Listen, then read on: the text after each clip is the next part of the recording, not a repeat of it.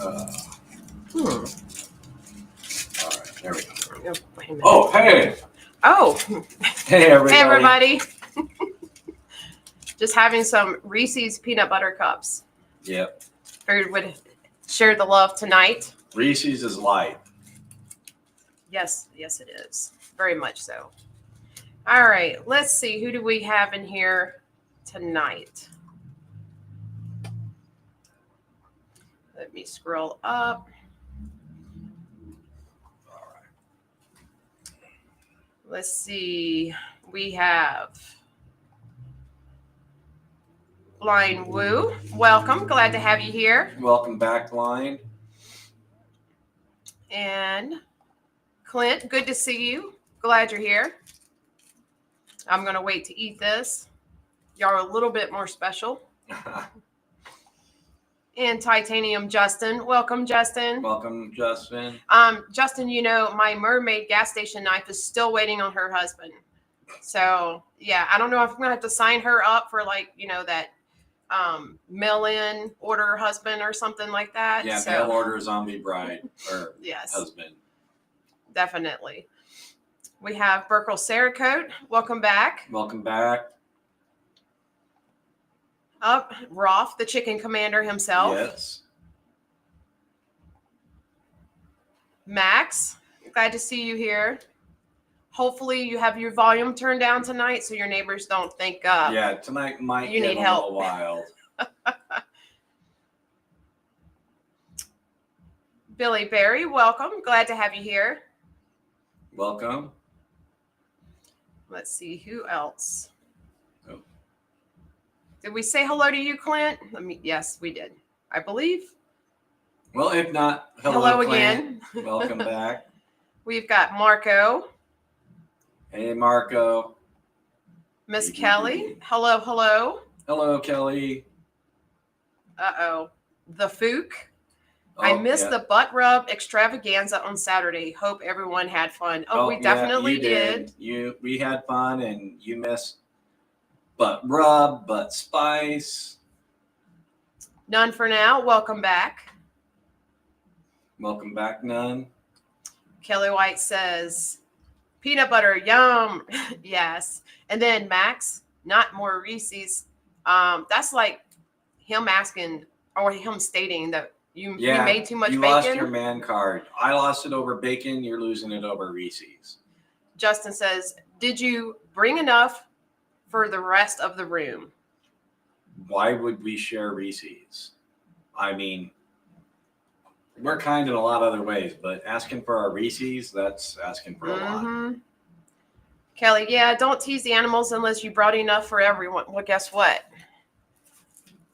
We brought enough for all of you guys. So, and we'll eat them and let you know how good they are. Yeah, we'll have them for you. Let's see. If we missed you, just let us know we missed you. Waiting on our chat to catch up. My hubby just said you cannot wait on the Reese's, that it would be like waiting on bacon. Right. Yeah. But I wanted to say hello to you guys first. Fook, my package to you seems to have taken the very scenic route. Thanks, USPS. Yep. Well, at least some of our packages that you guys won on Saturday have actually made it to you.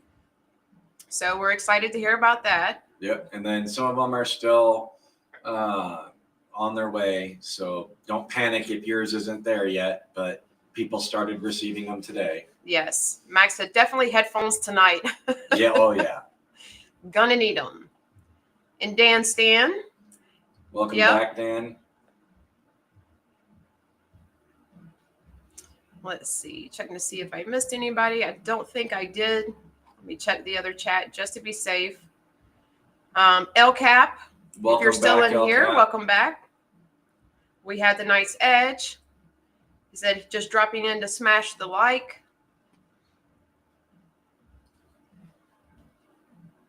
Let's see.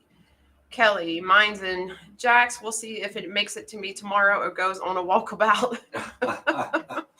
Who knows nowadays? All the shipping companies seem to not know what they're doing.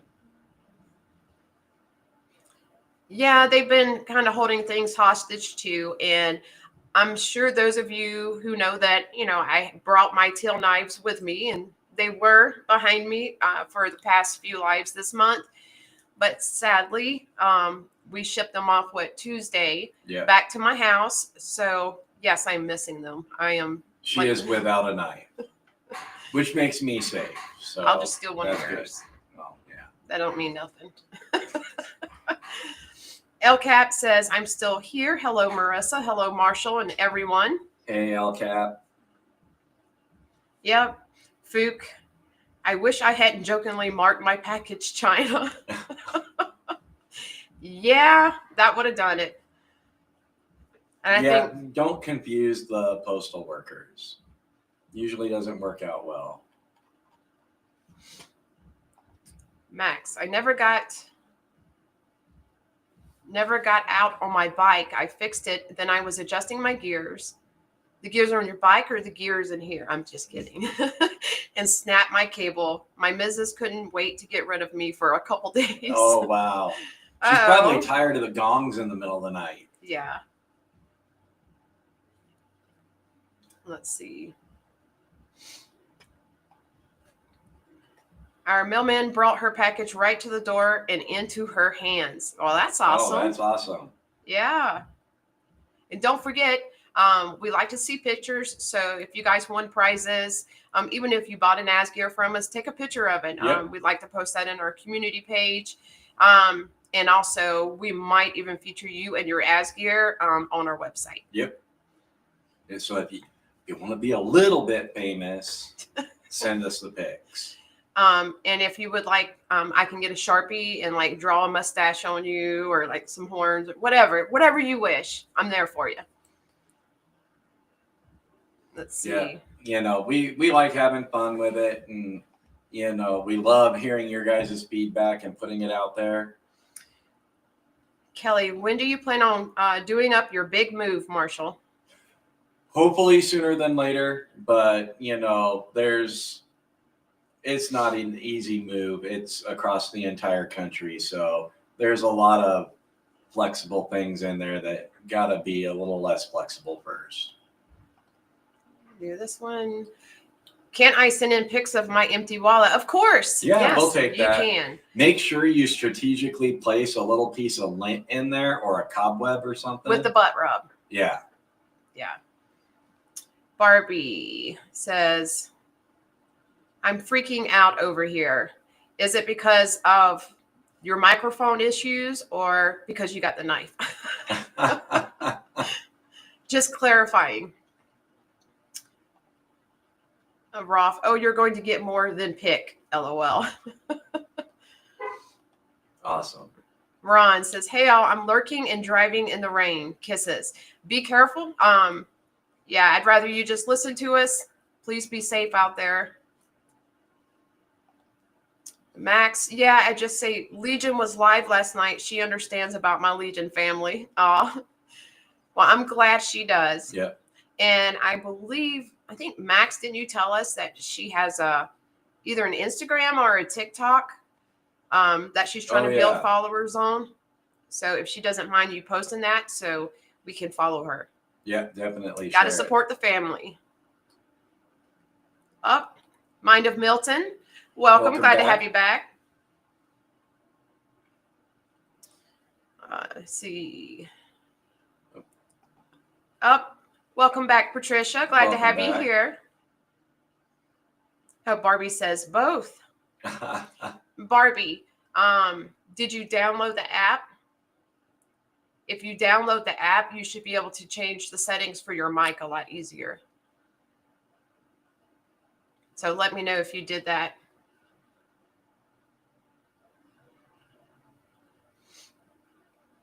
Max says TikTok.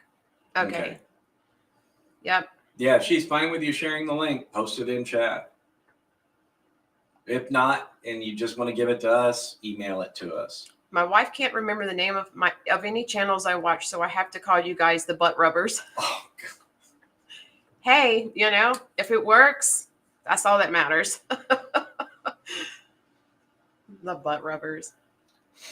Oh. Let's see. Yep. Yeah, Barbie, just let me know if you've downloaded the app. It might make it a little bit easier for you. Yep, we have an in-studio guest. Yes, we have an in-studio guest who should be here shortly. They'll be making an appearance here shortly, and then we have some that's going to be actually joining us on screen with the live.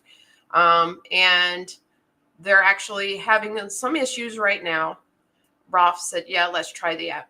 So yeah, they're having a little bit of issues right now. So again, all the patience in the world, we're going to let them try and work through it. And again, they'll be on after that. Then we might have another one that's going to be on a little bit later. Yep. So should be lots of fun. Oh yes. And then we still have the big star of our lives, but for the time being, the gong. Yes.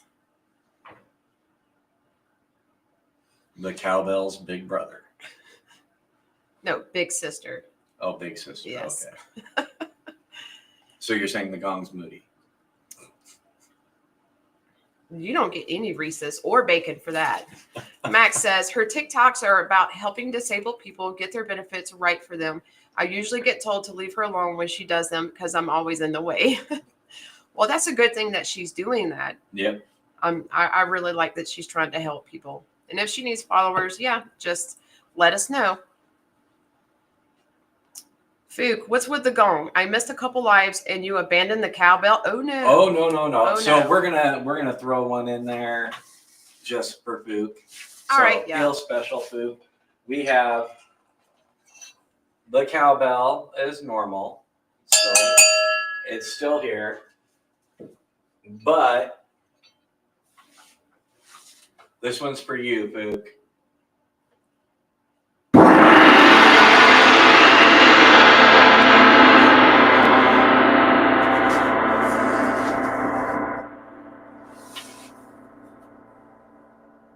Yeah, running the mallet over it quiets it a lot faster. Let's see if we... What is it called? A flume? Yes. A flume. Okay, so you guys learned something new. I didn't even know it.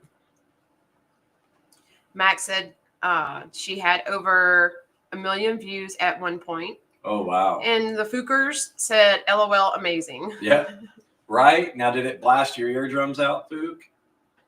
Yeah, we usually, like if someone does a membership or like a super chat, yeah, you're going to need to turn, we'll warn you ahead of time, but you'll need to turn your volume down because that is extremely loud. Yeah. But all worth it. Fook says, what will each sound signify? Oh, no, you get them both because Yeah. the gong, this gong is temporary. Yes. But we have another gong coming, so. Blind Woo said, yo, that was cool. Yep, we like it. Max, you blasted mine out. You're welcome. That's Yep. what we're here for. We're here to help. If we're not waking your neighbors, Max, we're not doing our job, Yes, exactly. And just so you guys know, this is actually my last live here in California. Not my last live ever. Restream, Barbie. We can, if you'll send her a message really quick. But this is my last live here in California. I won't be on live Saturday. Marshall and probably another special guest will be doing the live this Saturday because I'm going to be in the air heading back home. But I'll be back on the live with Marshall Tuesday. So just give you guys a heads up. Yep. Now, I don't know if they're going to do their makeup, style their hair, what they're going to do, look pretty for you. But, I figured the ladies out there could give the guys some tutorials, help them out. I was just planning on coming on looking like Kiss. Hey, you do you. You do you. Let's see. Max, why do I always have the volume up loud? I don't know. You should know better with us by this point. Yeah. None. My face looks like Chris Farley and Tommy Boy. Not here, but right here. Film fell in my garage and landed gracefully on my forehead. Lots of fun. Oh, wow. Wow. Well, I hope you heal quickly. Did you get a big egg on your forehead? I know that didn't feel good at all. M&M without M. I don't like it. No, sir, I don't. Well, it's only one day that you don't have M&M, but I mean, we can come up with another initial. I'm sure they won't disappoint. Yeah. But I will, in between flights and whatnot, I will be coming into the chat saying hello to you guys. So I'm not abandoning you guys like fully. But she is leaving me in charge of the controls, so wish me luck. Yeah. I can't help from the air. So if something goes Nope. wrong, yeah, you guys just have patience with him. It'll be his first time running the live by himself. So yeah. I am not technologically savvy, so Help with gadgets. Welcome back. Welcome back. Help with gadgets. Did you get your package yet? Everyone's starting to get their packages today, so hopefully you got yours. Welcome back, Weldon Carey. Glad to have you Weldon here. Carey, glad to have you here. Yeah, Weldon Carey. If you haven't subscribed to him yet, make sure you do so. He has Help with Gadgets said tomorrow. Okay. Yes, his subscribers are going up. Proud of you, Weldon Carey. You're doing great over there. Yeah, those numbers are just climbing.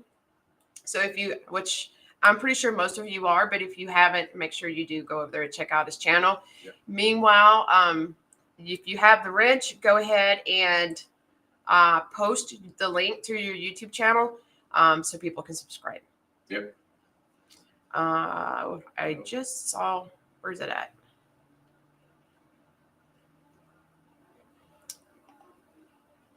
Lucky Duck Digger, glad to have you here. Welcome. I need to give you a wrench so you can post your link.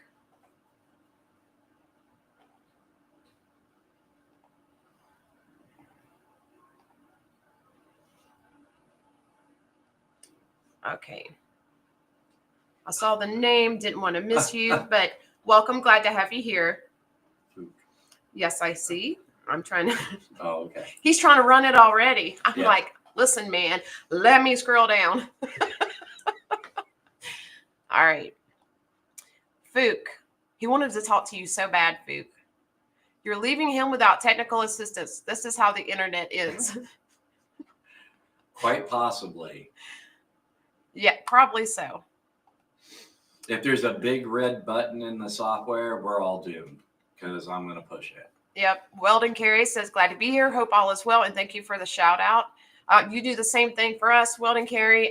Absolutely returning the favor.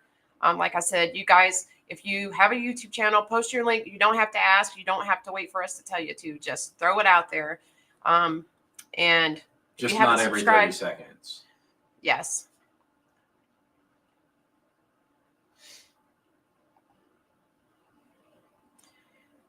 Max, I was at work a couple. I walked into a door whilst putting my jacket on and blacked both my eyes out on the way out. And I told everyone, next, my missus done it to me. Oh. That could get them blackened again when you heal. Lucky Duck Digger said, I found you through Weldon Carey. Yes, we remember you. Yep. I'm glad you're here. Glad to have you with us. Yes. Weldon Carey, your stickers are shipped, Lucky Duck. Ooh, where's ours? Ooh. I must say, I need some Weldon Carey stickers.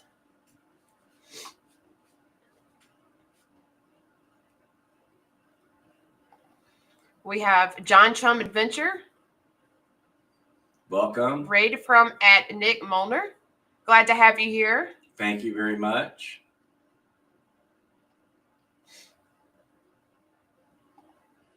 Lucky Duck, I just ordered that awesome neck knife I saw on your channel. Yes, You're going to love it. I'm telling you. You're absolutely going to love it.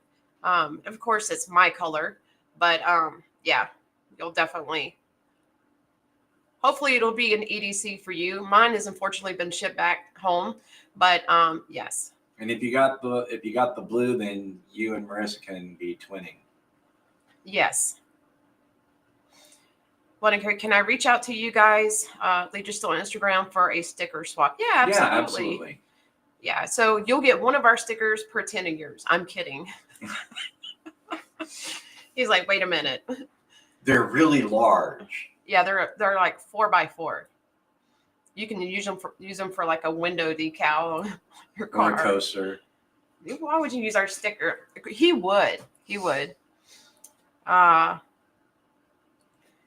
None says, I have been threatening to tell people my wife did it because the pork chops were dry. That's a crime by itself. Yes, can't have dry pork chops. No. Lucky Duck said mine too. Rolf said, okay, you're getting commercials. All right. I'll go in there and check on that. Yeah, we probably got to tweak a setting.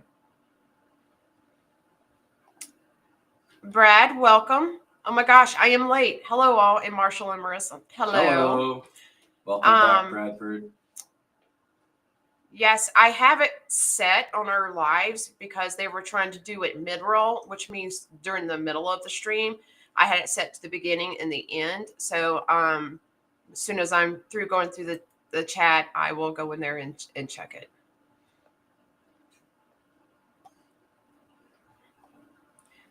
Deneen, welcome. Glad to have you here. And Jeff, good evening, everyone. And hey, LSK. Jeff. How's it going? Glad to have you here as always. Hope you and JoJo are doing well. Give my dog some love for me, please. And I'll be seeing you Saturday. Let's see. We miss. Weldon Carey says, sounds good. The one sticker for the 10.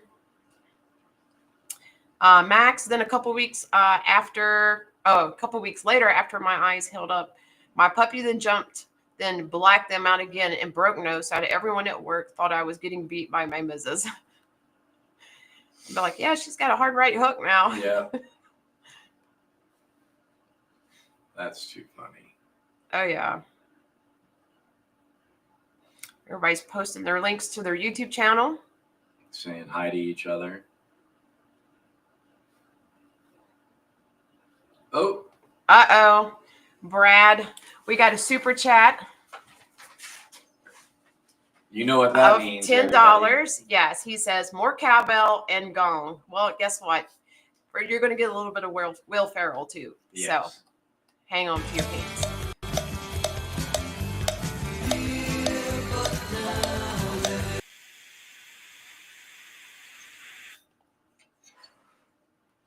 All right. Oh, no. Let's see if I can make it sound like in the video. All right. I think for the $10 super chat, he needs a little bit more cowbell.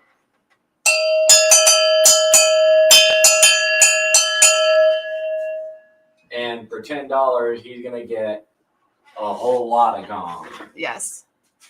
Prepare your volume.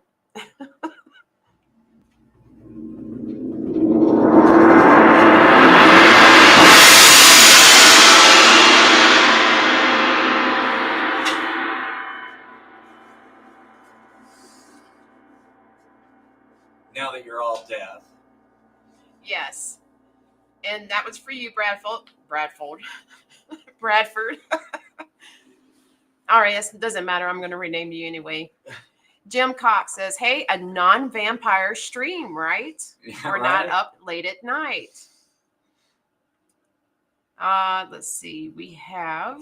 Just wait till that freak day when we're on first thing in the morning. Barbie said, yes, cowbell, baby. And this is for you, Barbie.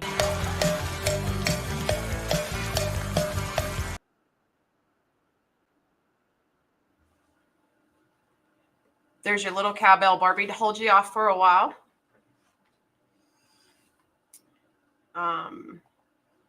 Deneen said, hilarious, you. Yeah, we love that cowbell. Max, no one believed me when I said what really happened. Yeah, why not? Yeah. But they believed your wife did it? Jim, hurts less on phone than through Bluetooth subwoofer. Max, I'm so glad you're in my headphones, not through my soundbar. Yeah. Fook said, cranked my speakers up and startled my family. That sounds like a very Fook thing. Yep. We need to do that as a thing. It's a Fook thing. Nunn said, yeah, I wish I had a better story than I slept on a piece of wood. Barbie, thank you. You're welcome. Did you get the app downloaded yet, Barbie? Let me know if you were able to get it downloaded.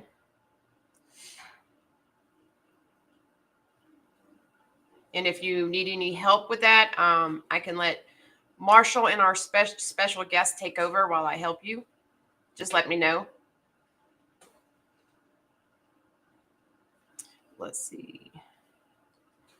Really, 3 pieces of wood. I put my hands out, but there was wood there also. Need to clean my garage. Oh, yeah. Oh, we know that feeling well. Oh, yeah. So, yeah, feel free to ask what we did yesterday all day long. Yeah, please do ask. I'm getting the look. Yeah, you're getting the look. Let's see. Jim is asking Max, what continent? Yeah, she's a little fiery redhead, so was naturally a man-beating woman. Fook, wife summoning, be back. All right. Okay, Barbie, yeah, but it's still saying microphone permission denied. Okay, so I'm going to step away for a bit so I can help Barbie. But before I do that, I'm going to have Marshall introduce our special guest. Okay, so let's see if we can coax our guest in with a Reese cup.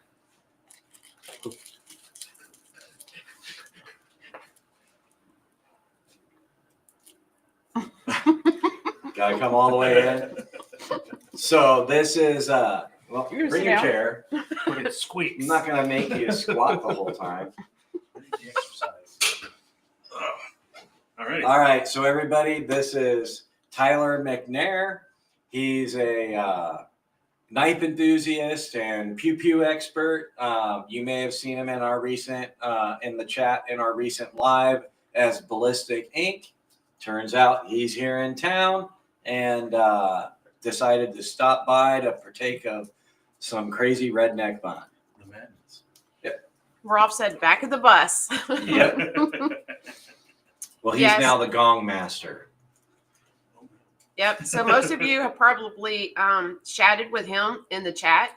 So here he is in person. You got any questions for him? Want to put a face to the name? There you go. Ask away, harass him, call him names, sling mud, whatever you want. He's tough. Used to it. He's not a typical Californian. I Max also said, have evening, red Tyler. hair, so I know how that is over there, feller. All right, I'm going to let you take over here, and I'm going to go help Okay. Barbie. So musical chairs. Yes. I am now driving the bus. But I'm still here. In theory. Oh, ha, ha. I'm at the controls now. You are the captain. All right. So hopefully we can get all this worked out with Barbie and we can start having some musical mayhem. So what are all you guys up to this evening? I want the dirt. Because we've got Tyler here. He'll be talking a little bit about things he's done and his knife interests, and he's brought some stuff to show and share. So we'll be getting to that in a little bit here. One of them's really cool.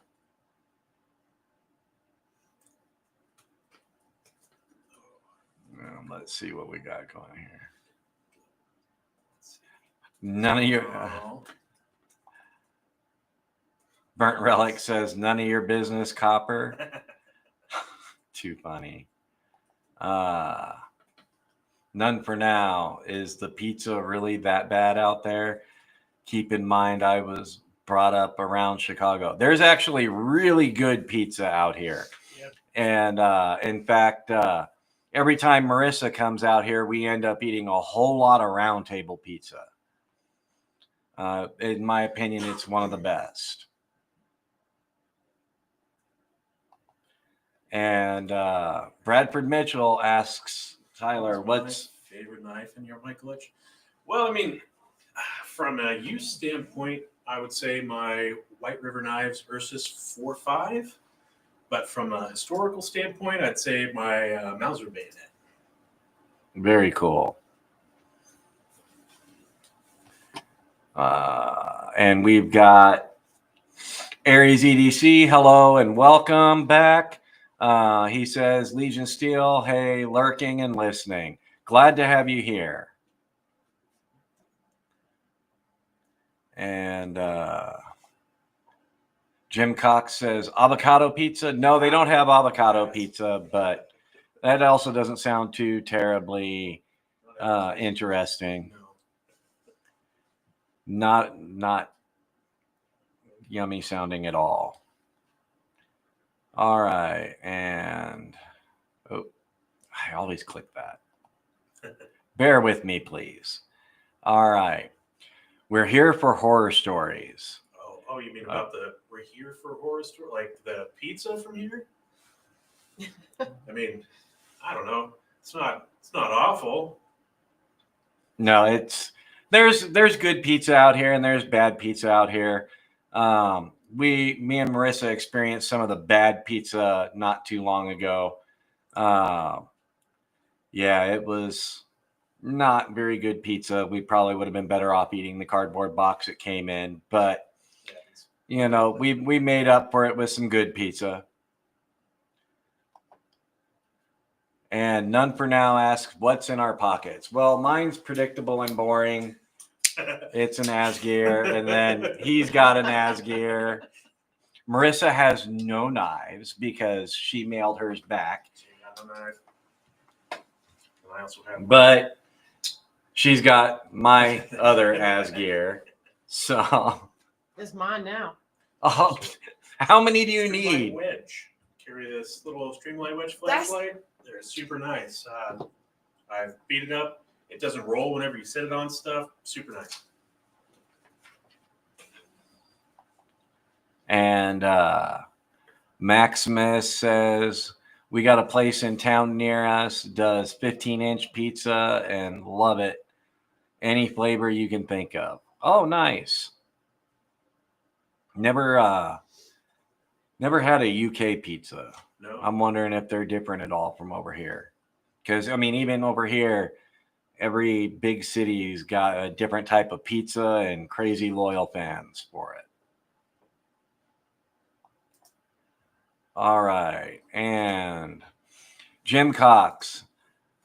I am in all the pizza is good camp. Even frozen pizza is edible and makes you enjoy real pizza more. That's true. Though with frozen pizza, I'm really picky. I'm kind of a DiGiorno, Red Baron, or I have a guilty pleasure of liking the Stouffer's French bread pizzas. Yeah. Little Red Baron French bread pizzas. Yeah. I'll eat those.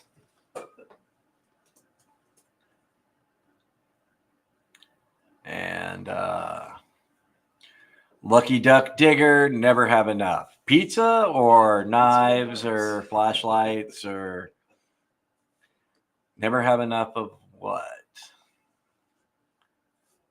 And Brian White says she needs all of them. This is just making me more curious. Yeah, I need all of the ASGEIRs. Oh, all the ASGEIRs. Yeah, okay. Yeah. We already had all the ASGEIRs. We've been trying to distribute the ASGEIRs. But I have to keep at least 10, 10. Yeah. She wants 10.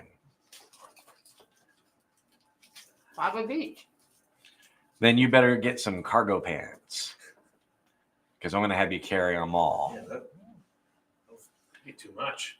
Jim Cox says, Maximus Smith, I hear Greg's Italian bread is good. Is that a place out there in the UK? I'm guessing so, since Maximus is agreeing. Ron Crow.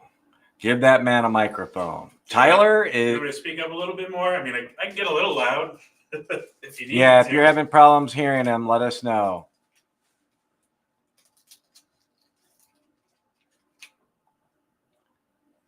And Lucky Duck Digger says all of the above. There you go. All right. We got a fan of knives, pizza, and lights. And then Rolf says you need 5 of each of the ASGEIRs. That's 5, what I said, yeah. too. And we've got Ron Dobbins in. Welcome back, Ron. He says, Legion, hello, guys. How are you all tonight? We're doing good. Marissa's off screen right now, trying to help Barbie with some technical issues. And then we have Tyler McNair, Pew Pew fan and expert, and knife enthusiast in the studio today. And Jeff Amen. I have Marissa's grandpa's World War II bayonet. Yeah. Very cool. Yep. I have a World War II Japanese bayonet, but I can't get to it easily right now. And then people saying hi to each other. But yeah, the bayonet, I should probably... I'm never going to let it go. So my grandfather brought it back during World War II. So I should probably kind of clean it up and make it nice again. My WKC. Case. Yeah, WKC. You have to repeat what he said. Yeah. So WKC 1947 bayonet. It's before they stamped date codes on it. So it has numbers because they weren't allowed to make... they weren't supposed to be making these things, so had to do it a little secretive. Yeah. But it's a very nice bayonet. I got it for a killer deal, and I'm happy with it. Feels nice and Pokey. yeah. Pokey stabby. Yeah, definitely a dipstick for checking the fluid. Yeah, there you go. This actually came with an original frog too, but it was very crispy and dead. So I got it off there without breaking it, so it just sits in the drawer of the house. And Maximus Smith says Greg's like a bakery that does pastries and chicken slices, that sort of thing. My favorite is their festive slices. Oh, very cool. If I'm ever out that way, I'll have to check it out. I like bakeries. Me too. Bread's just awesome. You can't go wrong with bread. No, never go wrong with bread. Though people think I'm weird because I'm a purist. I don't put anything on bread. Really? Yeah. No butter, nothing? Huh? No, just eat it as it is. If I get a loaf, I'll just take a bite out of the loaf. Huh? Yep. Okay. Ron Dobbins says, hit that thumbs up. Yes, thank you. Please, if you like what we do here at Legion Steel, give us that thumbs up. It helps us in the analytics and algorithm, and who doesn't want help? And Ron Dobbins says, Legion, where's that $1 million dolphin knife? $1 million dolphin? You mean the mermaid knife? The mermaid knife is on its way to Mississippi to rendezvous with its groom when its groom gets there. If you want to know more about the groom, you need to talk to Titanium Justin because he's got all the details on that. And Fook says, I'm back. What did you do to Marissa? She looks terrible. With my hair? She decided to finally embrace California. So we just sent her out and she did a quick gender swap. Do it in a minute here. Haven't you seen? No Reese's for you. Really? What is this? Communist China? All right. And here goes Max talking about food. It's the middle of the night for him, and he's like, sausage rolls are really nice. Man, now that does sound good. Kolash would be awesome right now. And we got Ron Dobbins. Fook, what's up, buddy? How's your night going? And an autocorrect failure, I guess. I guess I missed that. But yeah, we love having fun here. So why don't you show us the big item you brought? The big guy, huh? Yep, and I'll let you tell about it. It's a Hilco Works axe. Rolf will like this. This will call to his inner Viking. It's made in Germany, and the little sheath for this thing is kind of a pain, so bear with me for a minute. And let us know if you can hear Tyler all right. You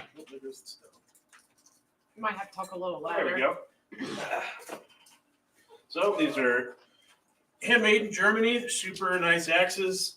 I have abused this one pretty good. It stays pretty sharp. You can get these on Amazon too. They go for around $200.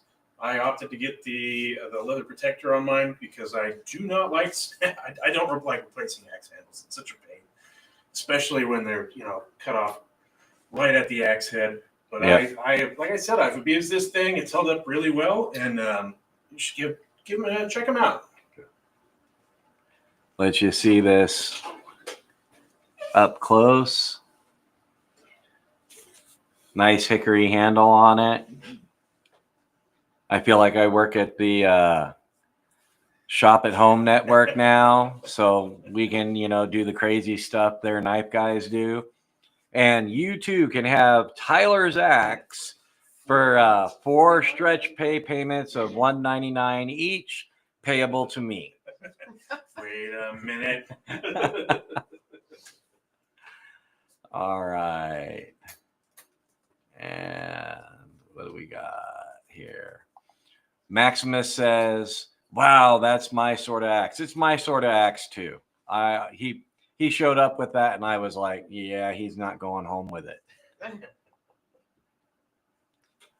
And Lucky Duck Digger says, I'm just getting into the online knife community. I have a collection of hunting knives from my grandfather, and I have gifted knives I don't carry daily since I work in a school. I'm very sorry to hear that. I'm sure it's rewarding working in a school, but that's got to suck not being able to carry a knife daily. Yeah, absolutely. Real quick, if you would click the plus over there, Okay. go to social, All right. IG. Okay, while that's doing, go here. Okay. The Give little us 1 second here. person. Some technical Click bits that. going on. You can see the gears grinding up there. Yes, the first one.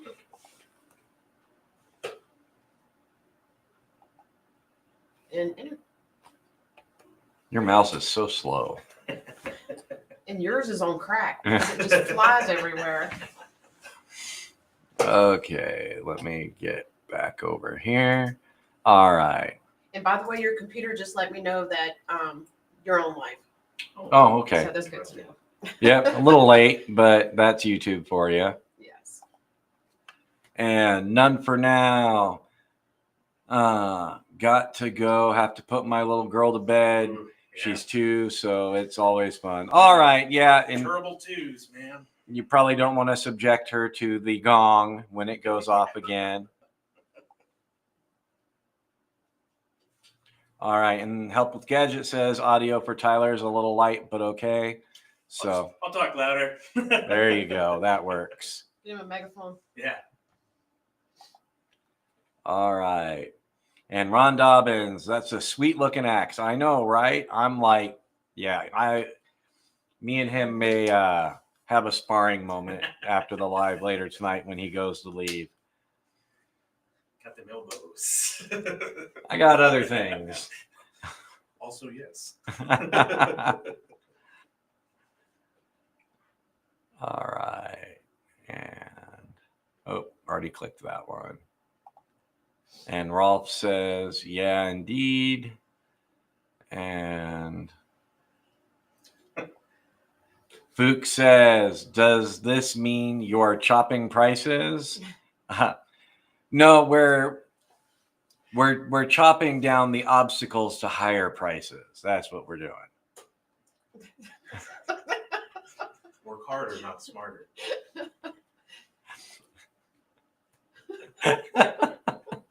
She's over here like I'm never leaving him in charge. Rolf Robertson. No.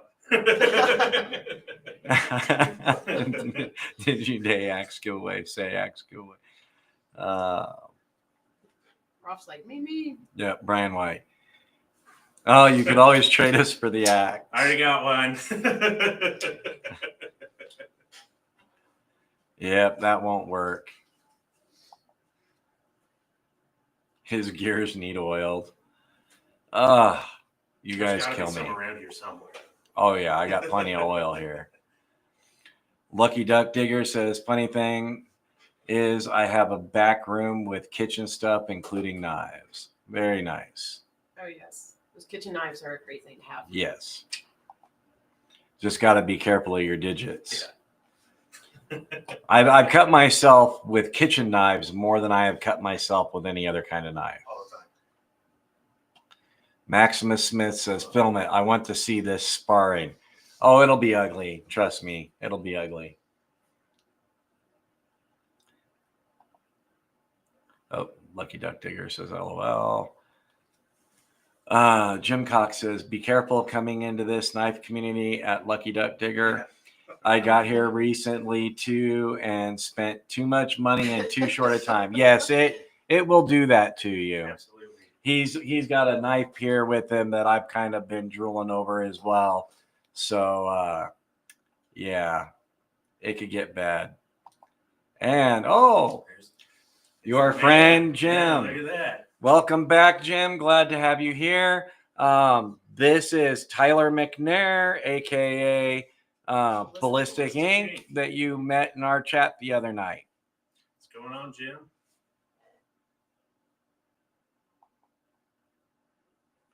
And Jim is saying hi to Jim.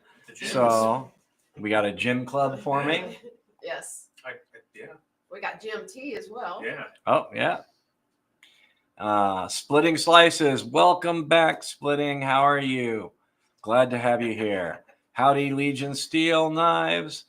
And all here in here tonight, Marshall and Marissa grew a beard and dyed the hair. Yeah. I'm here. Oh, hey, that's Tyler and all here. Nice axe. I take it that was a sharpening puck. It was. It's not a super expensive one. I'm 99.9% sure I bought that from Amazon just because I want to get here fast for a camping trip a couple months ago. All right. And Fook is asking Lucky Duck Digger if she's tried any modern folding knives.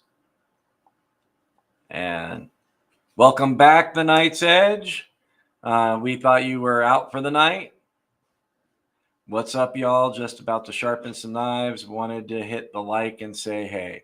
Well, thank you. Glad to. What kind of sharpening are we doing? Marissa here is throwing her voice. We should have done that.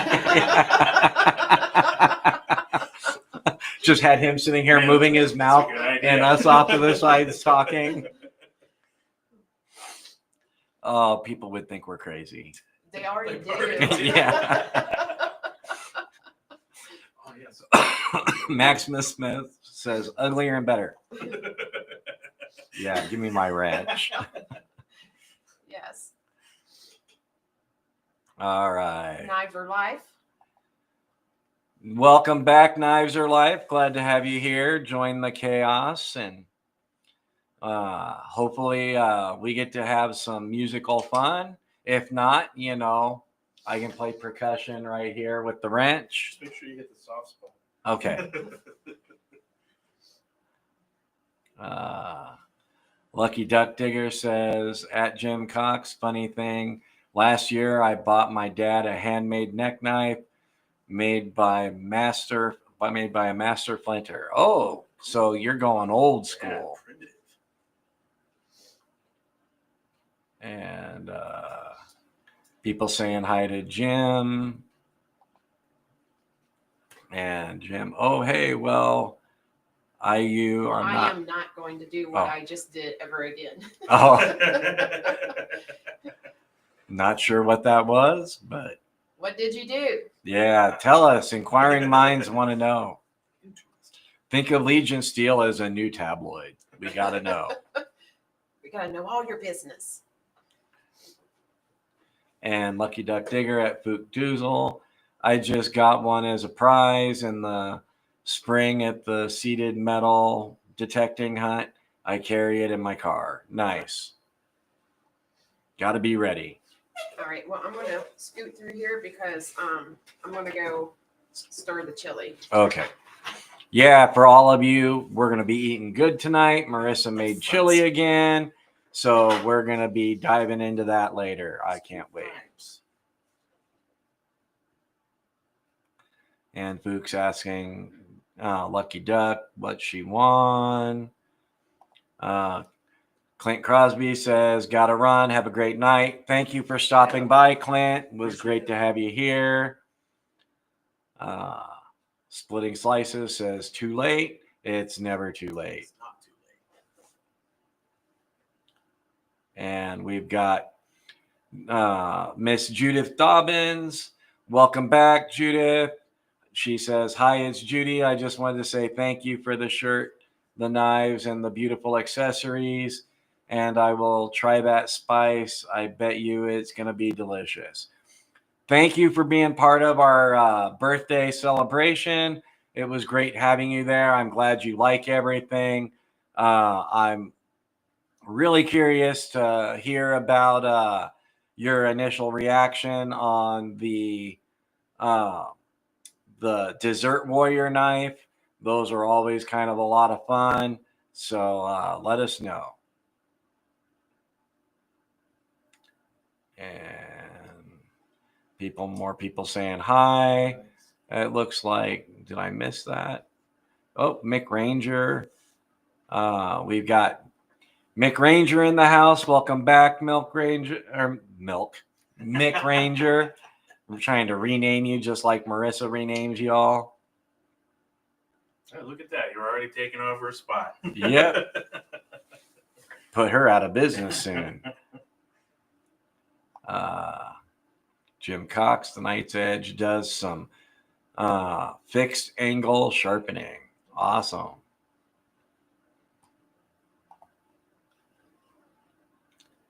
And you got another commercial, Rolf? All right, we're going to have Marissa check into that.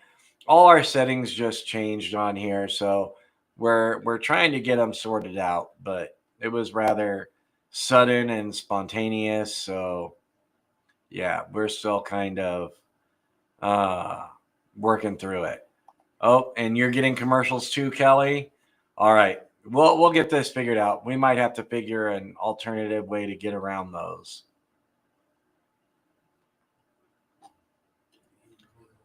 And Maximus Smith is telling Clint good night.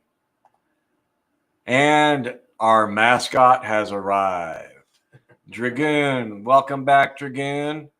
He says, good evening, everyone. And Jim Marsulis says, well, we signed up for one of those Viking cruises, and I just found out that they don't let you loot any villages, churches, or monasteries. That's false advertising. I agree. That takes all the fun out of a cruise. Why would you even call it a Viking cruise? Right? That's right. Wow. That's like, trying to do a Caribbean cruise without the piracy. Right. Or it's like maybe, a cruise to Japan without the zeros. Oh. I don't know why we let him in here. He's having too much fun already. And we got Loadout EDC. Welcome, Loadout. Glad to have you here. As far as what's happening, Marissa's working through some technical difficulties trying to bring a on-screen guest on because we're going to be doing our musical mayhem with our redneck jam. We've got the gong, we've got the cowbell, she's got the triangle. So Rolf's got a cigar box guitar, and we're going to make some noise.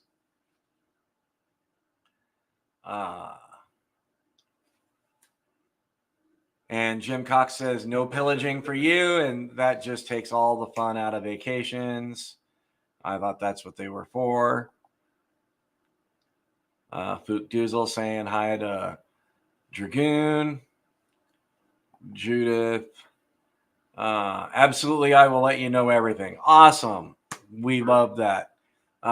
We like to know that the things that we make, the things that we send out in our giveaways, that they actually mean something to you. And, that's what we truly want. Loadout EDC. I heard Dessert Warrior. Yes, we, Miss Judith won a Dessert Warrior in our birthday celebration giveaway this past Saturday. And so she received it. I was just curious how it all went and everything, what she thought of it. But yeah, we gave out one person. Judith won the Dessert Warrior. And then we also had a Wiener Warrior, and Adventure 50 won that. We're still waiting on him to receive his. Was the Kalishnikov ones? Or? Yeah, by Boker. Yeah, they're great. And Lucky Duck Digger says at Fook Doozle, I can't remember the brand. It's manual fold and flip, a green metal. My favorite color, about $35 knife. All right, cool. And Lemmy Get That's in the house. Welcome back, Lemmy. Hello to you as well. Let us know, did your prize arrive? We know some arrived today and a bunch are out for delivery or being delivered tomorrow. And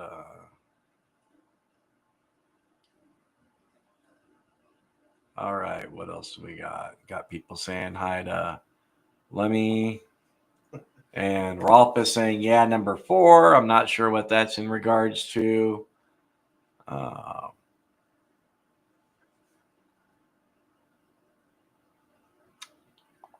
And Loadout EDC. Hey, Mick, I can't tag people when I'm on my phone for some reason.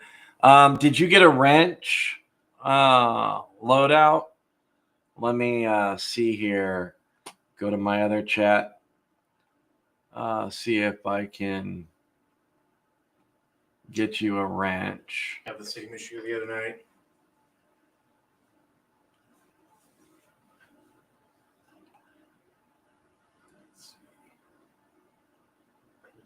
Right there.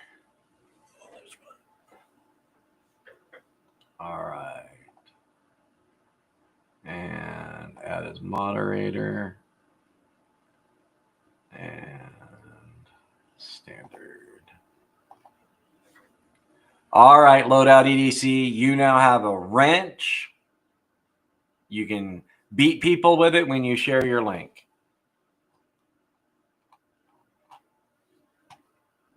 All right.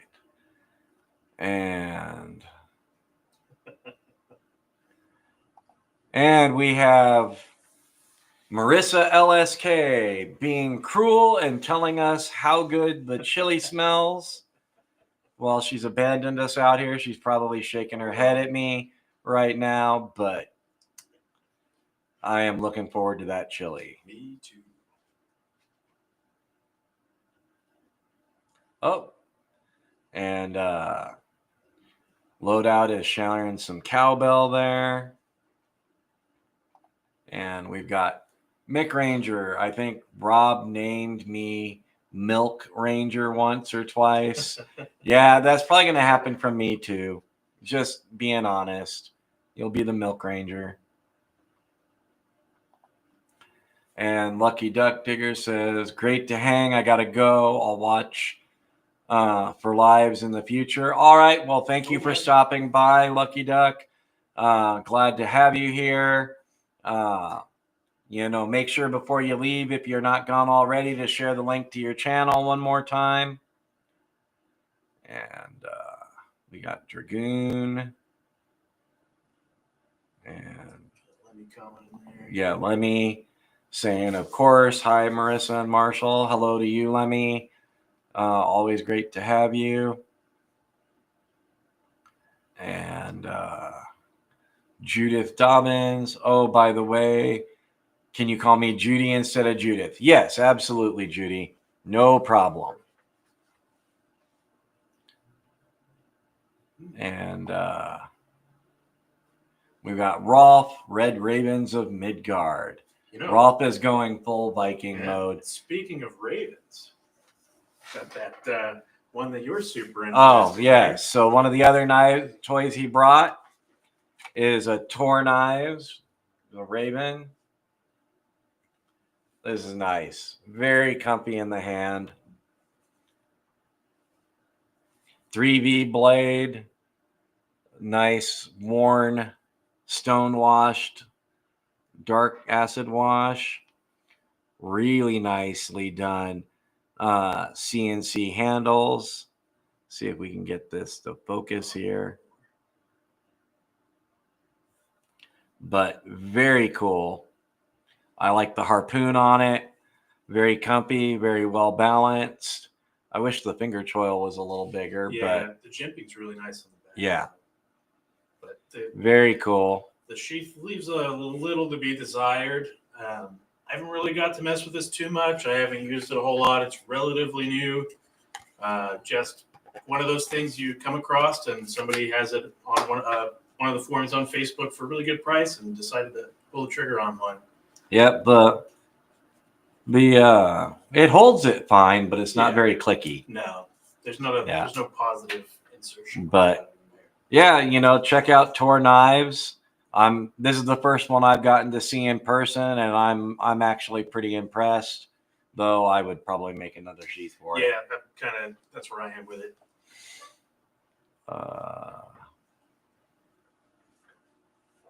And Nightbot's doing its thing. And let me get that. Says Redneck Jam, huh? Guess I'm Hillbilly Jelly. Oh, yeah. Well, hopefully we get the jam on here in a bit. As soon as Marissa's done in there eating her chili without us. Yeah, I know that's what she's doing. She's got her sampling bowl there, and she's like shoveling it in right and left. Oh, I can hear it. Yeah. Hear what? Look, there's chili. Oh, yeah. It's my sample bowl. Yes, your sample bowl. Yes. You'll be full by the time the live's done. You guys go right ahead. It's good. It smells good. We just might end up eating on the live in front of y'all. Y'all tease us with food. I don't know, did you guys ever get to those meatball subs the other night? Yeah. And Loadout EDC says, I was jealous over the Wiener Warrior. Oh, yeah, I kind of wanted that one. Oh, and what do we have here?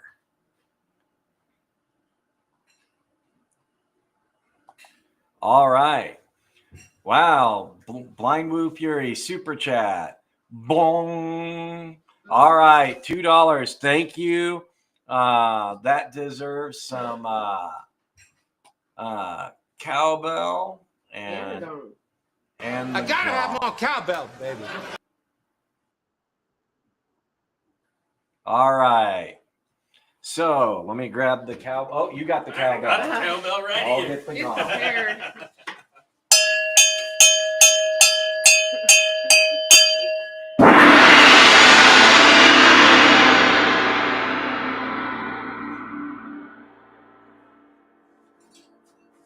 All right, now that you're all deaf. What? Had to have fun with that. All right, let me scroll back up and see where we were at.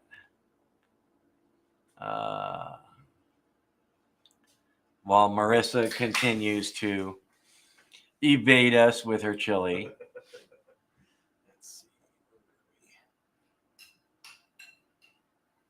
All right. And we've got the Fook with you were giving away wieners and butt rubs. Man, I missed so much. You missed butt rubs, more of the pig's ass rub. You missed butt spice. You missed hot daddy, sugar daddy, and smoky daddy, plus the Wiener Warrior. So, see, this is why you shouldn't miss our big events. All right. And all right, and make sure everybody, if you're not already subscribed to Barbie Chambers, she's at 266 subs. She's planning a 300 sub giveaway. She's linked her channel here in the chat. So go ahead and give her a sub, watch a video or a short, like, comment, make sure it sticks so that YouTube doesn't undo it all. We all know, all of us that have channels know how frustrating it is when people come over and sub and then YouTube's like, denied. And Lemmy says his should be here by tomorrow according to the tracking. Awesome. Let us know. Send us a pic if you like of your prize. We can post it up in our community area. We love to spotlight those sort of things. We've got Splitting Slices. All right, guys and dolls. Got to go walk the dogs and get some work prep done. All right. Well, thank you for coming by and spending some time with us. He says, enjoy the extravaganza. Lollipaloo. Bye all. And Rolf is like commercial number 4. We're going to get that fixed. I promise. I'm sorry that you guys are having to deal with the commercials right now. We will get it sorted. Waiting for the boss. We're technologically handicapped. Yeah. And Kelly White saying bye to Splitting. And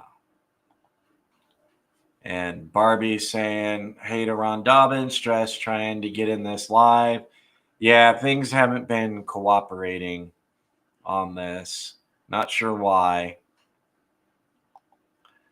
Dragoon LSK says loadout EDC. I can't either. Ooh. We'll all know our names though. And Jim Cox says my Legion Steel Knives order has hit Portland USPS facility. I will likely have it tomorrow. Woot. Awesome. That is your ASGEIR, and in the same box we included your Odin that you want on our late night live. So it's a twofer. Enjoy. We're glad to have you as part of the Legion Steel family. Oh man, worst decision there is trying to figure out what you want to carry first. Yep. Oh yeah, Bradford Mitchell. He was like, I don't know which one to get, and I told him he chose well. He chose the dark side. There you go. Lemmy had chili yesterday. I can smell this chili. She is just sitting right outside of our little hooch here, eating and like fanning it this way. She's being very, very cruel because that smell just keeps getting stronger. And Blind Woo is like gong. Yeah, everybody's loving the gong. I don't want to give it back. I might have to put Jason in a hole somewhere and restrain him so that I can keep the gong.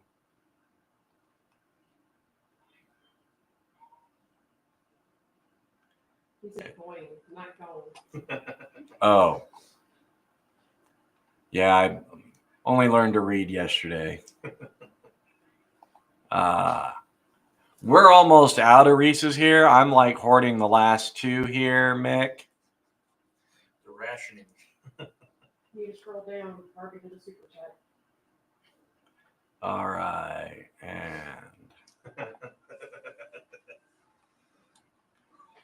And Blind Woo. Oh, I think we already got that one. Oh, here we go.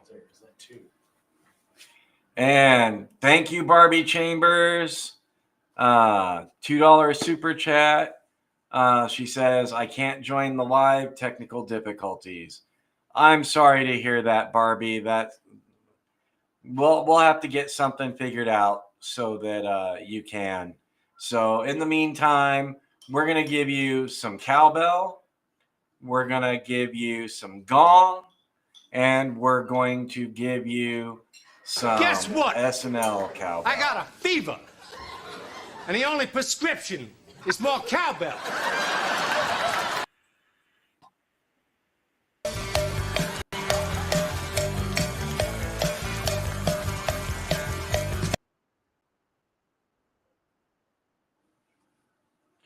All right. And this gong is for you.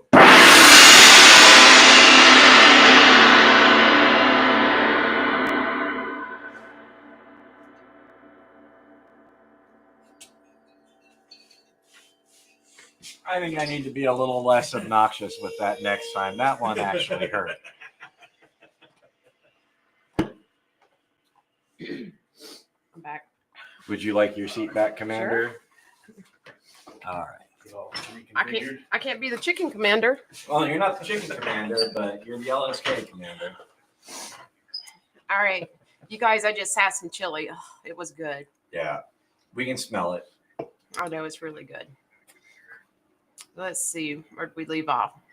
Oh. I mean, I had chili yesterday.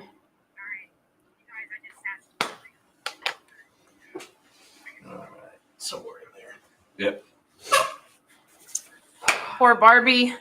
Yeah. Stressed trying to get in this live. Yeah, I think it's her the type of phone that she has. Oh, that. Let me get that. Had chili yesterday. And of course, there's some, he said, let's get this party started. Mick, you read the gong. Let's see. Hey, we're way up there. Yep. Welcome, Todd. Glad to have you here. Welcome back, Todd. Mick said, I was busy at the vet and missed all the fun for probably last Saturday. Oh, yeah. Vet visits are no fun. Max said, you got chili and I've got chicken stew. That sounds like That sounds good. a Rolf and me moment. You know, one going one way, the other going the other. Dragoon says, one day, Odin, I will have it thee. Mick, let me turn this down. I will be eating cereal for the next few months thanks to the freaking vet bill. Oh, yeah. Man. Oh, man. Every time. It's $600. At least cereal's every time. better than ramen. Yeah. I'd Well, I rather don't know. cereal over ramen. Kelly said, Marissa, love it, LMAO. Don't encourage her. She doesn't need the encouragement. Keep going. No. Rolf said, he's mad. Apparently our equipment is not compatible with this new tech.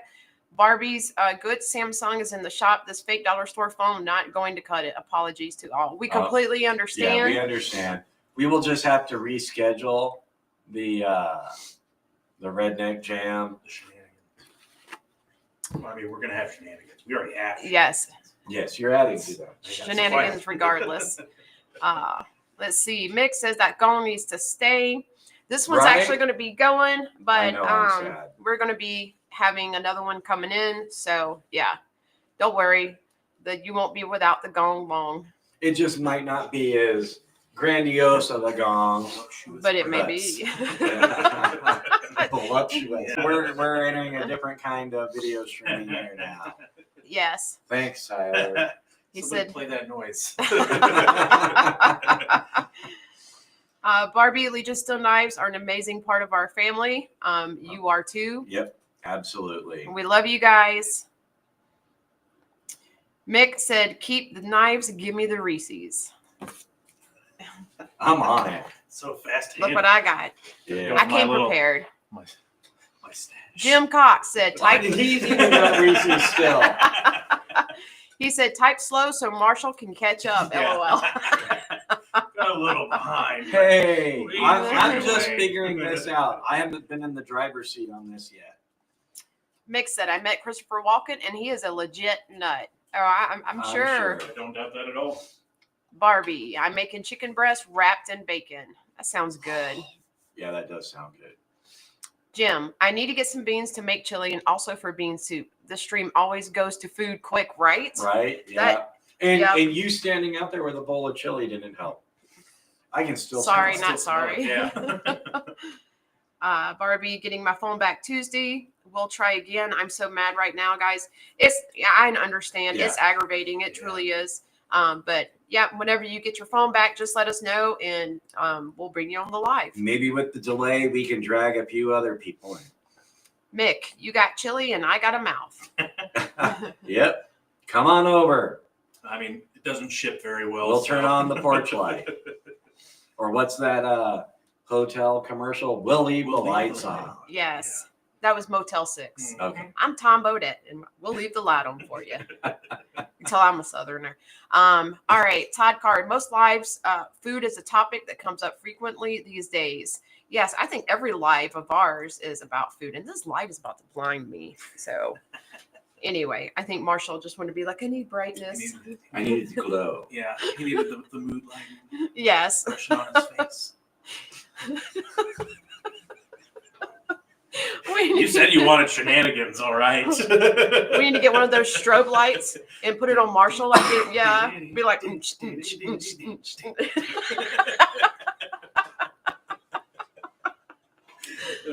he can do Thriller. Oh, no. We got this- Oh. there's plenty of space. Todd says, stupid ads always mess with my chat. Yeah, we actually have them turned off for the live stream. I don't know what YouTube is doing here. So it's just supposed to be at the beginning, at the end, so that way it doesn't mess with you guys. But I guess it's doing its own thing. I'll check here in a minute and see if I can't stop that. Yeah, it's annoying. We don't want you guys being bombarded with ads while we're streaming. Yes. Barbie says, heck yeah. Max, it's only you guys that get me eating at this time in the morning. Didn't you go make like a bacon or egg sandwich the other morning? I'm telling you, if you get that little bakery you were talking about, go have one of those little kolache, the little Yeah. sausage roll things, man. There you that go. sounds so good right now. What's Let me. Oh, man, there's some Reese's Jack. This is. Let me I'm says down to break, one. and I have two. I ate all mine. You sounded so sad. It's like I hate all mine. Lemmy says break out the glow sticks and whistles. Yeah, we can have an LSK rave. I mean, Oh my gosh, I haven't heard Go about a find rave in forever. go find some. I'm dating myself. You're dating yourself? Not like that. Wait a minute. I mean, it is California. You know what? I got I haven't If you were dating your sister, I'd be like, no, that's Alabama. Yeah, But you gotta wait till you move before that, buddy. Poor Marshall. Oh my word. I'm just gonna be quiet and eat my Reese. That won't last long. No. You'll have something to say, I'm sure. Fried chicken. Yes, Legion, we're having deep fried chicken, baked macaroni, and homemade baked French fries tonight. Drop the address. Yes, we have the plates. Don't worry about it. Yeah. We'll be there. We know you're only like an hour and a half drive away. so- Hopefully, Mom wouldn't mind all of us just piling in there and getting us a plate. Max, it was Southern fried chicken steak sandwiches with cheese and hot sauce. Man, that sounds good. Oh my word! I'm glad I just had some chili, but I'm you, like, you had some chili. Must We're be still nice. sitting in here, and we thought you were in the kitchen eating while tending to the slaving chili. away. But no, you yeah, came out no. here so we could smell it. I was testing the chili and talking to Elisa, That's what they all say. and I was listening to you Right. two on my phone. Right, and we thought you were in the kitchen, but then no, you came out here and you had to There be in the like corner, blowing, panning it blowing towards over us here. and Yeah. rubbing it in. And It's okay. she's mean to us. Yes, so mean. Mick says, "Oh, that sounds so yummy." And Max, at 4 a.m, it was. Yeah, No, I bet. I think that was the night we were talking about bacon. Whenever you Yeah. said that, I think we made too much bacon, and yeah, You don't need to bring that up again. That but it's Patio not something. facing the beach. I'm in. Oh, yeah, right? What beach, though? That's what really matters. Mick. As long as it's not San Diego. What is up with that, Mick? I'm going to have Ketchup a, yeah. I don't know Ketchup about that. sandwich. Do we need to send you some chili? I don't think it'll fit very. It's not going to ship well. Let me Not- get not that. as Lazy USPS. tonight, just making fish Sammys. Just cut myself opening the fish with a serrated kitchen knife. Got to be careful. Got to tip Yes. that. You don't want to get that fish in there. Ugh. Brian White said the ads are still on. Okay, I'm going to let you read. You'll just have to read from here because I'm going to need my mouse to see if I can't turn Okay. this off. Yeah, we're gonna try and get rid of those ads. This is not what we wanted. But let's see. Rolf, number 5 commercial. Boy, Yeah, that's not at all what we want. Max says, I didn't have any bacon, so had the chicken. Well, you need to have more bacon. yes. The only I had no bacon. Okay. And looks like Brian White's here. Welcome, Brian. Glad to have you here. Fook is saying, or can we at least get better ads? They don't let That's you, what I'm saying. They don't ever have any cool ads anymore, though. That's what's like all the cool stuff is. At least they're not throwing in those like 30-minute and hour-long ads. Yeah. Or the We don't need to be ShamWowed. my favorite ones are the YouTube ones that are like, "How are we doing?" I'm like, "Awful." Oh, For yeah. every time. Todd Carr. Never tell anyone you made too much bacon. Then they'll want some, and that means less for yourself. Yep, Absolutely true. I learned that the hard way. I can't make bacon in my house because my fiance will eat it all. Nothing wrong with that. That's fair. I mean, But then there's not could be worse. She could be like fully Californian. That's fair. Ron Dobbins. I had 2 ads show up on mine. All right, yeah, Marissa's trying to She's on. fix that right now. Hopefully we can fix it midstream. If not, I really apologize. We might have to suffer through it for the rest of this stream. I don't know, but we will get it sorted out fully for future streams. Yeah, we had it turned off, but it's not looking like it's letting me go in there to. All right. Unfortunately. And we got Brian saying hi to people and people saying hi to Brian. Maximus Smith says, Bradford, I don't do videos, but I subbed you. Rolf says, I thought I paid for an ad-free channel, LOL. We're doing our best. We're trying to work it out here. Hey, look, the emojis are actually working now.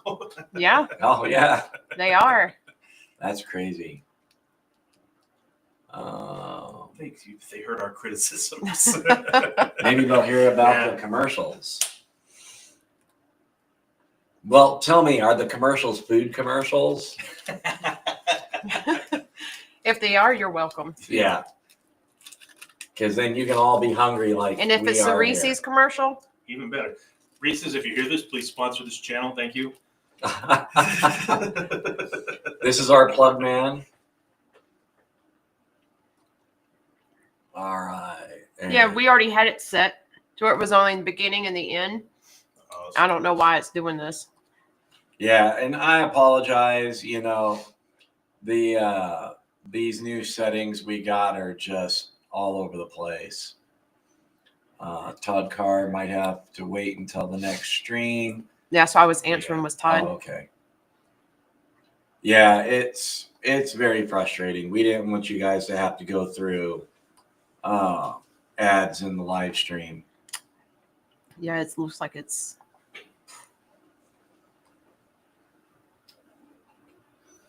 All right.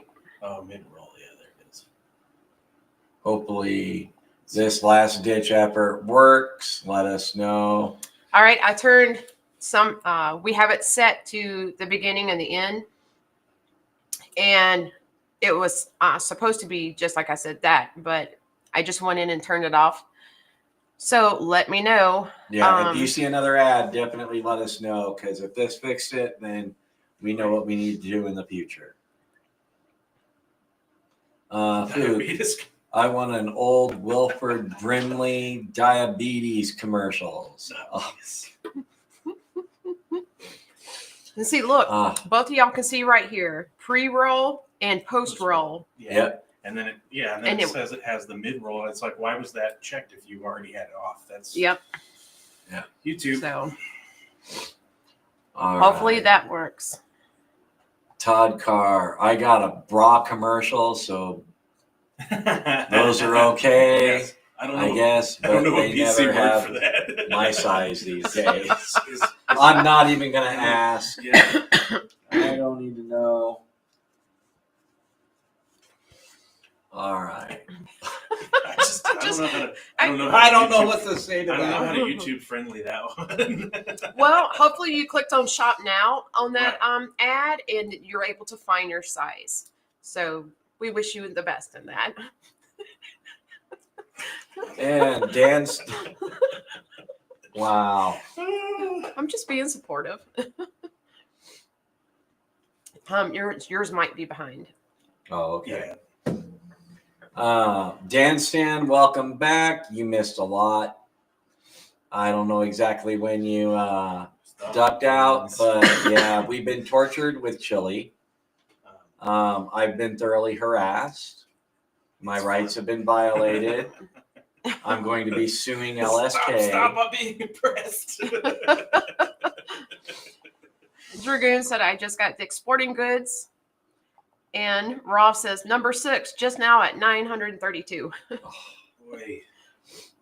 Well, we're sorry. These ads may continue through. Let us know if you go a while without seeing one. Maybe it takes a hot minute for it to register with YouTube. We know that YouTube is not always the sharpest tool in the shed.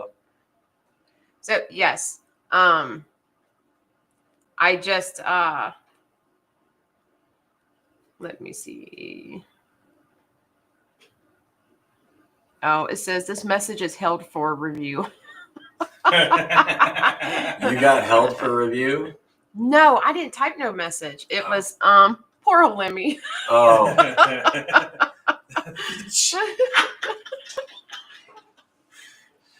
Interesting. Says another moderator just handled this. Okay. Yeah. Yeah. We're just having a good old time tonight.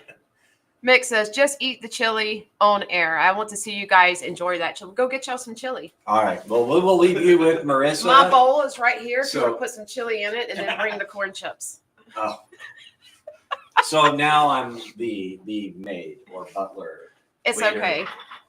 It's all right. I'm going to leave you to her. She can entertain you. Gonna leave you to her. Oh, y'all are in trouble now. Yes. So they're off to go get their chili.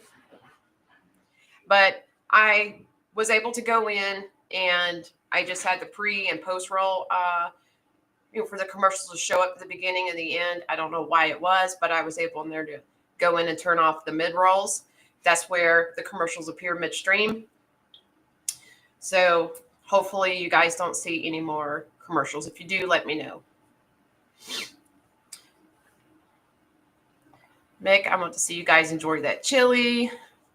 Yeah, I know they're hungry. I wouldn't have the heart to sit here and be like, no, y'all have to wait to the end of the live stream when I've already had a sample of it. So,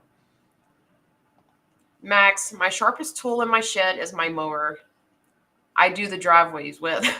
I thought you vacuumed the driveways, Max. Mick, there you go. Good call, Marissa. Yeah, I can't let them starve.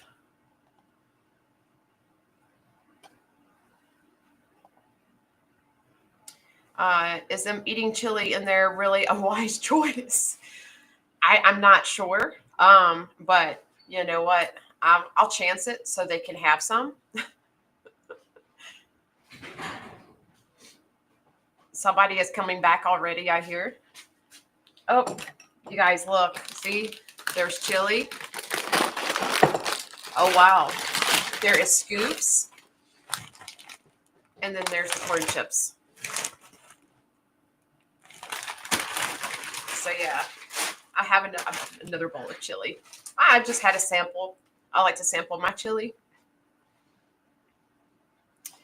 Fook, you let them eat once, they're going to expect it every day. I know, right? It's like they were fed last week. I don't know, why they're wanting to eat again. Both business is booming. They must have watched YouTube. Oh yeah, definitely. Kelly, where's the cheese? Actually, I didn't put any on there. I don't have any. I didn't think I even took any out. Yeah, I just wanted to make sure I focused on getting that chili made this morning and get out here and get everything set up, get ready for our live. But yeah, this chili, I don't know if you guys can see it. Put it out, it's steaming. Look at that. Would you just look at that? Look at that. It smells good too. So I have a quick question for you. Chili, beans or no beans? That's like I know some people like the beans. I don't care for them. I know my husband likes beans in his chili. This one, luckily, does not have said beans. But, oh, it's smelling good. I always have to shred cheese. Brian loves his with cheese. I do too. And sometimes, other than like shredded cheese, I'll do sour cream with mine. Or I'll make a chili bun. So, let's see. Help with Gadget says beans. Fook is pro bean.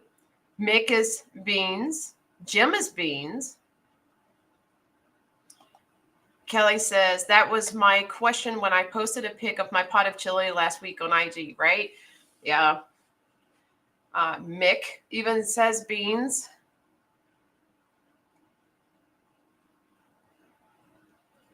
It's not cold, it's just chili. Good one, Max. Kelly says beans, lots of beans. Lemmy, beans are a yes. Mick, gotta have the beans. Come on now. So I do know some people like putting different beans. Like when I do make my chili with beans, it's just the kidney beans. But some people like doing the black beans with the kidney beans, or throwing the lima beans and with their kidney beans. So yeah. Jim, Mexico invented chili. Texas and Cowboys improved it with beef, and Yankees perfected it with beans. That could be why I don't care for now. I do like red beans and rice. I'll hush. Red beans and rice is really, really good. Fook, I do at least 3 beans per chili, sometimes more. Yeah, I know a lot of people like to do that. Kidney beans, chili beans, both go in mine. That sounds good, Kelly. I got a bread bowl. Oh. Tyler got a bread bowl with his chili. We got to see it.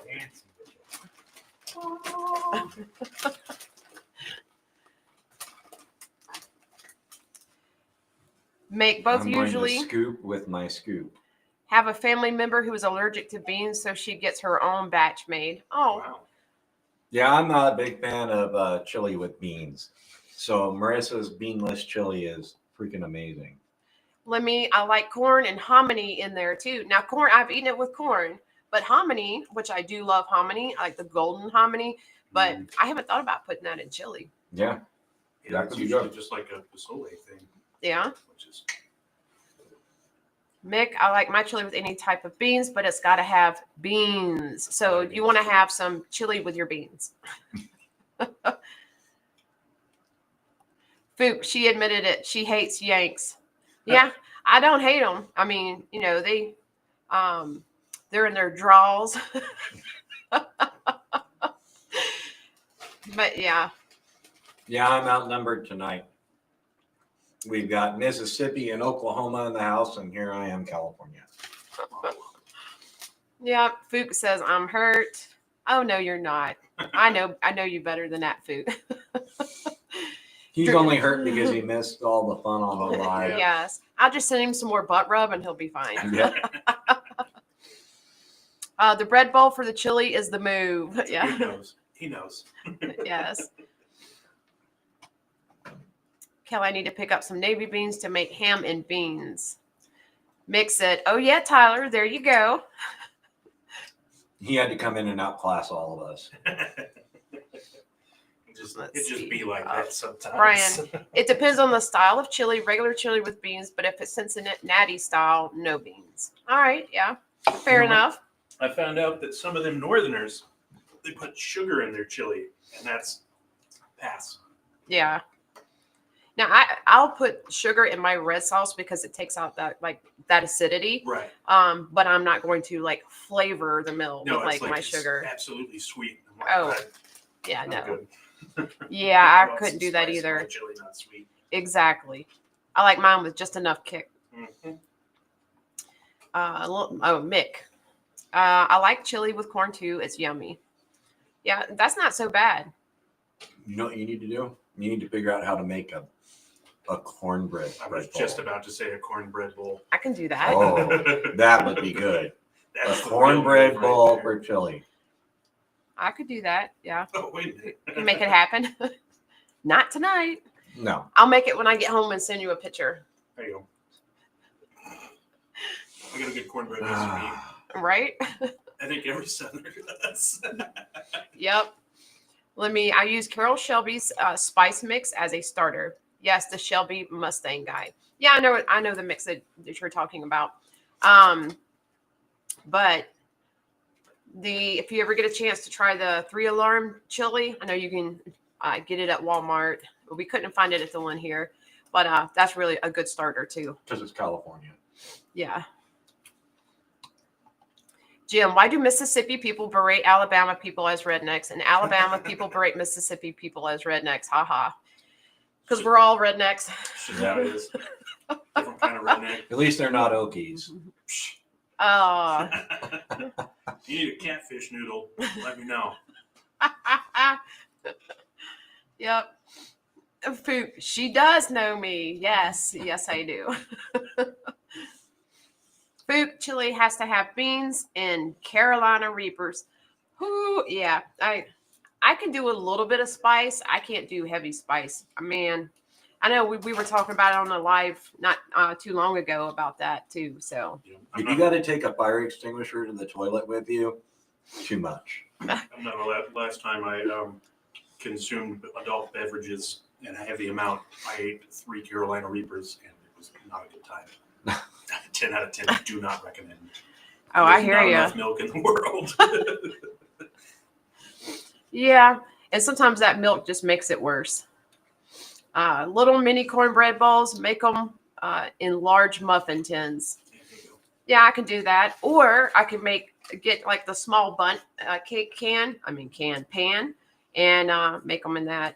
But I make my cornbread in cast iron. That's the only thing I'll make it in. Me too. So get you a smaller cast iron skillet and or a couple of them, and do a few bread bowls at a time. I could, but That's a lot of effort, though. yeah, but I mean, like she said too, putting them in the cupcake, tins, the muffin tins, same difference.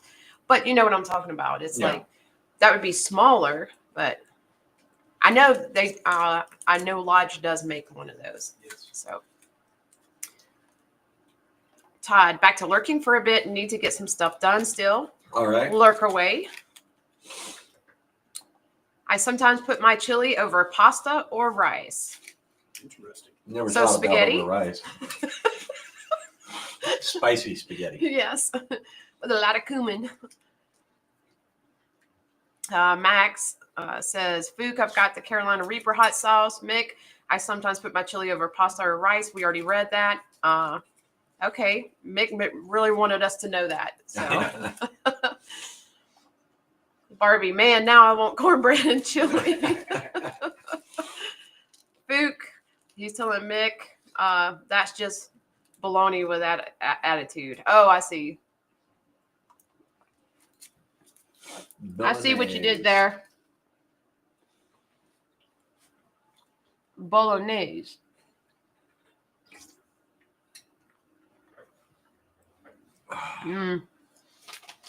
I grow my own chilies and make my own Death by Doozle sauce.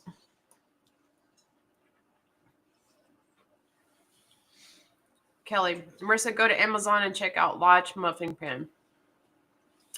Yeah, I know they have one. The last time I was at my hair's all in my face. I was at the Lodge store. I don't know if you guys have ever been in one, but they had like a smaller, like a 6 muffin cast iron, and then they had like the larger one. We always put chili on rice here. That's different. I'm not a big rice fan. I know, shocker. But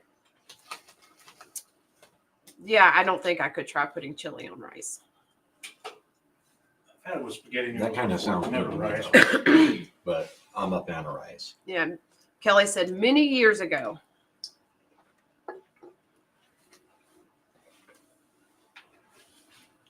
Yeah, I know my favorite store I was in Tennessee. But yeah, I know Bass Pro has a lot of cast iron as well. Yep. Yeah, cast iron just makes food taste better. Yeah, Kelly, if it doesn't make you sweat, it's not spicy. Yeah, it doesn't make me sweat. It just makes my eyes and my nose water. It's like, yeah, I'm good. So who here is a fan of sloppy joes? Because to me, Manwich. if it's not cooked in a cast iron, it's no good. But I love me some sloppy joes. She's slowly winning me over to the Manwich side, but It's pretty good. Every time I hear Sloppy Joe's, I think of Chris Farley on Saturday Night Live. oh And yeah, where he was the lunch lady. yeah. Max, I have a tiny bit of rice, loads of chili. Yep. Ron, chili Cincinnati style is awesome. I think that's with spaghetti.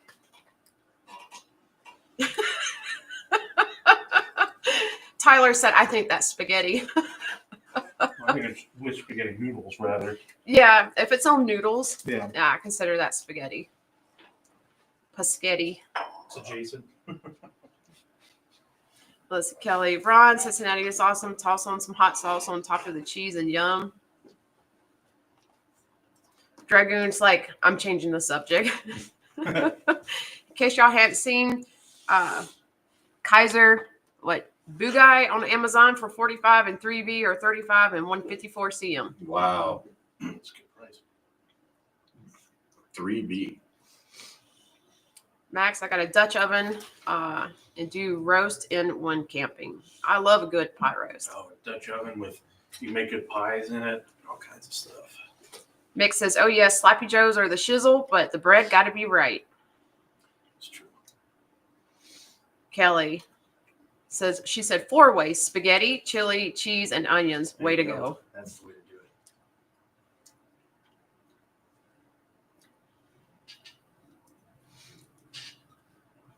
Yeah, all this talk about, it never fails. We just get on the topic of food and we just can go for I think most of the time we go for a solid hour or more talking about food. I mean, I guess eating food does take a considerable amount of your time as a human being, so I guess it makes sense. Yeah. Jim, I don't have cast iron, but I don't have a gas stove top either. Rough. Yeah. I don't use a gas stove. My cast iron, I use it on the electric stove in the oven. But yeah. Thanks, eBay, for showing me things I can't afford. I love that. Love those emails. Even messages now I get on my little notification bar. It's like, I saw you were looking at this. Here's this. Oh, Yes. Yeah, couldn't afford the other thing, so can't afford that one. Thanks. Yep. They always do that. Never fails. Dragoon just sharing a smoking deal with the family. I'm eating a blueberry bagel myself. What's bagels on it? are awesome too. Got that strawberry cream cheese on that blueberry bagel. That's the way to do it. Max says pies, pizzas, pudding cakes, and biscuits. Yep. Pudding cakes too. Forgot about that. Or round table pizza. Oh yeah. Yeah. You know, at some point, all of our viewers are going to start accusing us of making them obese. They're like, you come on so late at night and you talk about food. And we end up midnight snacking. Yep. Ron says, where I come from, a Dutch oven has a way different meaning. Oh, yeah. I get in trouble for those Dutch ovens. Jim, I was looking at some cast iron skillets last night, though, about to get one. Sure. Do it. Are you getting Lodge? Can't beat Lodge. Either Lodge or go to like flea markets and stuff. Try to find old cast iron. Yes. I've got some 1800s cast iron that it's just absolutely fantastic. Built very well. Cooks really good. Can't beat it. Oh, yeah. Just heavy for camping. Can never have too much cast iron. Nope. Looking at Lehman's.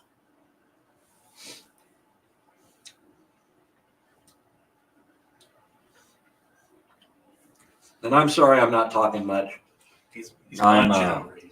chowing down over here. What, you can scooch over there and eat. I mean, Me and Tyler got this. am I being replaced? I don't have the skill set, so no. If we switch to a production of something else. Oh, Jim said it's made in Ohio. Max. No, just me in the middle of the night eating because of Legion. Barbie. 20 minutes for getting in this chat. Me too. That's easy to do.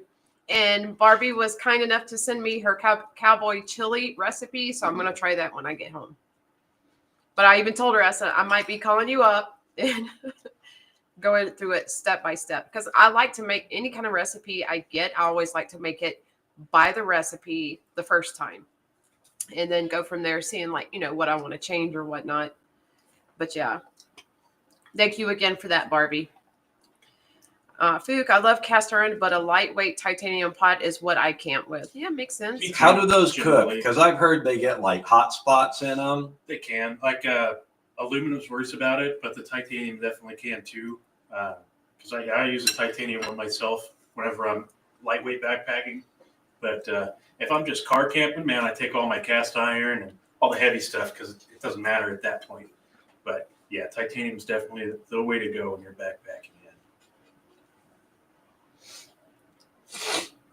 Yeah, I was sitting there thinking about all the times we talk about food and whatnot. Eventually, we're probably going to hear, oh, when you come out with a knife, make sure you include a hamburger and spice and some chicken and some chili. I'm just saying, So, a Legion steel fork spoon set. yes. And you can have the spoon have a knife edge on it. Oh, actually, you know what? I see that leading to bad things. Never mind. Don't do that. She's going to end up coming out with an entire Legion steel cooking set, pots, pans. From S35VN. What an expensive pot. Jim Cox says, car camping is my backpacking, LOL. I agree. I enjoy traditional backpacking, but yeah, the older I get, the more appreciation I have for car camping. You guys need anything? Huh? You guys need anything? Oh, no, I'm good right now. Thank you. Fook. Not perfect, but does the job fine. It's more about keeping the fire steady at that point. Oh, okay. Absolutely. I put my backpack in my SUV and go. Yep. It's a good way to do it. Got the old 4Runner parked out front. Yeah, just perpetually keep all my camping stuff in it at this point. All right, we have a special guest that's going to be going live with us on screen. Just waiting for him to verify everything's a go. And then after that, we'll bring him on. And you all know who he is. Yep.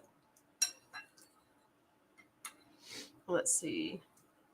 I love camping and make my own stoves. That's right. Yeah, you were saying that the other night. I still got to check those out. They're like a rocket stove kind of thing, right? I can forward you the link he sent us for one. Perfect. Fuchs, sometimes you just want to go where cars can't reach. Then you aren't hearing other people. Yeah, very true. That's the fortunate thing about Southern California up here in San Bernardino County. There is so much public land that you can just ride off into the sunset to, that generally I don't ever have that issue as long as I'm not staying at a public campground. Yep. I love just that. That's why I love about where I live. It's so peaceful and quiet. You just hear the cows complaining. That's it. Yeah. Jim, I learned to just cook steak in the coals and scrape off the ash before you eat it. Caveman style. Yeah. Sounds like you with the dirt don't hurt earlier. That's how it be. Yes. All right. So we're going to bring on one of our special guests. He is a viewer. I'm pretty sure all of you know him. So. Let's see. And there he is. You all know him as Adventure 50. What's up, everybody? How's it going? It's going well. I just got to adjust the camera. Take the time. That should be good. Yep, there we go. Well, Yeah. things are going well. How about with you guys? Doing well. I don't know if you've had a chance to watch us since we went live, but the guys just finished eating chili. Yeah. Nothing wrong with that. Yes, the subject is on food right now, as usual for us. So Camp prep as well. yes, I mean, I'm doing the whole low carb thing, but today I said, screw it. I wanted a cheeseburger, so I made cheeseburgers. Hey, more power to you, I'm man. in the same boat for today. I do it. There you on go. The weekends, I do the low carb, or it's more like pretty much a low carb thing. And on the weekends, I just let it go. I'm like, all right, weekends are my cheats. Yeah, I just had to. I was like, I haven't had a good cheeseburger in a long time, so I wanted one, and today was the day. Yeah. So that yeah. and Super Bowl Sunday, I'll be doing buffalo wings and all that kind of good stuff. But that's like a national holiday. How could you not? Yeah, that's got me wanting some wings now. Oh yeah. I'm gonna take my bowl real quick. I'm still eating my Red Bull. You can come sit over here if you want to, because he's probably gonna take a break after eating. I don't know if you've been watching 50, but this is Tyler McNair. Hey, Tyler. Yep, he's Ballistic Ink in the chat. Okay. So you guys have spoken before. So yep, he's joining us today. We were going to have Barbie and Rolf join us, but they were having technical difficulties. So unfortunately, they're probably gonna have to come on the live at another time. Gotcha. Questions about the firearm industry or anything about that? Let me know. I'm pretty well. Fair enough. Believe it or not, my best friend, he's a former Marine who was a weapons specialist, and when he came out, he went into New York City Police Department SWAT team. Oh, And now he teaches. Now he retired and he runs a tactical school. Oh, okay. Yeah, Oh, that's cool. Yeah. he's kind of I love him to death. He's one of my best friends, but he's also kind of does crazy things just for the fun of it. For instance, when he first joined the Marines, he hadn't been in yet, but he was training with another Marine, and he actually bought a straitjacket to practice escaping from it. Oh wow. That kind of guy. Wow.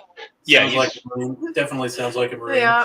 Yeah, he's real hardcore, but greatest guy in the world. But yeah, he's constantly, when he's not teaching at his own school, he's going out to like Arizona and all these different places to continue his learning and shooting. Yeah, he's amazing with that. I'm like blown away. Yeah. So Well, I mean, that's a good thing, sharing that knowledge. That's like we've had that conversation on here before. well, and I asked him one day. I said, it's like you're an expert at this. I was like, why do you keep training? And he goes, because I can still learn from other people. He goes, there are still people who've been doing it longer than me. There's still people, And I'm like, this is a guy who was 20 years in the Marines, another however long, I think another 20 years for the New York City Police Department, and in their SWAT team and whatnot. Now he's doing this. I'm like, amazing. Yeah. Yeah. That's the way with that world is. Everything's constantly adapting, changing. You've got Yeah. new tactics. I mean, everything. Like with the Marines, they went from iron sights purely to now they're using LBVOs for variable power optics. I mean, it's crazy stuff. Yeah. But it's all in the end. It's to make our boys a little sharper and better into the field. Mm-hmm. Well, I should say what he did was he actually was in the Marines, left the Marines, came out, went into civilian life, felt that everybody was undisciplined, and he went back into the service. But when he went back, he actually went into the Army, into a interrogations unit where they did interrogations. So he's a really smart guy too. He's like brilliantly smart. Oh, you got. I mean, to be especially New York SWAT, you got to be a sharp tack for that for sure. Yep. So, but Well, Adventure 50, we've got Max telling you love your channel. Thank you, guys. I appreciate that. Can you see the chat right there? I can. Okay. Yeah, I can. I'm on my phone, so it's a little, it like condenses into a smaller window, but yeah, I can see it. And I appreciate that, guys. Yep, you got a lot of people telling you hello. Hello to everybody. I see we got a bunch of people. Fruit Doozle, Jim Cox. Let me get that. Maximus Smith. I mean, I see everybody's here. Barbie Chambers. So if I miss anybody, hello everybody. Yep. So, by the way, I got the prize box today from the giveaway. I didn't open it yet because I'm gonna do it. I'm actually gonna record a giveaway box opening video with it. Okay. So, yep. I'm looking forward to seeing that. I'm glad you definitely got it. Yep. Came today. Came really quick. I was like surprised from when I got the tracking to today. I was like blown away how quickly they got it from where you guys are in California to me in Jersey. So that's shocking. Yeah. USPS Yeah, that was. Wow, that's crazy. Yep. Meanwhile, Fuchs' package to us is like as he said, taking the scenic route. Well, what's really funny is I had ordered something from Traditional Pocket Knives that was sent out like 2 weeks ago, and it actually just arrived today. Oh wow! So yeah. So I can't explain the post office. I don't think anybody can. It's a government this way. That's all you gotta say. Let's see. We have Laid Off Pete. He said we are Legion. And Fuchs said, "What's good, Adventure 50?" Just living day to day. We had a big ice and snowstorm here today. I drove to work. My commute usually takes about 45 minutes. It took me almost 2 hours today. Oh man, it was miserable. LA traffic. Yeah, I couldn't get. I legitimately. It was so snowy and icy. I legitimately couldn't drive over 25 miles an hour without my wheels just spinning in place. It was pretty bad. Yeah, man. We have Gonzo asking what's up. Laid Off Pete says, Marissa LSK, howdy. Welcome back, Laid Off Pete. Glad to see you here. Barbie Chambers, I would have loved to have seen your new Legion steel knife. So we definitely want to see the video on that. Oh, for sure. Fook, he said, that's all my time tonight. Have a great night. You have a good one too, Fook. Good night, Glad Fook. you came in and stopped in. Again, more people telling you hello. I appreciate that.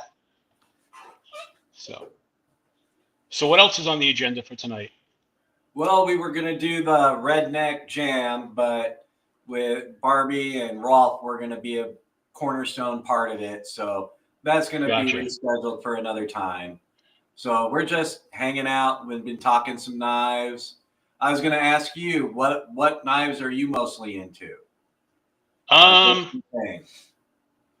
Well, I even though I have some fixed blades and some slip joints, mostly locking folders, all different types. I mean, I have stuff from just about every brand at this point. I notice I have more Kaisers, more NAFs, and than anything else.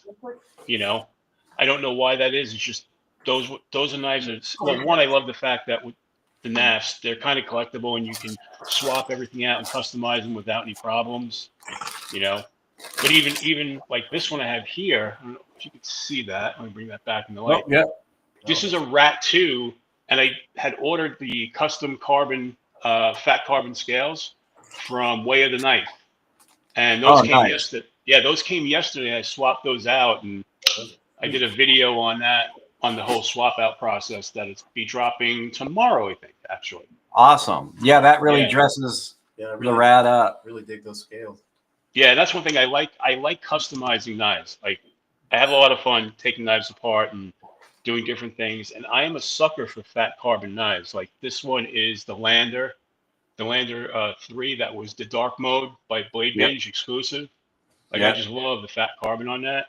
And then like I have this one, which is a QSP Hawk that is in. I don't know if you could see that too well because of the way the Yeah. lighting setup is, but it is a foil carbon fiber. Yep. Yeah. It's Is that the foil. silver foil? Yeah. Yeah, it's gorgeous. I love that. So I'm a sucker for that. But then like I am also a sucker for titanium with blue accents, like the Kubi. Oh, yeah. I love So, this yeah, the Kubi Nova. I love that knife. You need to be adding one of these to your collection then. Yes. Yep. Hopefully shortly. Yep. Yeah, I love the blue accents. I wanted to make sure they were included on these. And as far as the fat carbon goes, I've got this here. This is one of my everyday carries, and I punished the hell out of it. But this is the Pena. I believe this one's the swayback. Okay. And I'm getting ready to customize this because it's hard to see on camera, but I actually broke the very point of the edge off. So I got to resharpen it, and I'm going to do some ano and whatnot and some texturing of the titanium on it. But this has got the jungle fat carbon on it. So I really love the fat carbon. I've used it on many of the knives I've made. In fact, I got into making knives because way back in the late 90s, they called the modders pimpers. And I started out pimping knives and kind of reinventing them, as much as cutting half the blade off and whatnot, all the way back in the 90s. And that eventually, when I learned I had to buy a machine to do one modification that I could literally make a knife with, I transitioned into knife making. Oh, that's awesome. I think one of the reasons too why I like knives that you can customize, because all my main hobbies, I customize everything. My guitars, Yep. Like I said, I've got 48 guitars. Probably at least maybe 60% have been modified in some way, whether it be changing pick guards, knobs, pickups, whatever. And my other hobby is motorcycles. And I've got 3 bikes. 2 of them are highly modified. Problem is all my hobbies get way too expensive. My wife wants to throw me out the window because of it. But what are you gonna do? Yep.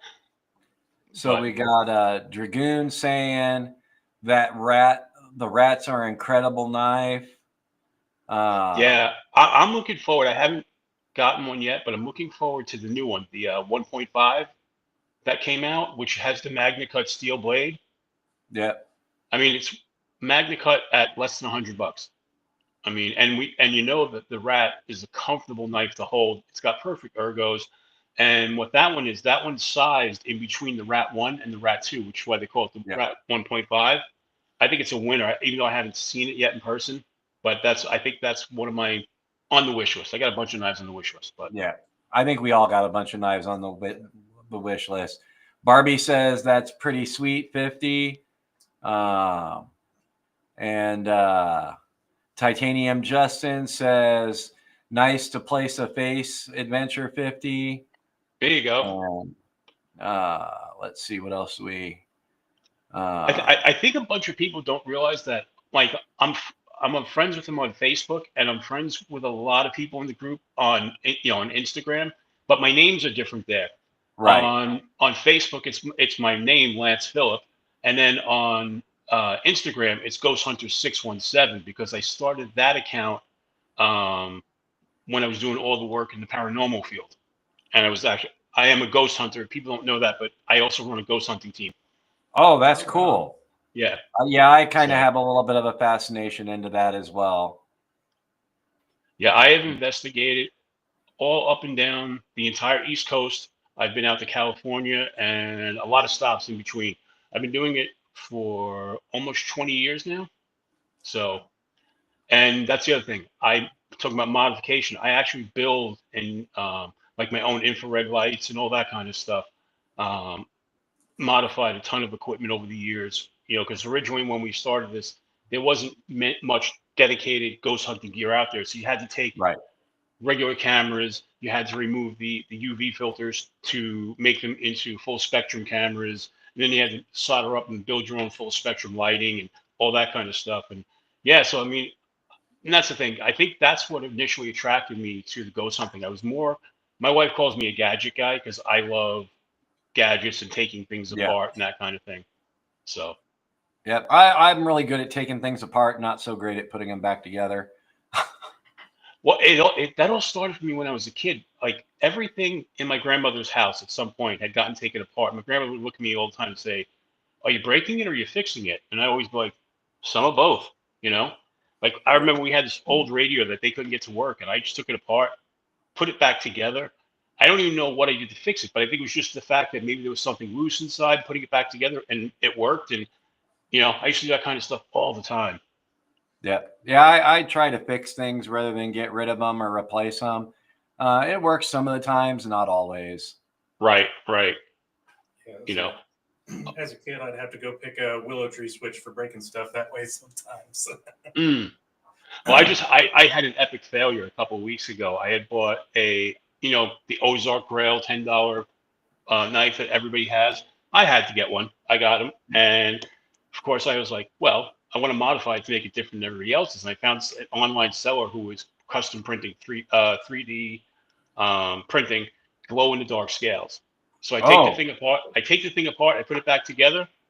It looks great. I go to flip it, and the blade goes up like this. So now it looks like an L. And I'm like, why isn't it stopping? What did I do wrong? And Yeah. I haven't had the time to pull it back apart yet, but Yeah. Oh yeah, it's probably something in that lock. yeah. That's I must have missed a step in there or something that was the first time I had ever taken apart a crossbar / access lock. So Right. Let me get that. Says choosy modders choose skiff. We've got Todd Carr and Jim Cox having a conversation. See if there's anything I missed here while we got talking. Somebody was talking about the Hush Act, and yeah, that's a interesting one for the suppressor world. I don't see it passing. We tried to do this once before, and it kind of got bogged down and disappeared. But I mean, we can only hope and pray. Yeah. I don't get it. You put mufflers on your cars, why not on your guns? Or I'm sorry, firearms. Yeah. No yeah, G QPUs. QPUs. Laid off Pete says, yeah, I was shocked 2 days from Cali to Wisconsin. It's way slower from the East Coast to the Midwest. The West Coast is whipping it up. Yeah, I think that's getting kind of crazy over here with weather too. I think we just have more Karens out here, so shipping happens a little more efficient. They don't want to be annoyed.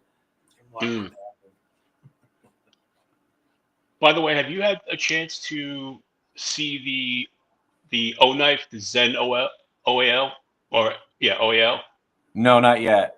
It's the new one with the OAL aluminum. Oh, okay. This I dropped a video on this today actually, and no, was it today? Today, yes, 1 or 2 days. I don't remember. Yes, today's what? Thursday. Yeah, I dropped it the other day actually, and this is an amazing knife. I mean, it's as light as a Benchmade, but you don't have to bug at. But the scales are solid because they're Right. aluminum.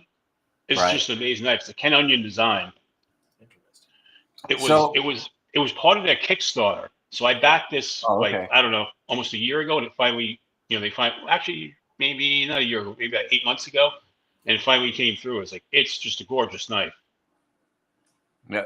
Oh, Jim Cox says everyone fleeing California is leaving a jet stream. Yeah, that looks real cool. I like it. Yeah, and it's got the flipper tab, but it's also got the thumb studs. And the thing about it, it's the first aluminum frame lock. There's no steel embedded in it. It's because it's that same aluminum that they used for the Arcfeld Ultra. The Arcfeld Ultra. Oh, okay. So, and in my video, I actually take another knife and scrape it, and it doesn't even leave a mark. Oh, nice. It's supposed to be really tough stuff. So we'll see. I'm going to put it through its paces. Yeah. And Yeah, I remember someone tried an aluminum frame lock back in the 90s. I'm not sure if it was Columbia River right in the beginning. I believe it was, and they got licensing from Chris Reeves to do an aluminum handled Sabenza really? in the early days of Columbia River Knife and Tool, but the lock didn't work out. So they were missing something in there, and it was probably the fact that's all pre-hardened lock insert. So I imagine that was the issue that they ran into, was the lock base was just way too soft in aluminum. Right. Well, yeah, and that's supposed to be like, because they say this aluminum is as tough as titanium. So Okay. that's what they claim. Don't know if it's true, but I mean, so far, like I said, I've had their flashlights, and they've helped out really well. Yeah. Do they list what the alloy is? No, it's proprietary aluminum. Okay. So they're So not they probably got their own formula there that Right. they figured out. Interesting to see what the hardness is. Yeah, definitely. And we've got, let me clear this. There we go. And we've got Thomas McDonald saying, interesting to see how that new aluminum holds up. Yeah. I might have to absolutely. look into one of those, because that makes me curious. Being an aluminum frame lock, that would definitely be something I would be interested in.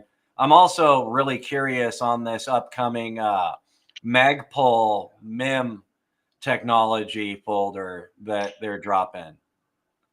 Yeah, Just that's interesting.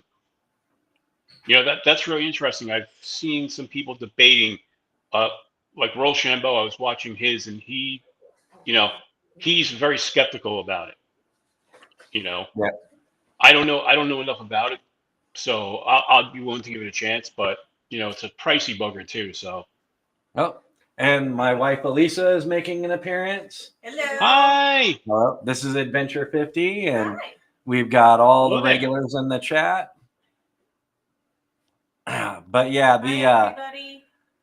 the MIM blade from them. I mean, I love the Boydentric steel, the cast Right. stainless steels. I believe it's Terrain 365 is doing that now, and a couple of others. But that all goes all the way back to the early 1980s with David Boy and his cast dendritic 440C and the cast cobalt stainless. So a lot of people were skeptical about those in the beginning, because you don't get the right carbide structure in cast metals typically. And he proved them wrong with that. So this MIM technology could really be a game changer. Right. Like I said, I'd be really interested to see it. It's one of those things. It's new. Yeah. Just don't know enough about it. Yes. Oh, and Rolf says hi to you, Elisa. Hi. MIM technology in the past has been kind of, it leaves a lot to be desired. So it'll be interesting. They're claiming it to what? Is it S30 or S35 VN VN, with the modifications required to make it moldable. So Right. It'll be interesting to see. I'm kind of excited to get my hands on it and abuse it. But yeah, let's see what we got going in the chat here. Oh, chat's kind of slowed down. I think everybody's just listening to us. But yeah, So Marshall, yeah. the other day I'm going through Concept's website, and it says meet our designers. I click down. I'm like, oh crap, there's Marshall. Oh yeah. I designed the Goblin and the Goblin XL for him. Yeah, and I didn't realize that until the other day. I was like, oh man, did not know that. So yeah. I've designed for them. I've designed for Kaiser. I designed the Vindicator that was out 6 or so years ago. right, I knew that. Yep. And then this one never came to be, but I designed for Shieldin knives, and they were going to do my Squire design, and it was we couldn't come to an agreement on what the finished product was going to be like. They wanted to Okay. go. They started out real premium, like this is M390 titanium nested frame lock with carbon fiber inlays, and then they wanted to take it down to an absolute budget model. And But I think that's more their realm anyway, from everything I've seen by them. Yeah, they were trying to break into the premium game, and I was all game for that. But had they approached me originally for a budget model, it would have I would have been okay because we would have negotiated the deal different. But Right. the switcheroo kind of made me walk away from that. So now, to kind of knock down the fourth wall on that, when you're designing a knife and you're going to work with a company, is that something they reach out to you for, or do you reach out to them when you have it designed? How does that work? So it depends on the company. So like your American designers, you're pretty much, your American manufacturers, you're pretty much wasting your time if you go to try and pitch them. With the Chinese and some of the import brands, knives are a bigger deal here in the States than they are in Europe and in Asia because of their national laws. So knife makers are a little more sparse in those parts of the world than they are here. So those companies, they're very eager, but they don't know who all the makers are. A lot of guys that design for Benchmade, Spyderco, their contracts prevent them from designing from other people. So they can't just go in and pirate them. Right. So they reach out to some. They're open to people reaching out to them. With Kaiser, it was kind of a lucky moment where we collided. I was reaching out to them while they were trying to find me at the same time because of the popularity of my Vindicator design. Cansep, they reached out to me. Shieldin reached out to me. A few others have reached out to me over the years. But yeah, if you're going to reach out to the company, I would suggest reaching out to someone who's new on the market. They're going to be a little more receptive. Once the company gets going well, the bigger names in the custom world are going to be reaching out right and left. And then they're going to start being able to pick and choose who they think is going to add more to their brand. Right. I noticed that too, as far as doing knife reviews. I haven't done any yet that have been supplied to me, but I've come to kind of an agreement with 3 companies now who are going to be sending me knives to review, and they're all newer companies.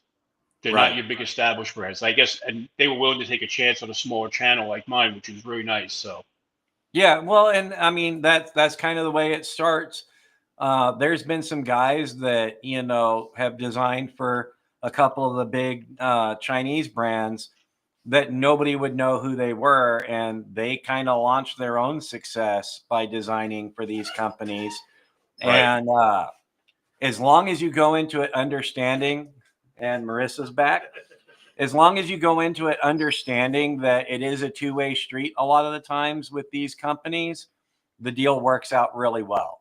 Right. Because they know they're doing you favors because they're putting your design out there, but they also know you're doing them a favor by providing them with a design, because unfortunately, even the high quality companies out of China, they're still stuck in that copying other people's stuff mentality, and it's hard to break away. Yeah, I mean, there are some companies, and that you look and they're blatantly just using other companies' designs, Right. And now, I don't mind if a company uses a design that's very similar and they're not an exact clone. Like you don't want a Benchmade clone with the butterfly and everything. But like there's companies like Ganzo. Ganzo puts out a couple of knives that look exactly like Spyderco's, except they changed the shape of the hole, Right. and they're not calling it a Spyderco. They're not trying to be a counterfeit.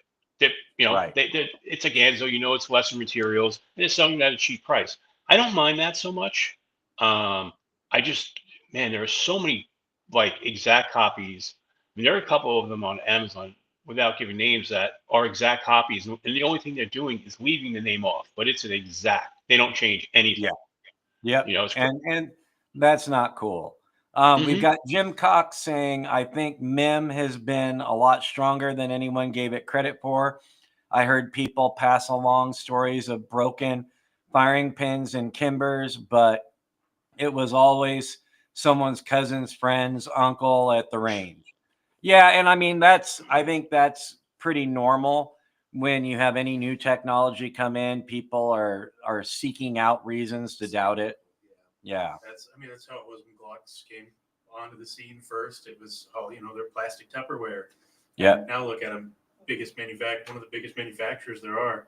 And with the Kimbers, I've also heard that secondhand, but I've never experienced it myself.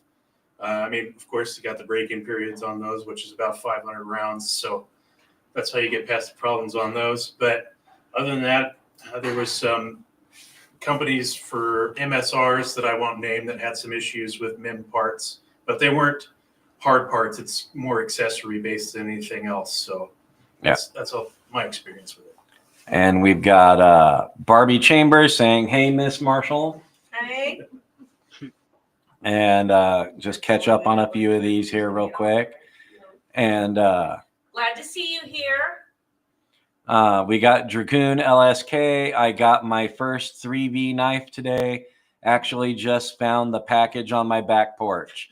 Yeah, Amazon and a lot of these shipping companies are, before COVID, they'd at least ring your doorbell, or knock. Now it's just walk up, drop it, and walk away. Frisbees, all kinds of stuff. One more here. Mick Ranger, sometimes companies buy rights to knife designs as well. Yeah, back in the day, I remember in the 90s, Benchmade used to offer a deal where they would credit you on the blade as a designer and you would get royalties. And then they also would buy a design from a custom knife maker and he would have to stop making it. He'd get no recognition, but he'd get a big fat payday. And I know they did that for a couple of designs that they put out that were designed by outside sources and they never credited the designer. So, that was kind of a neat way to go, but I haven't heard about that much nowadays. That's one I've wondered about. Like Harbor Freight sells the Icon knife, which is a copy of one of the Beg knives. But there's been a lot of speculation that maybe Beg sold them that design because it's so close. Why wouldn't they sue? You know what I mean? Type of thing. With Beg, it's also easier to get away with that sort of stuff. So they could have bought the design, but not from Todd Beg. Okay. Because Todd Beg, originally it was him, then it was him and his brother for Beg Knives. And then they had their family squabble and falling out. And so now you have Todd Beg Knives. And, for a while with like the Bodega and a couple of others, they were doing mid-techs, to get down to the $2,000 price range from, below Todd's normal custom stuff. And his brother was involved in that with a third-party investor. And then they had their falling out and Todd went back to custom work and then doing OEMs. And his brother won legal rights to Beg Knives, which does the mid-tech. And a lot of the designs are shared between them now. And some of them went to Beg Knives. Some of them stayed with Todd. So that design that Harbor Freight is doing, I'm pretty sure was shared between them. So his brother could have sold the rights to that. It was kind of. Yeah, to be honest, it's not a bad knife at all, the Harbor Freight, Yeah. But I didn't know. I had bought that because I saw it. I was like, that's a pretty cool knife. It wasn't until I was on the internet checking it out, and that's when I found out that, it was a copy of a Beg. And I was like, oh, man, that is so close. Yeah. Yeah. Yeah, and then it could just also be straight up IP piracy, Right. A lot of the big brands, they don't care. It's like I'm sure most people in the knife game remember in the 90s the Smith & Wesson SWAT knife. It was a slight, subtle reinventation of a Boker design. And, everybody and their brother made it under every different brand. And Chinese companies were just copying it and letting anybody put their name on it. Wasn't it Herman that bought all of his copies of his knives? Yeah. Wasn't it Yeah. And Herman? there a lot of custom makers, they go out and they buy the Chinese, one of each brand Chinese ripoff of their designs. So, I mean, they're really not afraid to do it. It's becoming less nowadays because these Chinese companies are realizing the American business model of using quality materials, quality work, and giving credit to the designers makes them more money. But not all of them are on that bandwagon yet. It's funny. I'm sorry. Well, I was going to say because the knife making community is a community. Yeah. And so when you're not in that community and you're not supporting the company has realized that that's not the best business model. Yeah. Yeah, I mean that happened in the guitar industry years ago, where Gibson had to sue Ibanez because they were making these exact copies. And all those guitars became very valuable because they're known as the lawsuit guitars from that era. That's why you'll see 100,000 copies of a Fender Strat, but the headstock's changed on every one of them, so it's not an exact copy. Right. Because for some reason in the guitar industry, you can copy everything else but the headstock. I guess the headstock's considered your trademark, and I've never understood it. I've been in that industry for years and just don't understand it. Yeah. Yeah. And I mean, there's a lot of little ins and outs on stuff like that. Just like on the Made in America thing, you can have something that's not really made in America and legally put Made in America if you know the right path to navigate through trade law. Mm-hmm. That happens in the appliance industry a great deal. I was trying to you. I'm just listening. So I've got something to show Marissa that is kind of cool. Okay. She'll dig it, I think. All I don't know right. if you can see this. This is a teal colored resin karambit that somebody made for me. Ooh, I like that. Let me see if I can put a little bit more light on that. Hold on. So I don't know if that you can kind of see it. It's copper. It's copper and teal with the teal I love that lanyard color on it. too. Yeah. That's nice. Yeah. Where's mine? Right. She's going to harass you till you send her one. I might have to ask my friend to make another one. Like I said, he makes things out of resin, and I was joking. I was like, yeah. I was like, I went to an event somewhere, and I didn't realize they were going to run me through a metal detector. And I had one of my knives, and I had to go back to the car, put it in. And I was just like, man, I wish I had like some type of resin or plastic knife with me. Right? My friend's like, oh, I'll make you something. So he made this tiny little karambit, which is really funny, but Yeah, That's pretty cool. I like it. yeah, the colors. I'm like you. I love teal, and the colors just blew me away on that. Also, too, my worry stone is teal that I carry with me. Ooh, I like that too. Yeah, you're making mistakes showing her this stuff. You're gonna find her breaking in through your back door at some point. Well, if she does that, just remember, I'm always protected by Loki. Loki sits looking over my knife desk. Yep, there you go. I have a Cobra Commander on mine. There you go. And we got Dragoon saying, I also doubled down on Rich Light Towser's bots model. And then we got Mick Ranger. Pickled Steel has some sort of an agreement with Remet to use their designs. Okay. That's not entirely uncommon. A lot of companies work together. Like right now, they've got some of the Benchmade Griptilians that have the Spidey hole. Well, back in the beginning, when Benchmade was making the AFCK a long, long time ago, they did the hole and they actually faced legal actions against Benchmade from Spyderco. So they changed it to an oval and chamfered the inside of it, made it as different as they could. Right. And then now all of a sudden Spyderco and Benchmade are friends again. you know, and you're seeing the Spidey hole show up on some Benchmades. But yeah, companies, they work together a lot. I know I'm alone in this, but to me, the Spidey hole / thumb hole is my least favorite deployment system. Yeah, I agree. I just find it to be restrictive in size.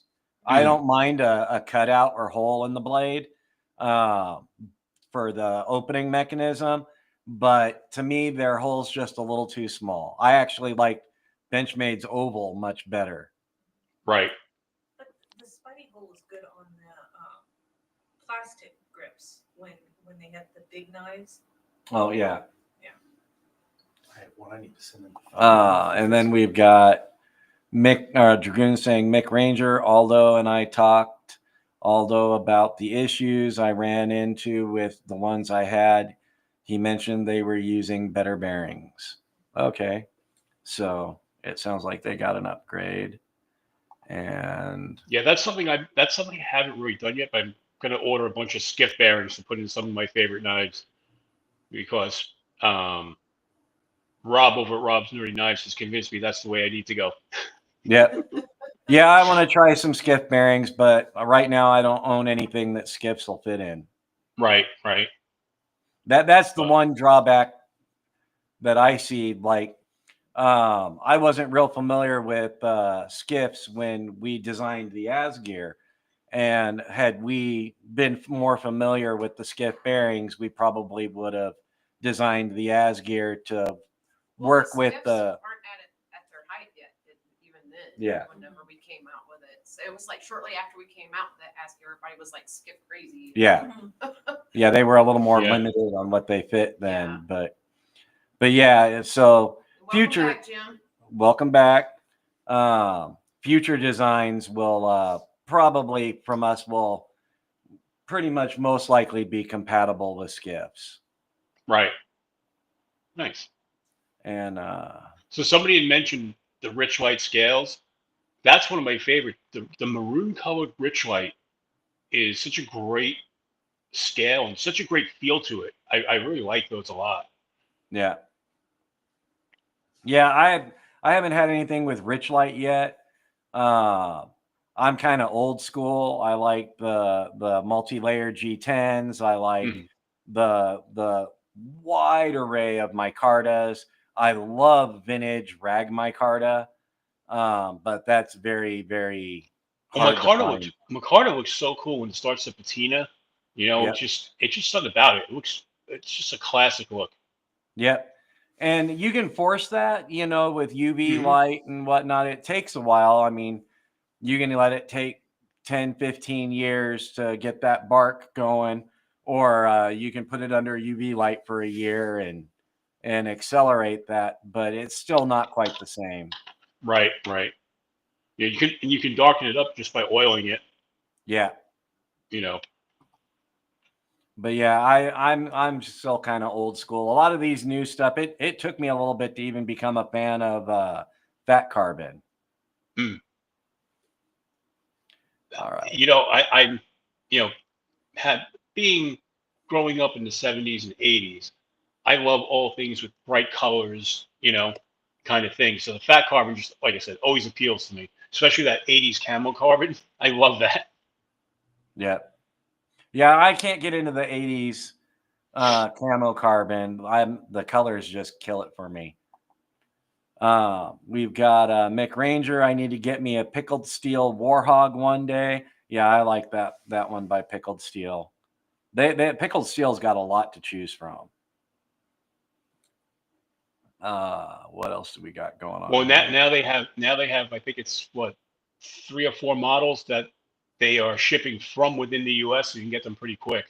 Yeah, because they're out of South Africa, right? Right. But I think they sent a number of, I think it's 4 models, and they're based out of Florida. So what happens? You order it, and a proxy from Florida sends them up to wherever you are. Yeah. I was on their site not too long ago, and are they actually like officially affiliated with Rough Rider? Because I saw on their site they had all the Rough Rider. Is that part of their product? I don't know. I don't know if it's that or if they're just a reseller of Rough Rider. Okay. You know? Yeah, I really don't know with that. I have to ask Gareth on that. So Yeah. I Yeah, know I'm he's curious. yeah. Well, I gotta ask him about that. All right. And then we've got Dragoon at 8050. That was me, I have the same love for Kaiser's Rich Light. Yeah. It's it's just, to me, it's a great feel in the hand too. That's what I Yep. really like about it. And then what else we got? Meanwhile, how's your channel going? It's going well. I'm up to 725 subscribers as of today. I've been trying to put out 2 full-length videos a week, of like 8 to 10 minutes or so, not too long, because I know people get bored and they zone out. And I've been trying to put out at least 1 or 2 shorts a day showing what I'm carrying. So Yeah. and I have to get to doing another live very soon, because I do have a bunch of knives that I want to do as a giveaway. So I just haven't figured. Here's my problem: I can't figure out a day where there's not somebody who I like being in their chat room who's not on. You know what I Right. mean? Yeah. Because I watch you guys. I watch Bees Blades on Fridays. Randy's Nerdy Knives, Big Red EDC. So it's like I'm on all these live streams, and I can't figure out when can I fit mine in there. It's kind of tough.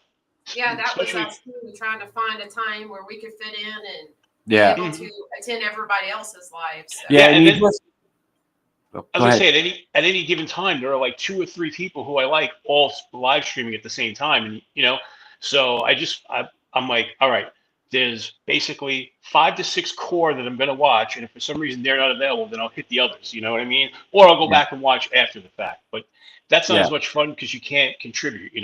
Right.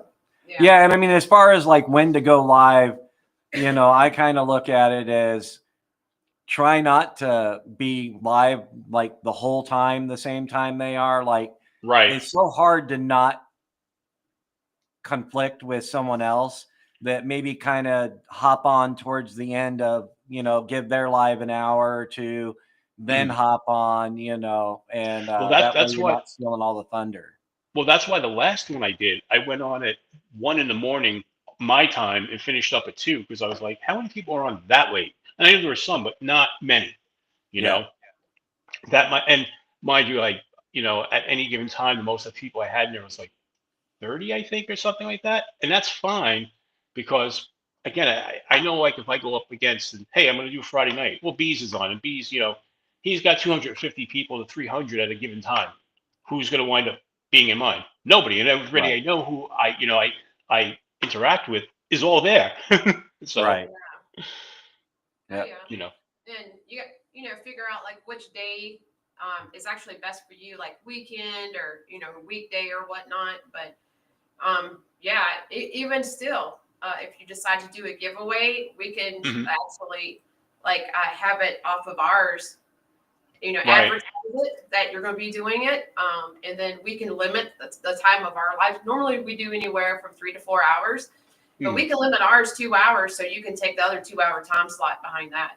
If Right. you actually want to do that. Yeah, we're willing to give up some of the time that we've kind of worked in there to help out here and there for sure. Oh, I do appreciate that, but I also think I got to find a slot where it's like consistent every week. I'm in the same slot, so people know where to find it. But I think that's a big part of it, the consistency, being there. So people know. All right, it's whatever day XYZ, and I've got nothing to do. Hey, let's see what Lance is up to in the in the live. That Yep. sort of thing. Like, Yeah, and with that's where you eventually have to come down and be like, okay, who am I more okay with conflicting with, and Right. just make the call, because sadly I don't think there's enough hours in the week for all of us and our circle to go live and not conflict with someone. Right. And the one thing is, we're a pretty niche market, so to speak. We have a dedicated following, but we're not mainstream. No. It's easy for some of the mainstream channels just go on whatever, because there's so many people out there to watch. But we're a the knife community's it's like I said, it's a niche market. There's I would say handbooks. There are a lot of us, but it's just that there's only so many pieces of the pie to go around. Right. Well, I mean, that's like one of the things I think a lot of knife people forget is that we're small potatoes. I mean, and Crucible and what they're going through right now with everything is proof of that. You know, the knife industry as a whole wasn't big enough to keep Crucible in business. They were the #1 blade steel producer. And, you know, now they're going belly up because in the world of steels, knives are just this tiny little sliver of the world of steels, and Right. Crucible focused too much on too small of a market. hmm Well, that kind of goes with something I experience in my day job. So everybody knows I work as a marketing manager for an appliance company, and I do all our social media stuff, our TV, radio stuff, all that kind of stuff. And that's one of the other things too is I have to produce videos for them at a normal pace. And sometimes when I get home, I don't want to do more videos because it's almost like going back to work. Right. But with that being said, people for the longest time, I don't know if you guys know of Speed Queen laundry machines. Um, they make some of the best machines in the entire industry. On average they last over 20 years, but they constantly run into shortages where they don't have enough supply. And people are always like, well, why don't they just increase the supply? And I have to explain to them because 90% of their business is laundromat commercial machines. The residential is like 10%. Right. You know, and it's the same kind of thing for Crucible. The knife industry is such a tiny part of their business, you know. Right. Yeah. Yeah. And it can cause all sorts of problems for a company. But we see, you know, Benchmade doing millions, tens of millions of dollars in sales, Spyderco doing the same. And we think it's this massive industry. But in reality, your average everyday knife user is using, you know, Chinese made knives, getting their knives at the indoor swap meet or at the hardware store or the home shopping network. You know, Right. more people carry junk knives than carry quality knives. Sure. You know, and until I really got into knives, I used to see all those commercials on QVC and be like, wow, look at all those knives for like $25, you know? Yep. You know, it wasn't until I got real serious about it, started to really learn who was who and, you know, and the one thing I say is you get a lot of people who be like, well, you know, because there are a lot of people who aren't educated about what's going on in the knife industry, and they will automatically dismiss the Asian companies. And Right. I try to explain to people the Asian companies are doing a good job because of the invention of the CNC machine. Because a CNC Right. machine doesn't care if it's in China, the United States, Australia, you know, it doesn't matter. CNC machines work the same way. And that has improved the quality of Chinese goods overall across a lot of industries. Right. So, you know, now I know it comes into people, you know, rally against their their workplace practices Right. and that kind of stuff. And I think, you Yeah. know, we know there are um, responsible companies. We know Right. Kaiser is doing the right thing. We know Civivi, like these big companies. Right. And we You should be know, rewarding that, you right? know. hmm Right. And And speaking of knife sales, Mick Ranger is saying right now Kaiser is selling the Escort and Richlight for $65. And let me catch up on a few chats here. We've got Kelly White. I do have the War Dog, Freya, Kappa, Lavara in stock here in the U.S. at Mick Ranger.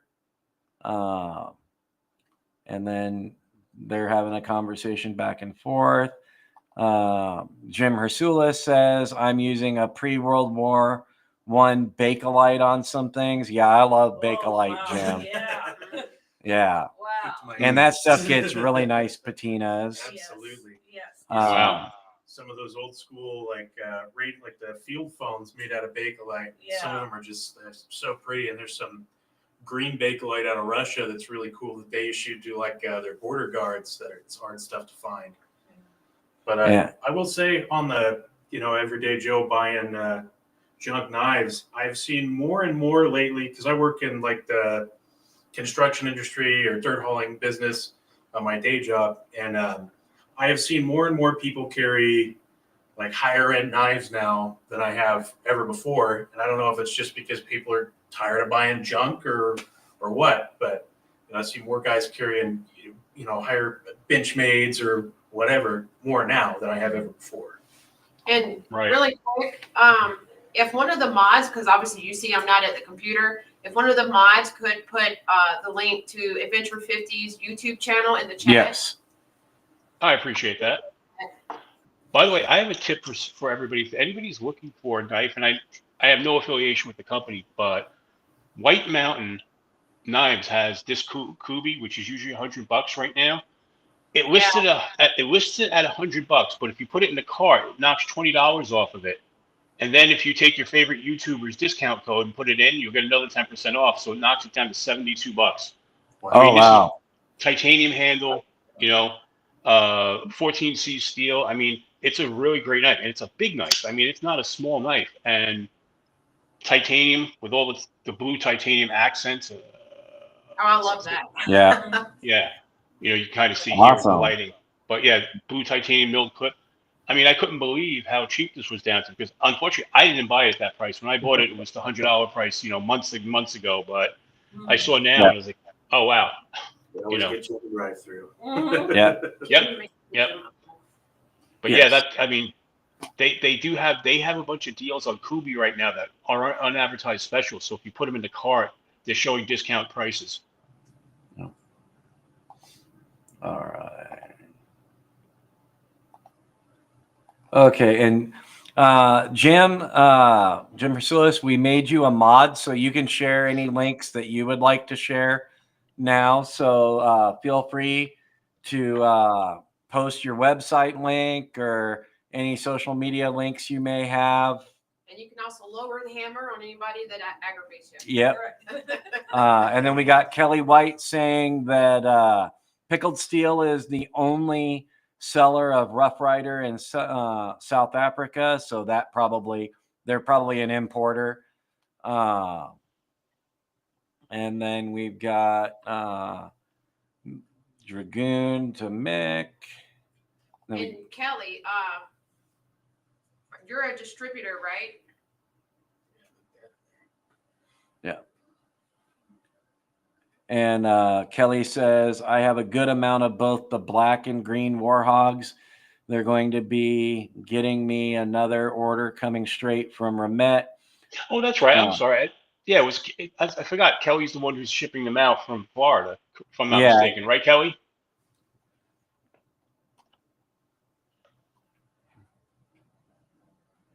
Yeah, I think in here, Mick was saying that she's their U.S. distributor. Right. That's awesome. By the way, so everybody knows, I have channel stickers available. I've got these small ones, and then I've got large ones. If anybody wants them for my channel, just email me at adventure. Well, it's usually linked in my videos, but it's adv50fifty@gmail.com, and I'll send them out. I've got. All right. Can we shoot you a message on IG? What was that? I'm sorry. Can we shoot you a message on IG about them? Yeah, absolutely. All right. Not a problem. Yeah, we can get you some of ours too. Yeah, not a problem. And like I said, on Instagram, it's GhostHunter617 is my Instagram. Although I think now, I was talking to my wife, I probably need to change that because I need to identify that with the channel. So that might be changed to Adventure 50 soon. But for right now, it's still GhostHunter617. Okay. And can you ask Kelly if she has a link she can post for everybody? Yeah, Kelly, can you post a link for Pickled Steel if you have one for everybody? Well, for any of the knives that she has. Oh, any of the knives that you represent. Because she said I'm a distributor for Pickled Steel. Yes. And let's see, scroll down here a little bit. They're talking back and forth, and Barbie has gotten up to 268 subs. Congratulations. You're getting closer. Got to get you to 300. I was going to say, we got to get her to 300. Well, you know what? I'll let you go on it. Yeah. Okay. We're right here is the loudest. Ready? You gotta go louder. Yeah, give it a little more. Hit it harder. There we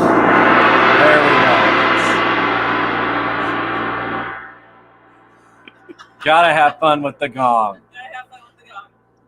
Yeah, and of course I have earbuds in, so it's right in my ears. It was hurtful. I did it. I was like, you gotta go louder. It's all good. It's all good.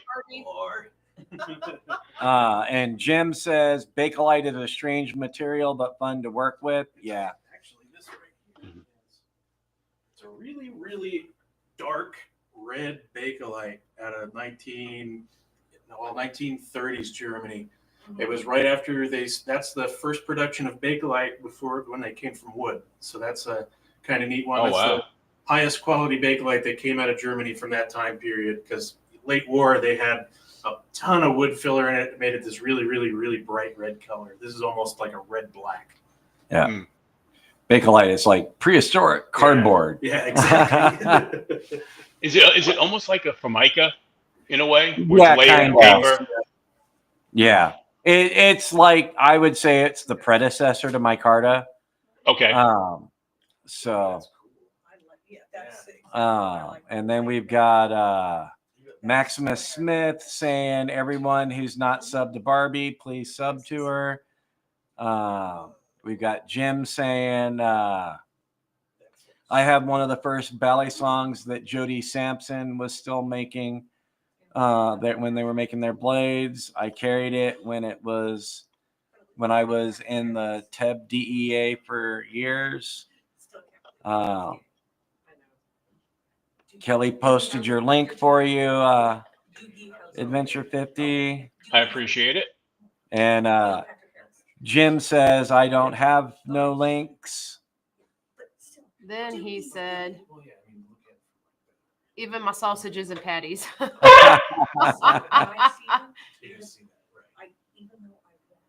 They posted Pickled Steel YouTube channel. okay, that's you too. I was talking about this one. Yeah. Did they post Adventures link? Yes. Okay, Kelly Yeah, did. Kelly did. All right. Thank you, Kelly. She's on the ball. I'm clicking on this Yeah. real quick so everybody knows that she posted the link. Gonna There pin it it. is. .co.za. That's how you Yeah. know it's South Africa. It's like phone numbers from overseas. There's extra. Should be up there at the top. All right. All right. All right. And we 11. got the Pickled Steel link pinned up to the top of the chat now for those interested. I know I've been wanting to check one out in person. Yeah, super affordable prices. I'm like, this is going to be dangerous. I'm going to get on there Yeah. tonight while I'm half asleep and order $100 worth of stuff and get stabbed in the middle of the night. And I'm adding it to All right. I'll just come back later and Yeah, that warthog is sweet. And then, all right. And then Jim says, I picked up a bunch from an old pool cue maker, all sorts of colors and weird combinations. Awesome. Yeah, those kind of vintage materials are always pretty cool. Jim has some cool stuff on his website right now, too. Yep. I was looking at that last night. Yeah, in fact, I'm going to do that real quick. I'm going to post Jim's website in the chat.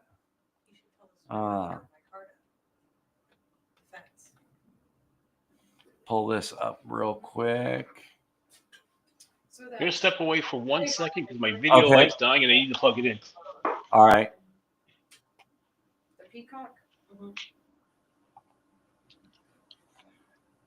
All right. And come back over here. And so for those interested in what Jim Hersulis here in the chat does, besides write books, this is his website. So make sure to go and check that out.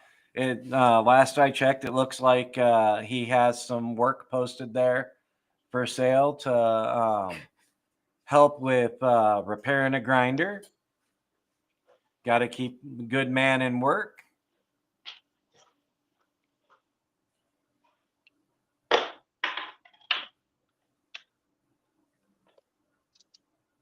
And we've got Thomas McDonald, baconite as a phenolic resin. Yep. Absolutely. And Mick Ranger says, isn't Bakelite very brittle? It can be, because often Bakelite is done in thin molded sections. And that can be brittle. I had a pair of pistol grips made out of it once, and that, out towards the edges, it broke. But, I've also worked in Bakelite in thicker cross sections, and it's not going to be as strong as carbon fiber or G10, but it's still pretty strong. It's close to the micarta range, but it's not as impact resistant as micarta.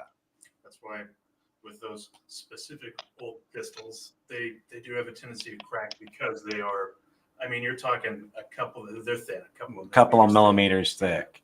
And that's what a lot of people's experience with Bakelite is incredibly thin material.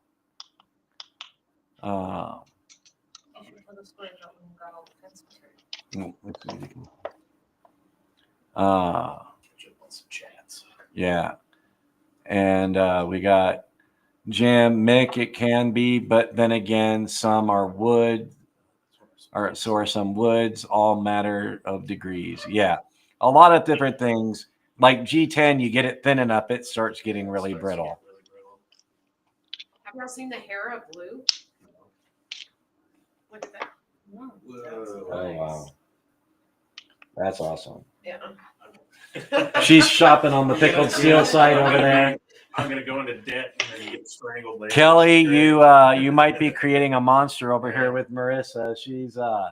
She's doing some shopping. That's a really, that and a little pouch for a belt. And Kelly White says live Sunday noon Eastern time for pickled steel. We'll have to go check that out. We've joined their live a couple times. Oh, okay. I didn't realize that at the time then. Yes. I said I'm on Pickle Still Live. Oh, okay. But yeah, the Bakelites, they're pretty neat. I love the range of color that they can get out of that. Yeah. It's just, especially when they get old like that.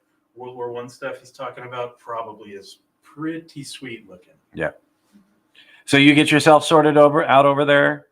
Yeah, I just had to swap out one light.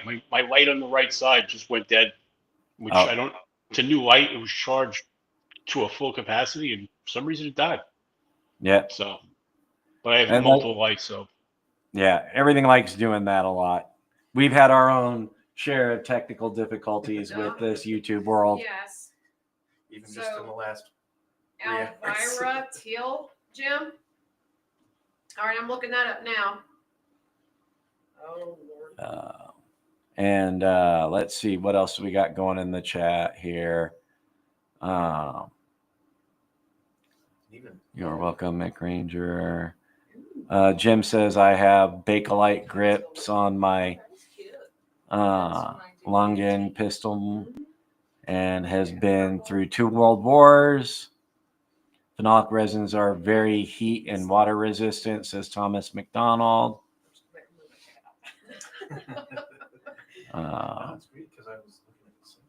Jim Cox, okay, she got that one.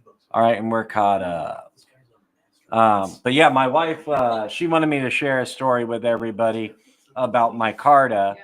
About 18 years ago, I answered an ad on Craigslist for a vintage 1940s drill press. And it was a Craftsman 1942 cast iron drill press. It was free. And so went down, drove a long ways to pick it up, runs beautifully. But the cool thing was the guy who had it, his father was an employee of Westinghouse. And back in the day, his father ended up fencing in the entire backyard with vintage Westinghouse canvas micarta fence boards for an indestructible fence in his yard. And he still had some pieces of that left. So I scored some cool vintage Westinghouse micarta, that was super patinaed because it had been in the sun for 40 years as an outside fence. Wow. That, that's I don't. some serious fence when you're building your backyard fence for a half acre out of micarta. Absolutely. You don't have any of that left, do you? I have a couple pieces. Okay. Maximus, my Instagram is Ghost Hunter, all one, 617.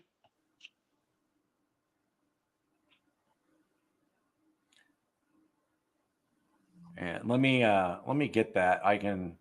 Do you mind if I put that in the chat? Oh no, yeah, go ahead. That's fine. All right. And then Max asked for Adventures IG again. Yeah, he just gave it to him. I'm gonna post his IG in the chat.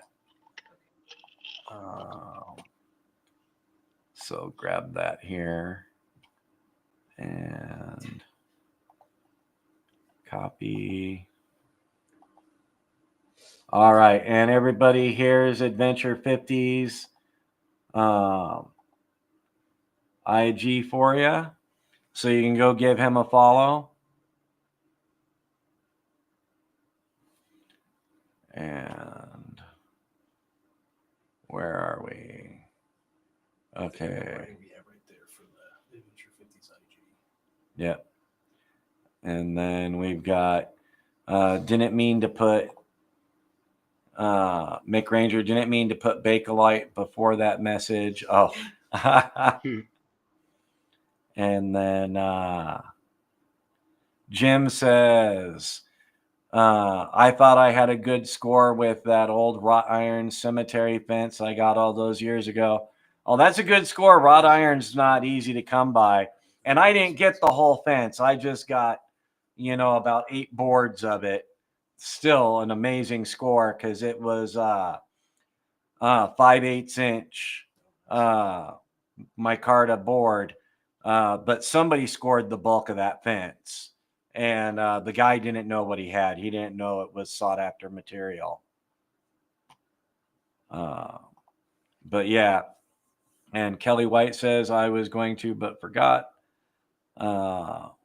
when I was doing the PS stuff. I'm not sure what that was too. But yeah.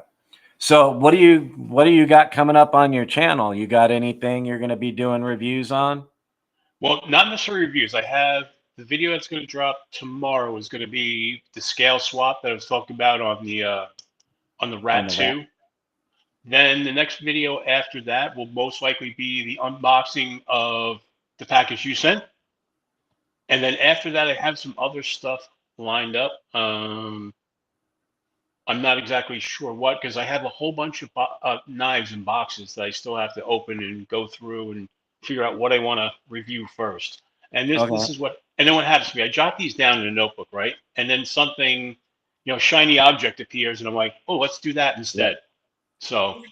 Well, I was just about to throw a wrench in your works and say, I don't think we had gotten any, I'm not positive, but I don't think we had gotten an email from you about if you wanted to be in the ASGEIR pass around, but we're going to be starting that Monday. If you let me know if you want to be in on that. Okay. Yeah. Oh, definitely. Definitely. All right. Then I'll make sure I got you on the email list.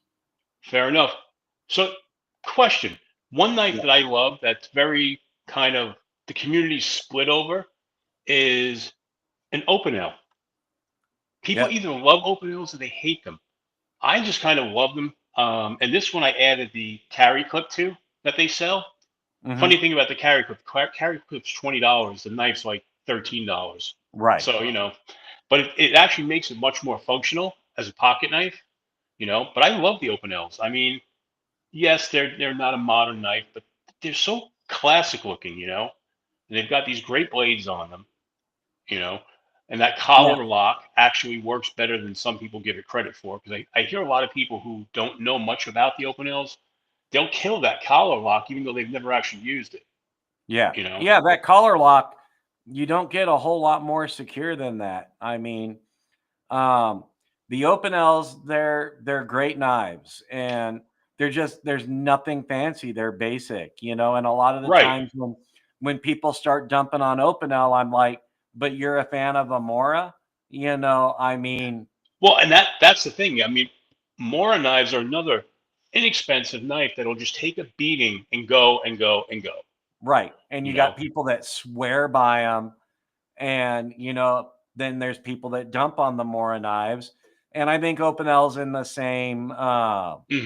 in the same wheelhouse there. I think maybe they get a little extra hate just because they're French and everybody likes making fun of the French, but right.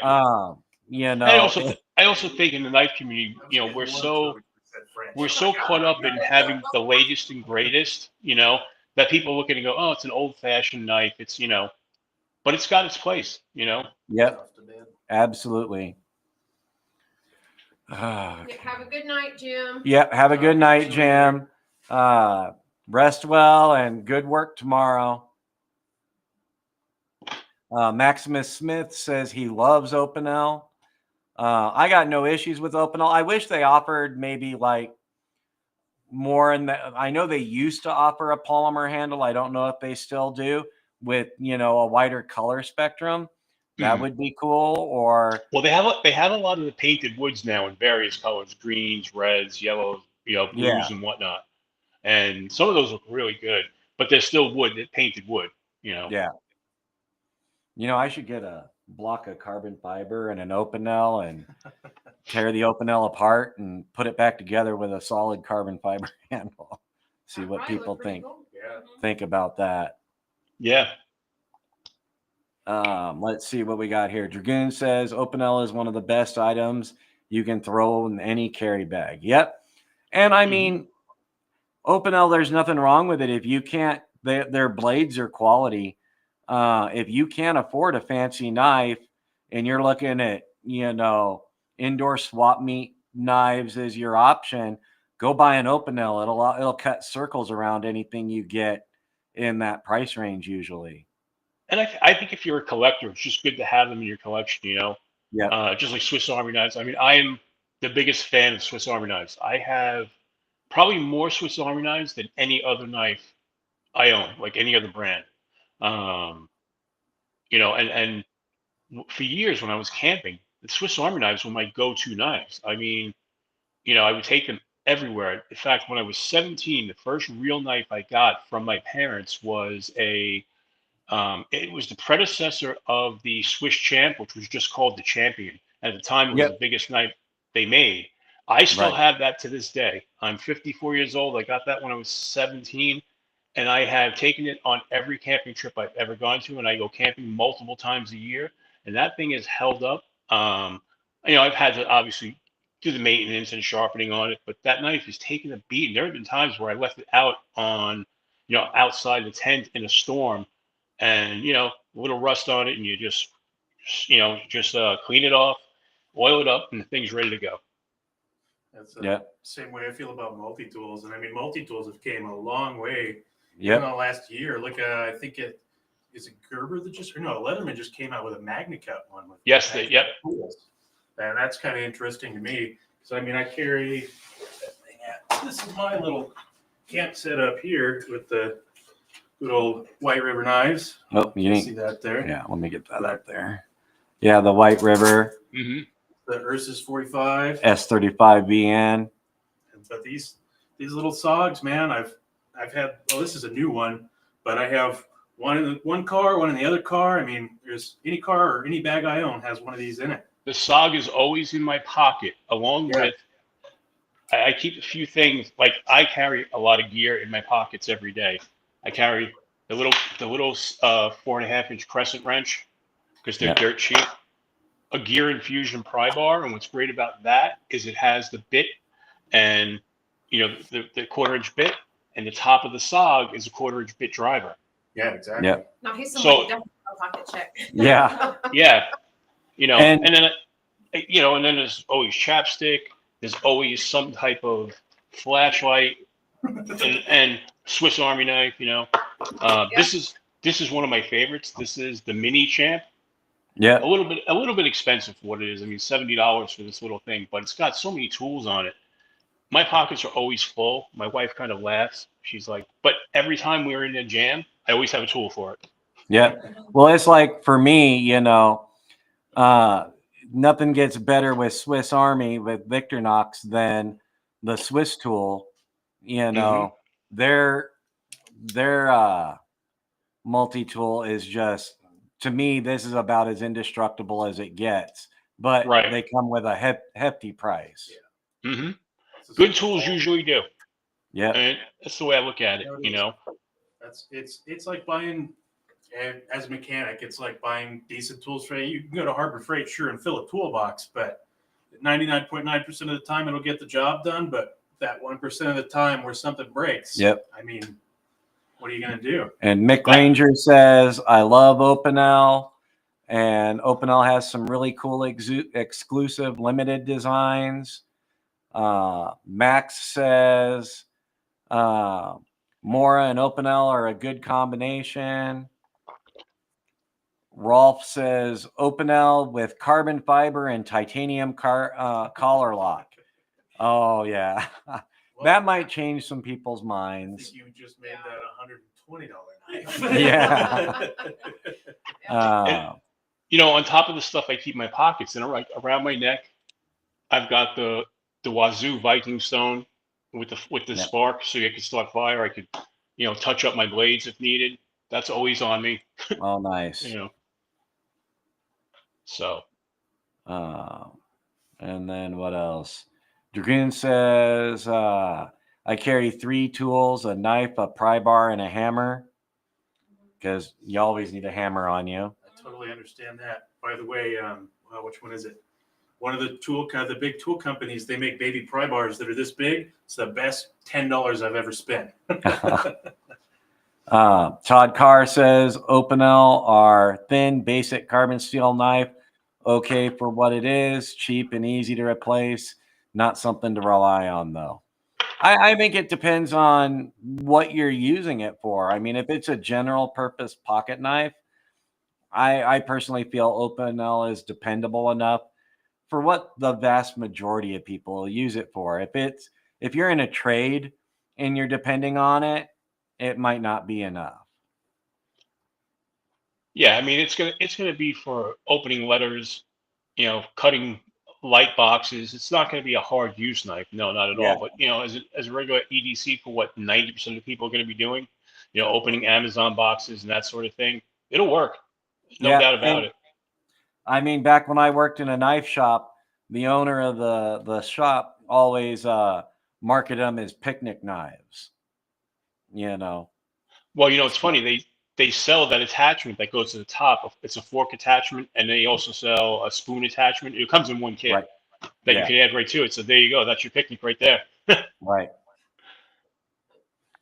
And what else do we got here? Mick Ranger says, my crescent wrench was my baby when I was a working stagehand. Oh, yeah, I bet. My big crescent wrench was my baby for working on heavy equipment. It's the same deal. I mean, my crescent wrench was this big, but did everything I needed it to. Yeah, and then Jim Cox says, I bought some SOG tools when I lived near them years ago, and they sold stuff out of their lobby. That would be cool to go see something like that. And when they were primarily U.S. made. Yeah. That's the one sad thing is with Cold Steel and SOG being one and the same and Chinese owned. I know they're still doing quality, but I hope it holds out. That bummed me out. I wanted a semi so bad. Max mentioned earlier, but he hadn't received his package yet. Oh, yeah. Okay. So we need to update him on that. Yeah.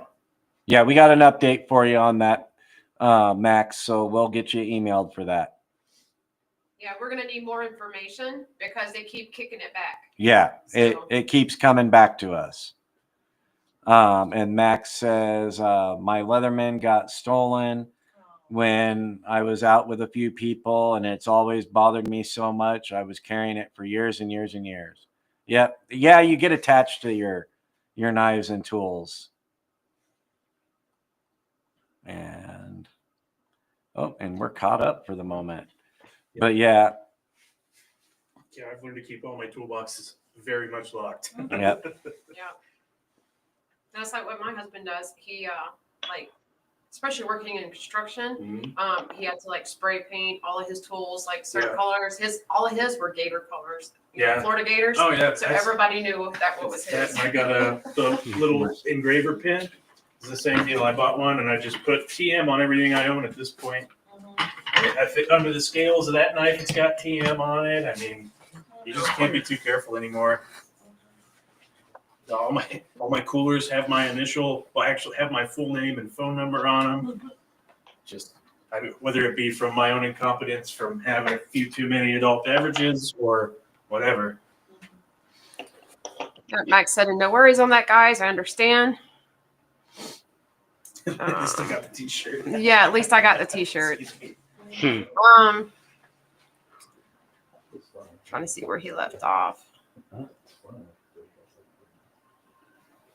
Todd, talking to Jim, said, think they outsource any USA made products, talking about SOG, I believe.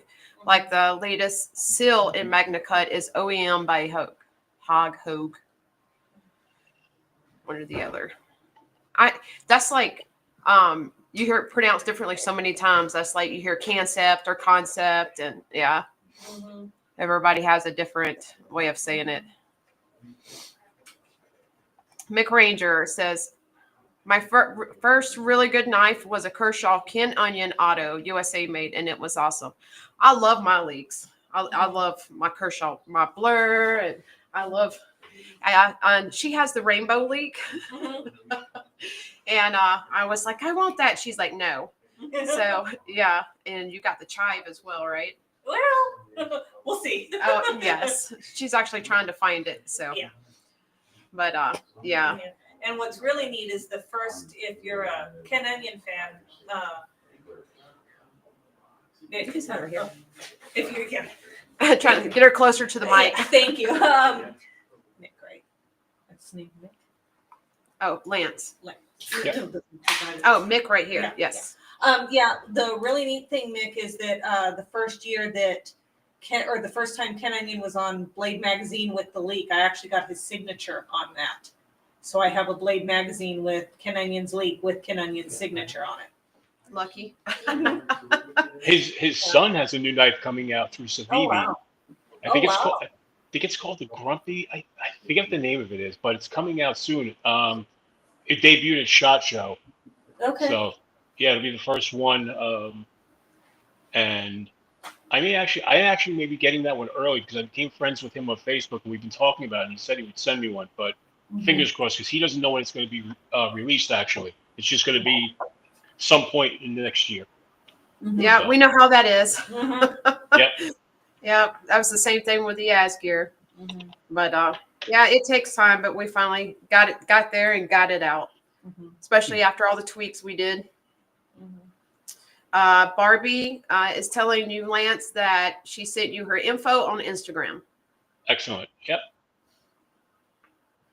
And Mick said, I think I got my Ken Onion back in 2002.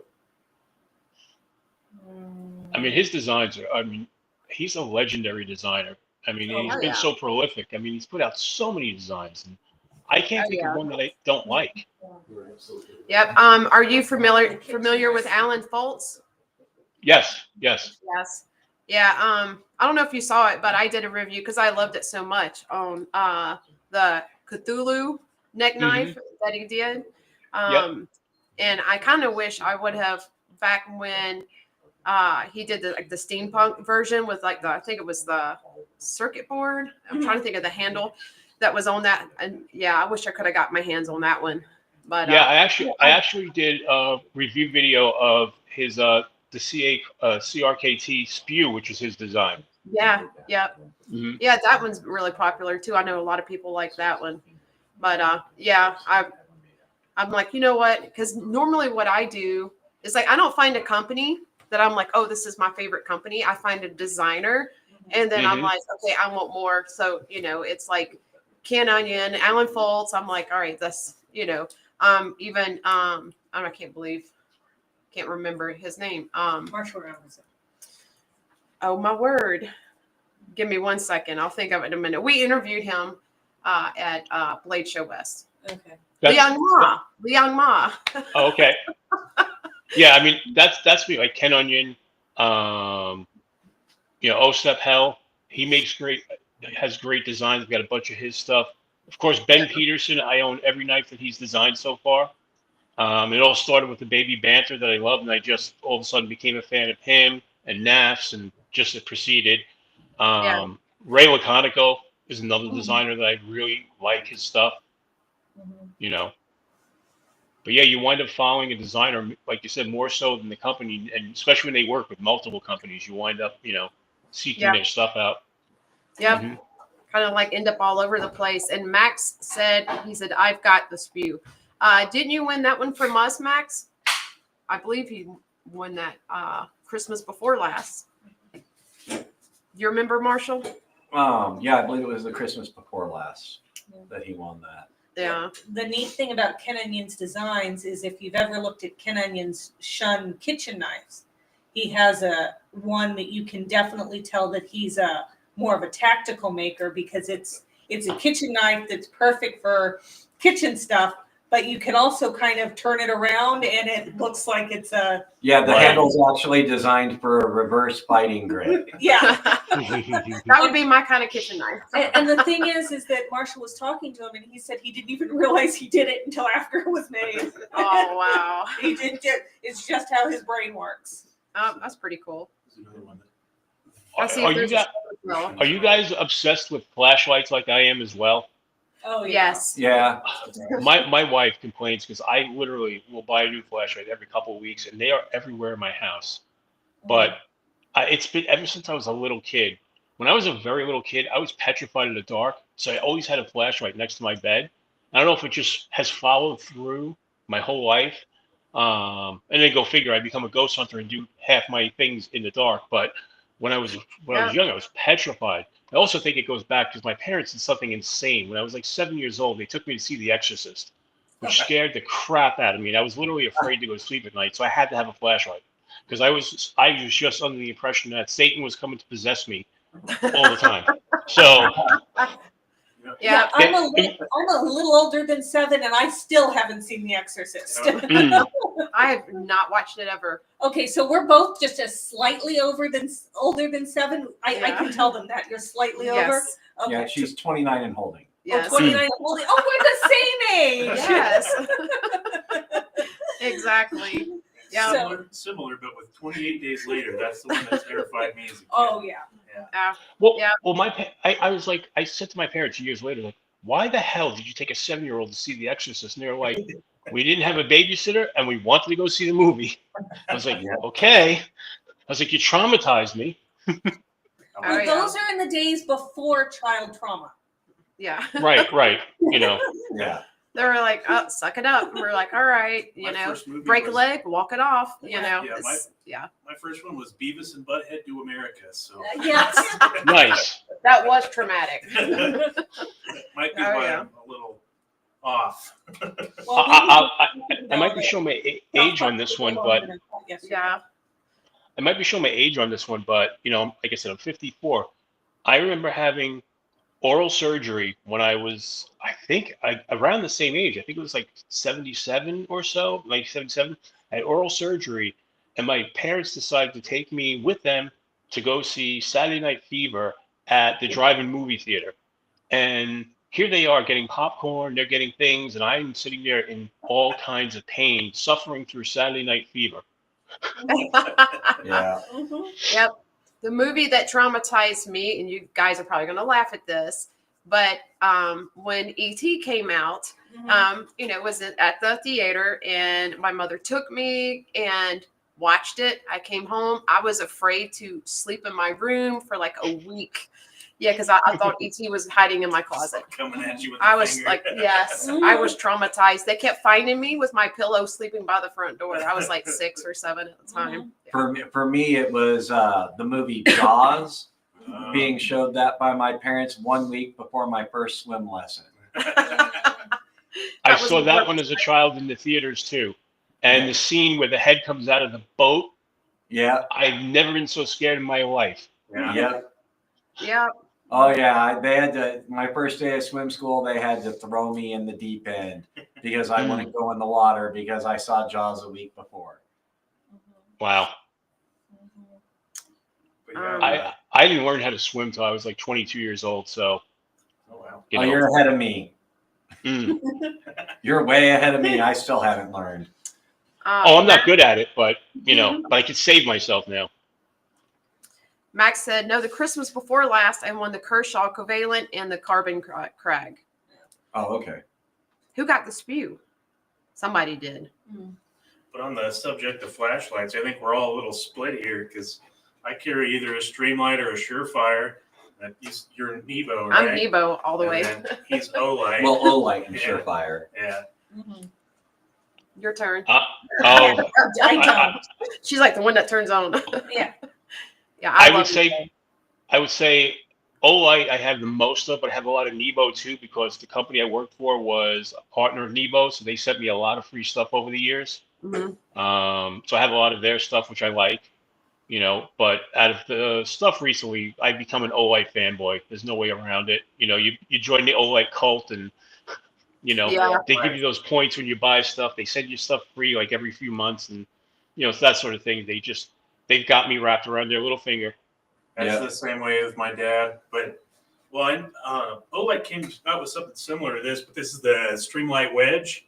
Mm-hmm. It's a super great flashlight. I mean, it fits right in your pocket, doesn't roll, which was a big thing for me because I had a Stinger for a long time that sat in my toolbox and always trying to set it somewhere it would just roll away. I don't know. I love Olight's reverse bend clip because you can just clip it right on your hat and you're good to go. Yep. I also recently started buying some Woobin stuff, and I find they make some really good stuff too. And they have really good customer service. I ordered a light from them that you would turn it off, but the power indicator would stay on, and it was draining the battery. I wrote them within like 2 days. They sent me a new flashlight, no questions asked. It was excellent. I mean, I couldn't believe how. And the rep kept following up like days afterwards. It's like, is the new one working? And they were excellent. I can't say enough about their customer service. Wow, that's I had that experience with Mod Light on one of their. I bought their weapon light, and I had a little bit of an issue with it at first on the click button, and they sent me a new one, no questions asked, and they followed up on it, made sure everything was good. So That's great. They're very expensive. It is definitely not an entry flashlight for a rifle, but at $350, but they are. I mean, it's better than a Surefire. Mick said it. If I ever told you guys the story of me hanging truss from 40 foot and getting caught up in lash line and only having one hand and having that auto saved my butt. I bet. Yeah. I'm sure. Absolutely. Yeah, I mean, autos and OTF knives are great for that.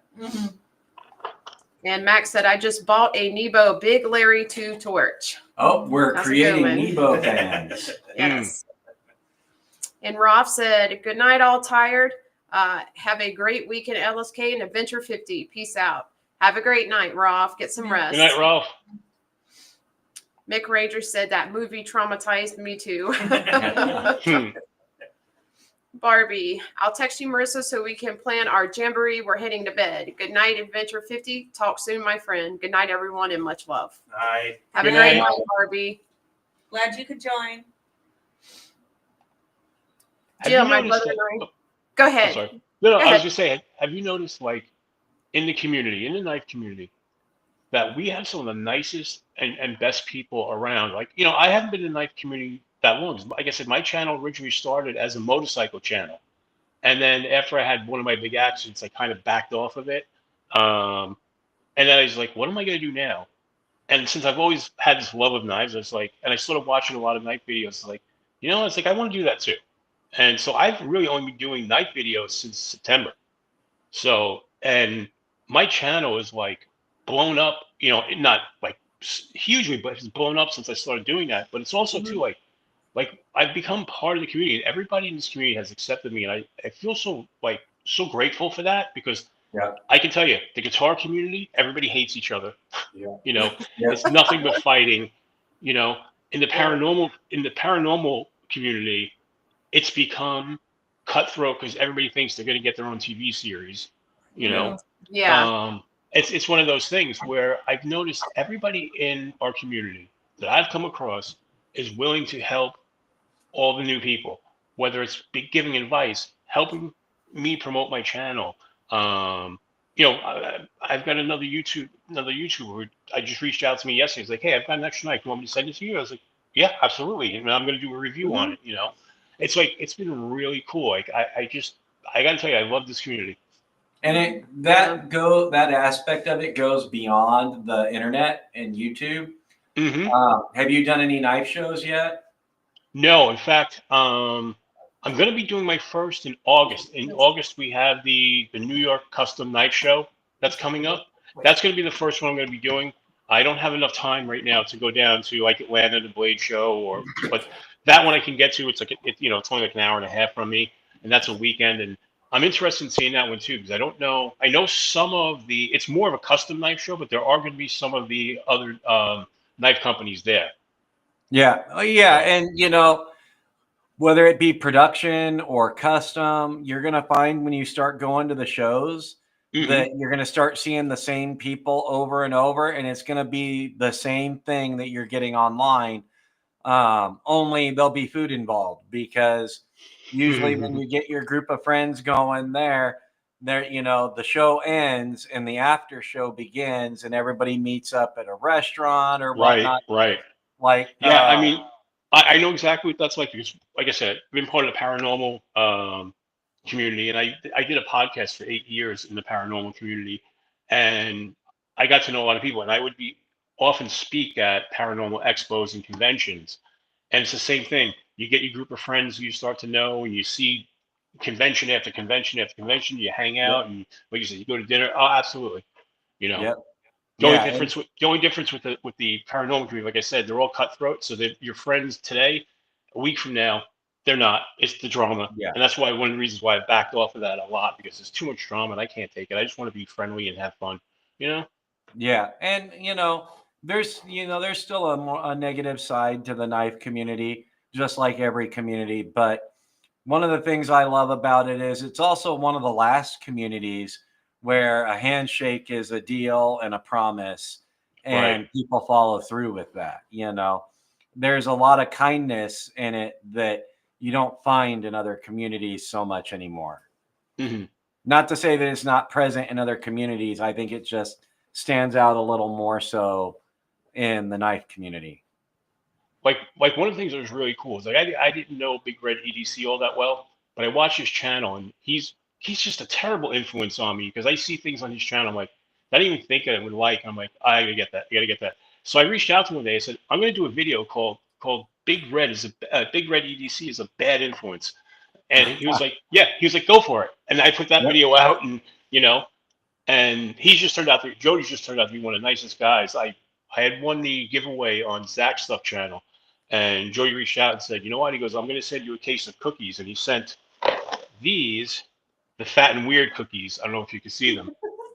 He sent me those, which, being a diabetic I am, I'm like, I shouldn't be eating that. But all right, they're too good to resist. So me and my wife split. They're 4 huge cookies. And we split them so that way I wasn't eating the whole cookie by myself. Right. But yeah, I mean, just so many good people. Yep. Oh yeah, definitely. And it's only the deeper you get into it, the more so you're going to find that to be true. Jim Cox says, my brother and I watched The Exorcist when we were probably too young to watch it. He had nightmares. Yeah, I can definitely see why. Mick Ranger says, still to this day, I think The Exorcist is the scariest movie ever made. Yeah, I think so. Though I guess the horror movie that got me as a kid was Poltergeist. That one, my parents kept me pretty shielded from most of the scary stuff. I guess Jaws was an exception. But I ended up seeing Poltergeist on my own at a friend's house in the middle of the night. And that, Yeah, but you didn't like the ring as an adult. Yeah. Excuse me. No problem. People saying goodbye to Rolf and Barbie. Then we have Jim Cox. I didn't see The Exorcist until it was on cable TV many years later. I was like 5 when it came out.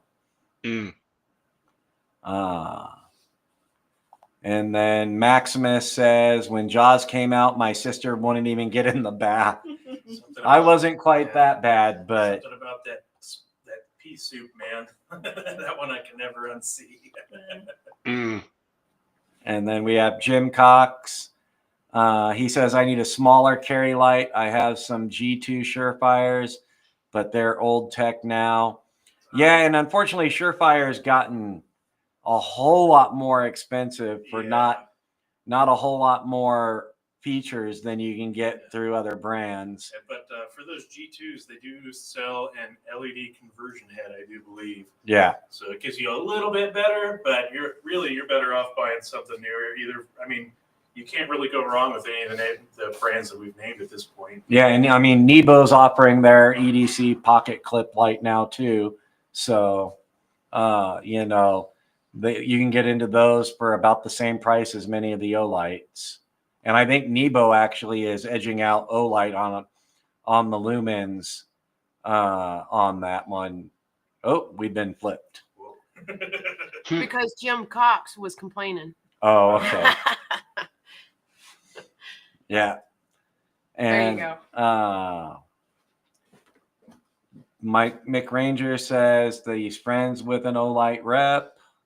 Oh, there you go. Hook me up, Mick. I Also, need yes. more O-lights. Yeah, let me know so I can tell my dad because he'll buy more, even though he doesn't need to buy more. And Maximus says, I still got my first mag light, bloody heavy bit of a kit. Yeah, I just I keep that in my Marissa drawer. had mentioned earlier in the show that we understood the concept of garage cleaning. My garage is my workshop that I make knives in. I got a 3-car garage that's loaded with machinery and basically a machine shop. And she likes to clean, and my shop was not in the tidiest conditions. So we spent yesterday cleaning it out, and I found my grandfather's 6D cell mag light in there that had the 1987 batteries still in it. They were corroding, but it still ran. The light was very dull, but 1987 batteries. And because when I found that light some time ago, it was still in the box of stuff that was in his truck after he passed. And those batteries were still going. Should have been like a Duracell commercial. Well, you know what's great now is you can get LED conversion kits for the mag lights. Yeah. Oh, wow. So yeah, I have a bunch of old ones that I converted to LED. And then Mick Ranger says, yeah, I ended up breaking my neck at ground level. Go figure. Oh, wow. Mm. That's no fun. You catch up on the comments. Yeah, I'm trying. Yikes. Kelly White says, yikes. I'm getting movie destination vibes for you, Mick. Max says, I don't say for just anyone. Or stay for just anyone. I'll learn to read one of these days. Well, that's why you put it up on the screen. Everybody can understand what Yeah. I'm saying. We'll find you some hooked on phonics. I get to be the butt of every joke. Or a speak and spell. Maximus says those original mag lights were as much of a weapon as they were a light. Yep. Oh, yeah.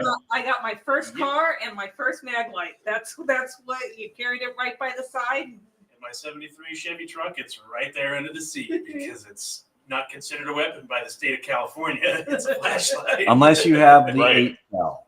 Really? The 8 cell is listed as a weapon in California. Because back in the day, Maglite made an 8D cell battery.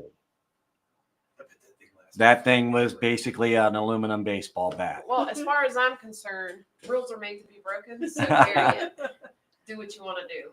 It's the same way I feel about a lot of the laws here. Mick Ranger Well, I mean, said, I was gonna say we have some crazy laws here in New Jersey. Oh, Like yeah. you can't Oh, have, you can't have a slingshot. It's considered, a weapon. And Yeah. Same thing like 500 or 18. You can't have a blow dart gun in California either. Like, right. really? A blow dart gun? You I can't. went to Cold Steel's website because like I forgot they sell blow dart guns. It's like, and I can't ship them to California. In California, you can't have a screwdriver within reach of the driver of a vehicle. Oh wow. Yeah. Yeah, and you want to hear? You want to hear? That's a crazy thing. Paintball guns and airsoft guns are considered firearms in New Jersey. Wow. It's adjacent here. They have to be translucent or they're considered illegal. Yeah. But you know, those airsoft guns pack a good punch. In high school, that's what I did for work. Was a tech for an airsoft store, and I made one of those sniper rifles with titanium internals, and I made that thing shoot about 875 feet per second. You know what Right. I miss the potato pew-pews. Yep. Those are Mhm. there's a guy I follow on Instagram that 3D prints projectiles for him, and they're like he makes whistling ones, all kinds of stuff, and he uses a tire bead gun instead of like hairspray or anything. I'm like, that's way better. You can control the PSI that's in it. Yeah. It's like, Yep. I guess I'm buying a tire. And Some of the laws don't make sense. Like, for instance, you can have an OTF, you can have an automatic knife. You're not allowed to carry them. yeah, well, Same way so they kind of- those come from the 1962 Switchblade Act and federal law.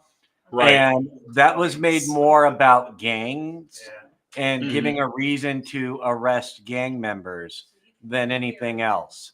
So sometimes you got to understand the reason that the law was initially enacted, because when gangbanging was a really big problem, they were just looking for reasons to be able to pull them off the street.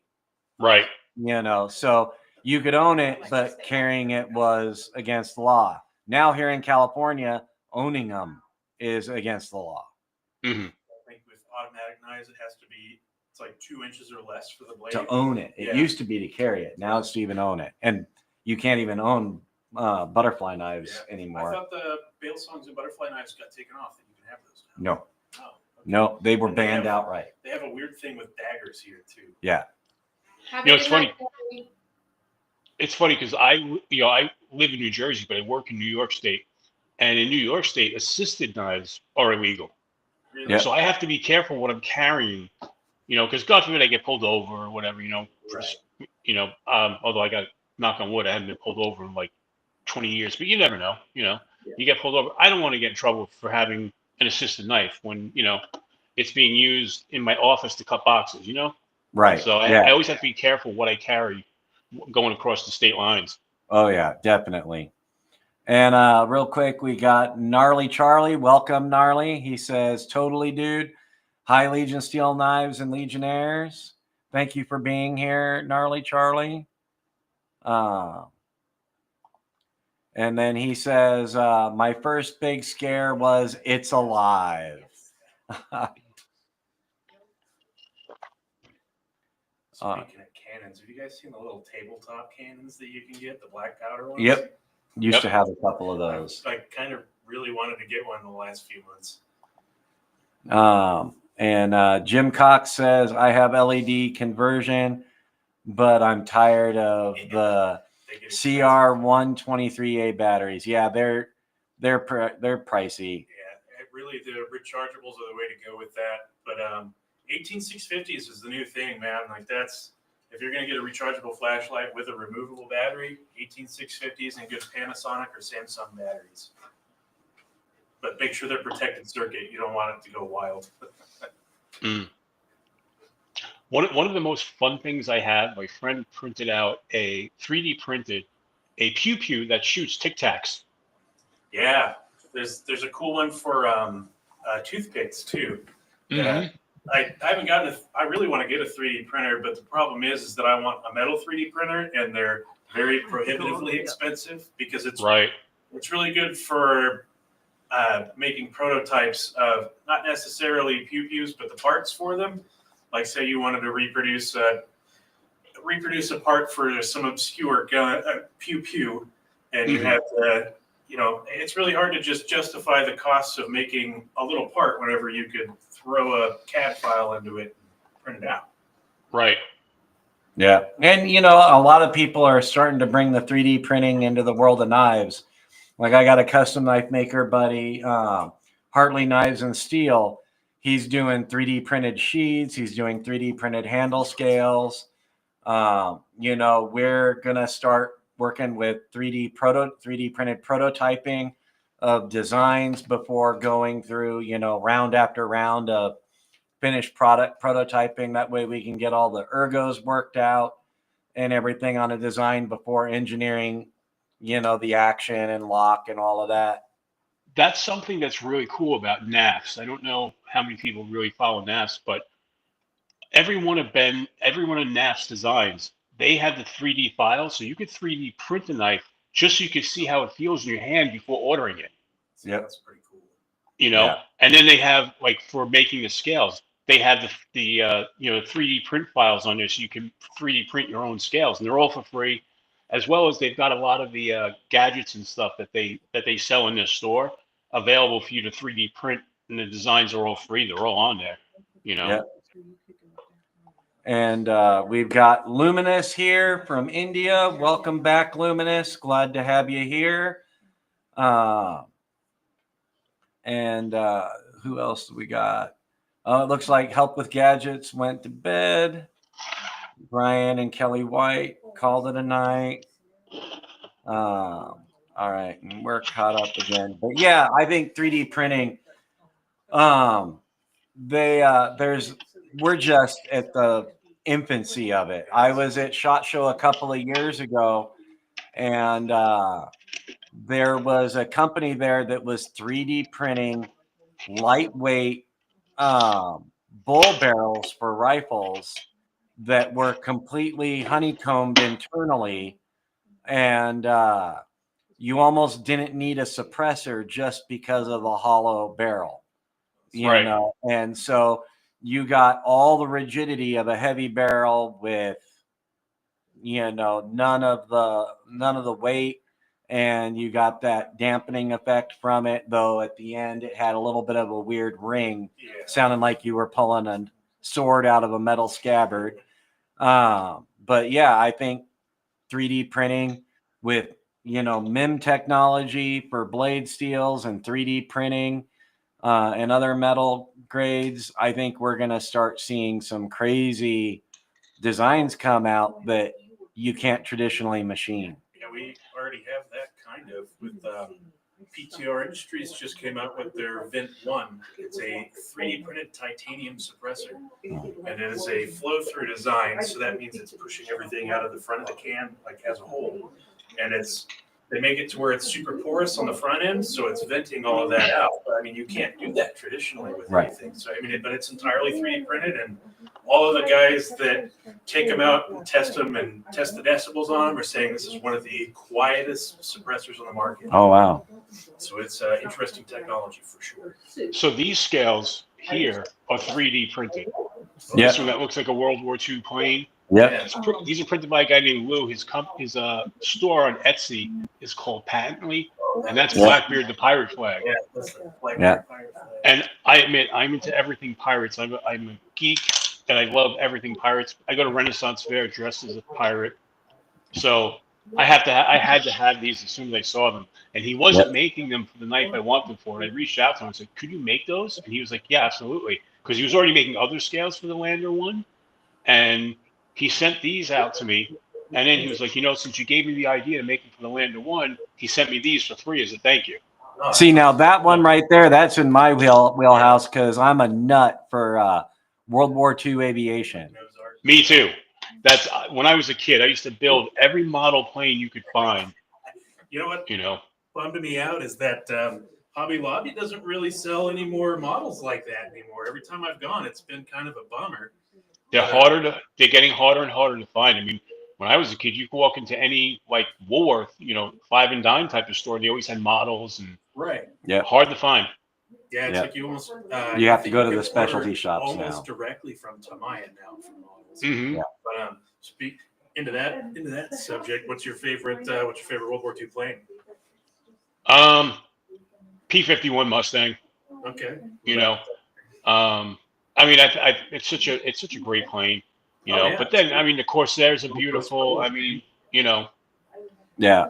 it's hard. I mean, and then a lot of the foreign planes too. Some of Yeah. the Messerschmitt designs are beautiful. Um, Yeah. the I don't say the know. Spitfires and Yeah. I don't know that I could narrow it down. I got Yeah. too many. I think my two favorite are the Lightning and the ME-262. right. The first, My favorite model I ever built was a B-17 bomber. oh yeah, Yeah. to see You know the scale that. of even the small like 1/35th scale bomber, it's huge. Hmm. Yeah, absolutely. Yeah. Yeah. I've been an airplane nut forever. So those scales, I had seen them on Etsy, and I was like, I might need to get a lander. 'Cause, yeah, Have those you have called you up. ever have you ever been to the NASA Center in Virginia? No, I've been to. I used to work for NASA Okay. out at the Goldstone Deep Space Communication Complex out here Mhm. on Fort Irwin Army Base. I've been there. I've been to JPL, and I've been to George C. Marshall Space Flight Center in Huntsville, Alabama, and then I've been to. It was called Dryden before. Now it's Neil Armstrong Space Center on Edwards Air Force Base. Those are the only places I've been. Because the one in Virginia has a aviation museum attached to it, Mhm. and man, the planes that are in there are amazing. You know, Yes. and then also in my area, in Manhattan, we have the Intrepid Museum. Yep.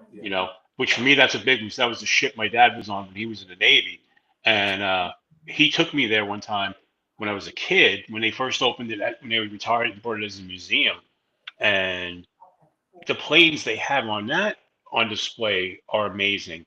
Yep. And now they have now they have the space shuttle prototype, the Enterprise there, That's cool. which I need to get there. I haven't been there since they brought that there, and I was a huge fan of the space shuttle program and Yep. that sort of thing. So I want to get there and see that. Yeah, so I think I've been to the National Air and Space Museum in DC. That one's pretty sweet. If you get a chance. Yep, to I've been there. Yeah, absolutely. And then we have a cool one here at March Air Force Base. They have an SR-71 you can get into the cockpit of. Yep. Which Oh, is wow. really awesome. And they have a couple of Lightnings there. That's like the Lightning Museum is there. They have a few because I mean they were mostly built here. Yeah. Hmm. And then where I'm from in Tulsa, Oklahoma, we used to build the B-17s at a facility right by the airport, which is they make buses there now. So it's pretty cool. I used to install vending machines while I lived out there, and we got to install machines in there and got to walk down the factory line. And they have some plaques and stuff of whenever they had it as the bomber facility. Yep. It was cool to see. And Maximus Smith says, I used to fly radio controlled airplanes and had the DC-3 Dakota. Yeah, my Nice. dad used to build RC planes. He actually built many for the movies. And, he built the quarter scale and giant scale stuff. World War I biplanes with hand-stitched fabric covering, and he went kind of nuts with it. But yeah. That was my dad with model cars. He used to build model cars to the point where he would actually get leather and leather wrap the seats for the interior and all that stuff, like way beyond anything I would ever want to do. Yeah. But he was amazing. But that takes so much skill and so much patience that I do not have. That's what I think is wild about it. You look at some of the stuff that old timers used to do for hobbies as far as that. It's just so much more intricate than a lot of people do with hobbies now. Yeah. Mhm. It's crazy for me to think about. Looking like my great grandpa, he used to build the Lightnings here in California, but he was a jewelry maker, and I ended up inheriting all of that stuff. And it's like, I don't know where to start with it. Yeah. But it was Right. cool just to go through. I've got boxes and boxes and boxes, cigar boxes full of different kind of rocks, jade. I mean, some gems, precious stones, ounces and ounces of silver that they used to make this stuff out of. And I'm just kind of starting to figure out how to do it. I'd like to be able to make custom jewelry. I think that'd be awesome. So Lance, if you're into the vintage aviation, you should sometime here soon check out online Sky Raider knives. Mhm. I don't know if you're familiar with the Douglas Sky Raider from Vietnam, the Yep. Sandies. Yeah.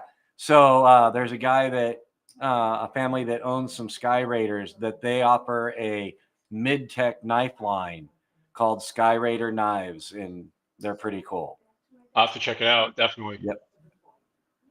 But yeah, it's crazy. Everybody's got their own thing. You know, some people are into cars, planes, guitars, knives. I've stuck with the knives above everything else. I'm kind of a fan of a lot of that stuff, but the knives have been, you know, obviously what sticked, you know. Mhm. Funny because it's like I have like the pew pew side of things, but you have the knife side of things, and then our niche after that, mine is knives and yours is guns. So I think that's kind of Pew pews. I'm sorry. Got to keep the YouTube gods happy. Yep.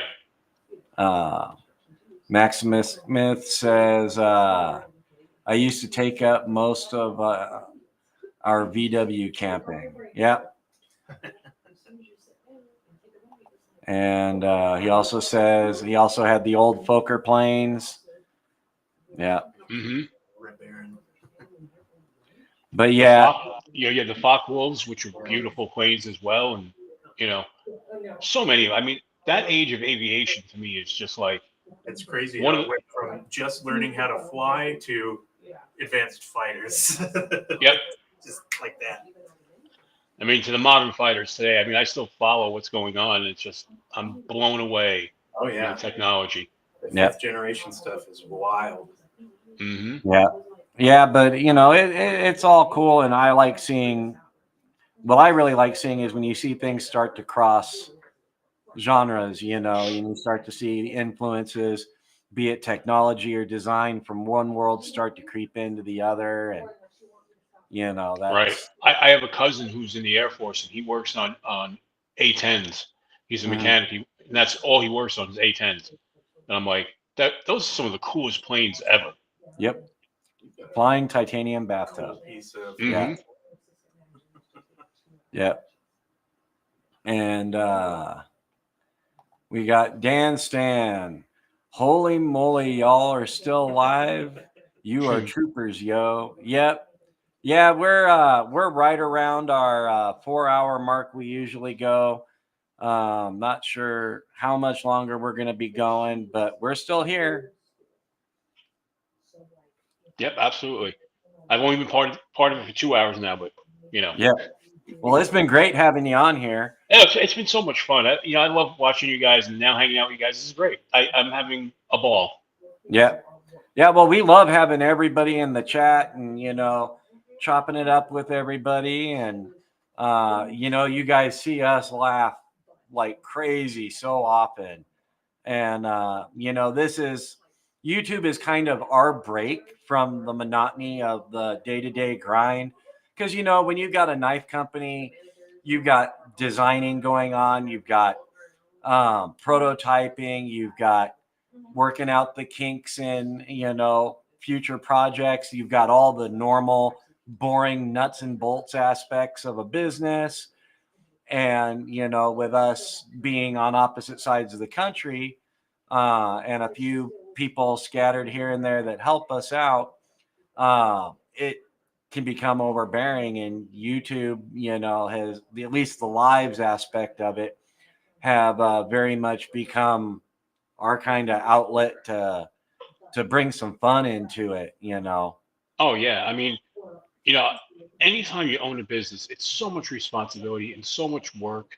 I have for the longest time wanted to start a business. My wife keeps telling me, she goes, "Do you want all that responsibility?" She goes, "You're probably gonna be working 5 times as hard as you do now For you know." less And I was, money. yeah, and I was like, I've thought about it, and just, you know, she's right, and you know, she's usually right in these type of things. She's the adult in our relationship. I'm the child. You know, so Seems it's to that be a simple. theme. Yeah. You know, and she turns to me and she goes, how did I become the responsible one? I was like, because I'm not. And I was like, and one of us has to be, Right. you know. Somebody's So got the keys. Yeah, but you know, it's fun running a business. It's stressful at the same time. because you've got a design product that's going to sell and that people want. You can come out with what you think is the coolest thing in the world and nobody else agrees, and all that money is spent. It's a done deal. Then you've got the opposite problem of you got to make sure you price your stuff in a sustainable manner, that you're not overpricing but you're not underpricing, and you can sustain, because you could have a design hit it off, and if you underpriced, you can't carry on for another production run. And so Right. it's a really fine balance. And then you've got your dealers, your marketing. We have our channel with our normal long form videos.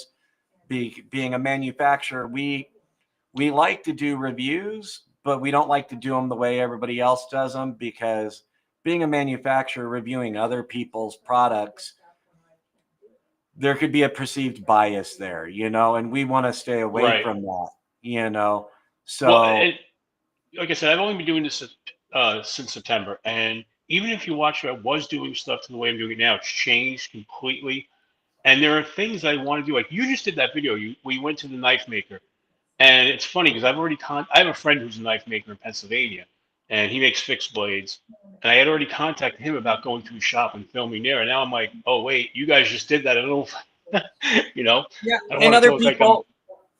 other people do it too. We're not the first one. There's been people that do factory tours at factories. There's a couple of YouTubers that have been through Buck and Gerber, Kershaw, Benchmade. So I mean, this isn't something we invented, but it is something we take No. pride in, and we're doing.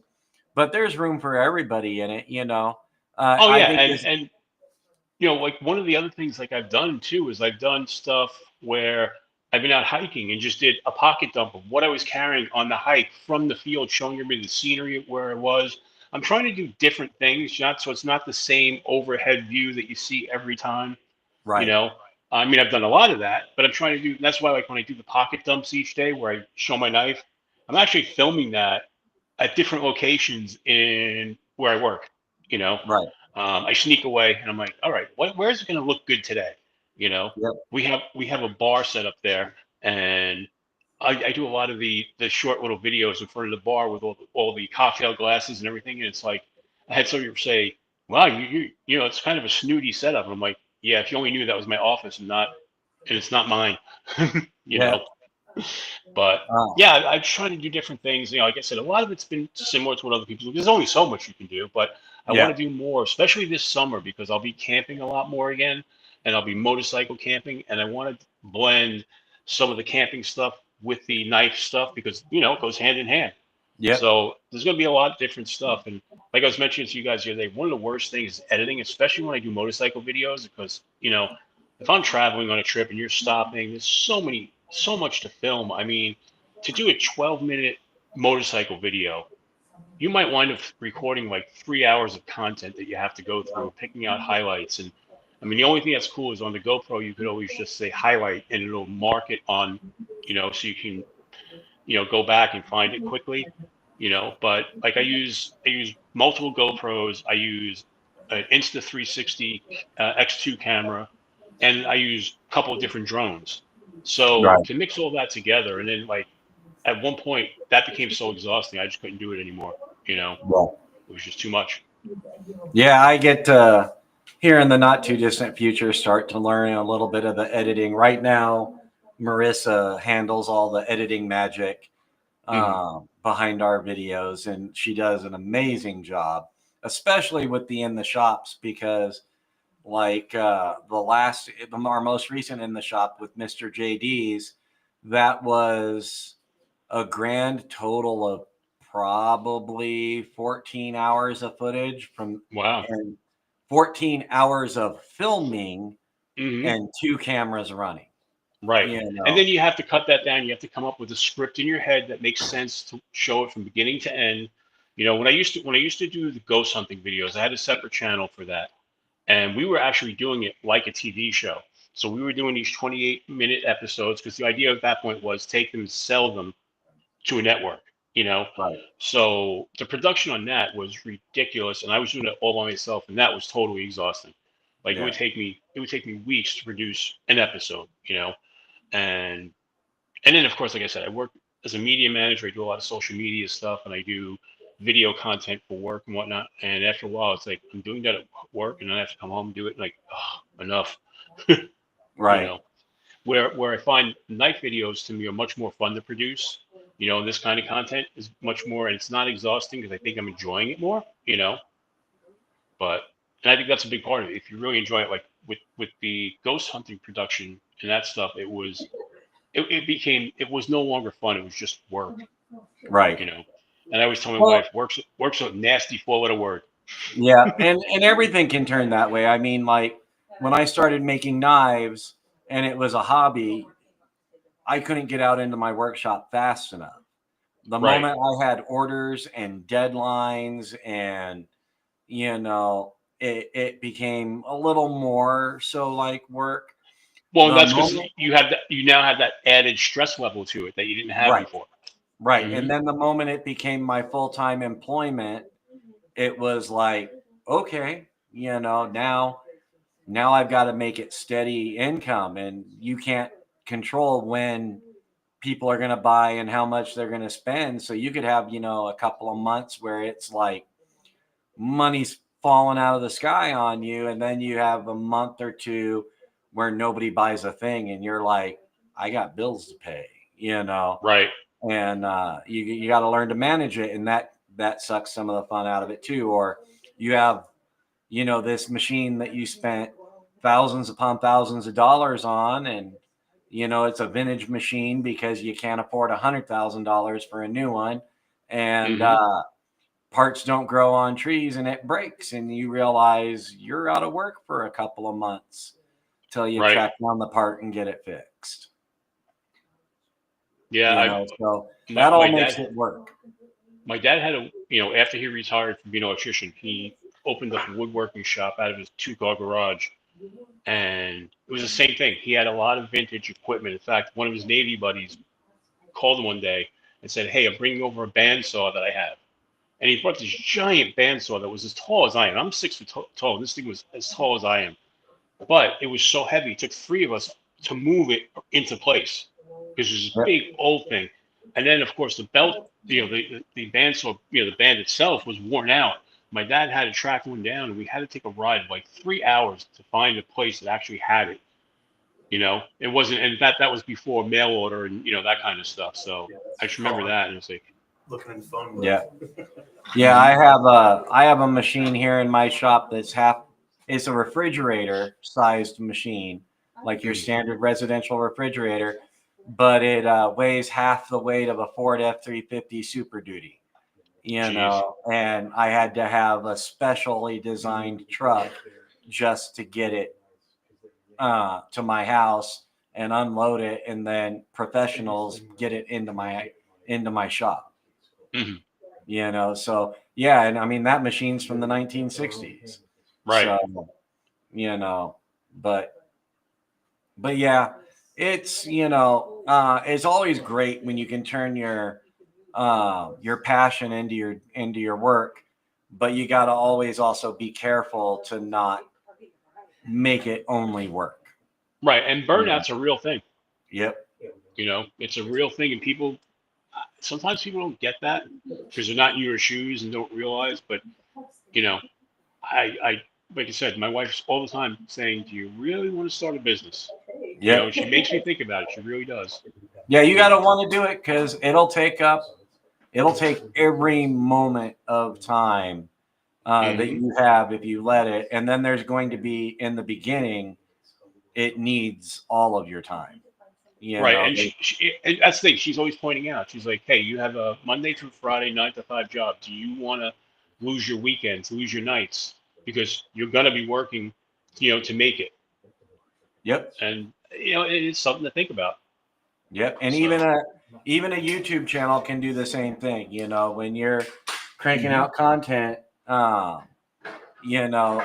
content takes time. You've got to research what you're going to do. You've got to plan it all out. There's the equipment setup, the equipment teardown, the actual filming time, editing Right. time, doing whatever you need to do online to market your videos or get exposure to them.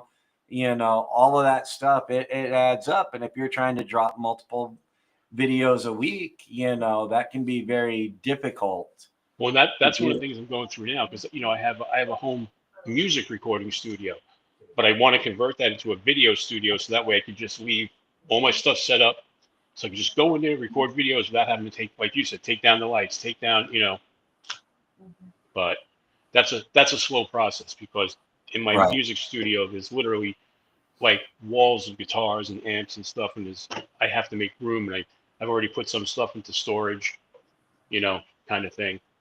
Yep. And we got Maximus Smith saying that it's 5:05 in the morning there. He's spent another night with us. He also says efforts and equal efforts out, to be honest. Yeah, you got to have the balance, Mhm. and you got to make sure that you're putting your efforts in smartly so that you get the results that balance out the effort you put in. And that's always hard, because especially in the beginning, it can feel like you're putting way more in than what you're getting out. But once you hit that sustaining point, that's when I believe it starts to get fun again. Yep. I like I said, my wife's always pointing out, and the one thing she always says, she goes, "You love to travel." She goes, "You're not going to have the time to travel." Yep. She goes, "And you may not have the money to travel." I was like, yeah, fair enough. and that's a big factor. Here with us, when we do these in the shops, we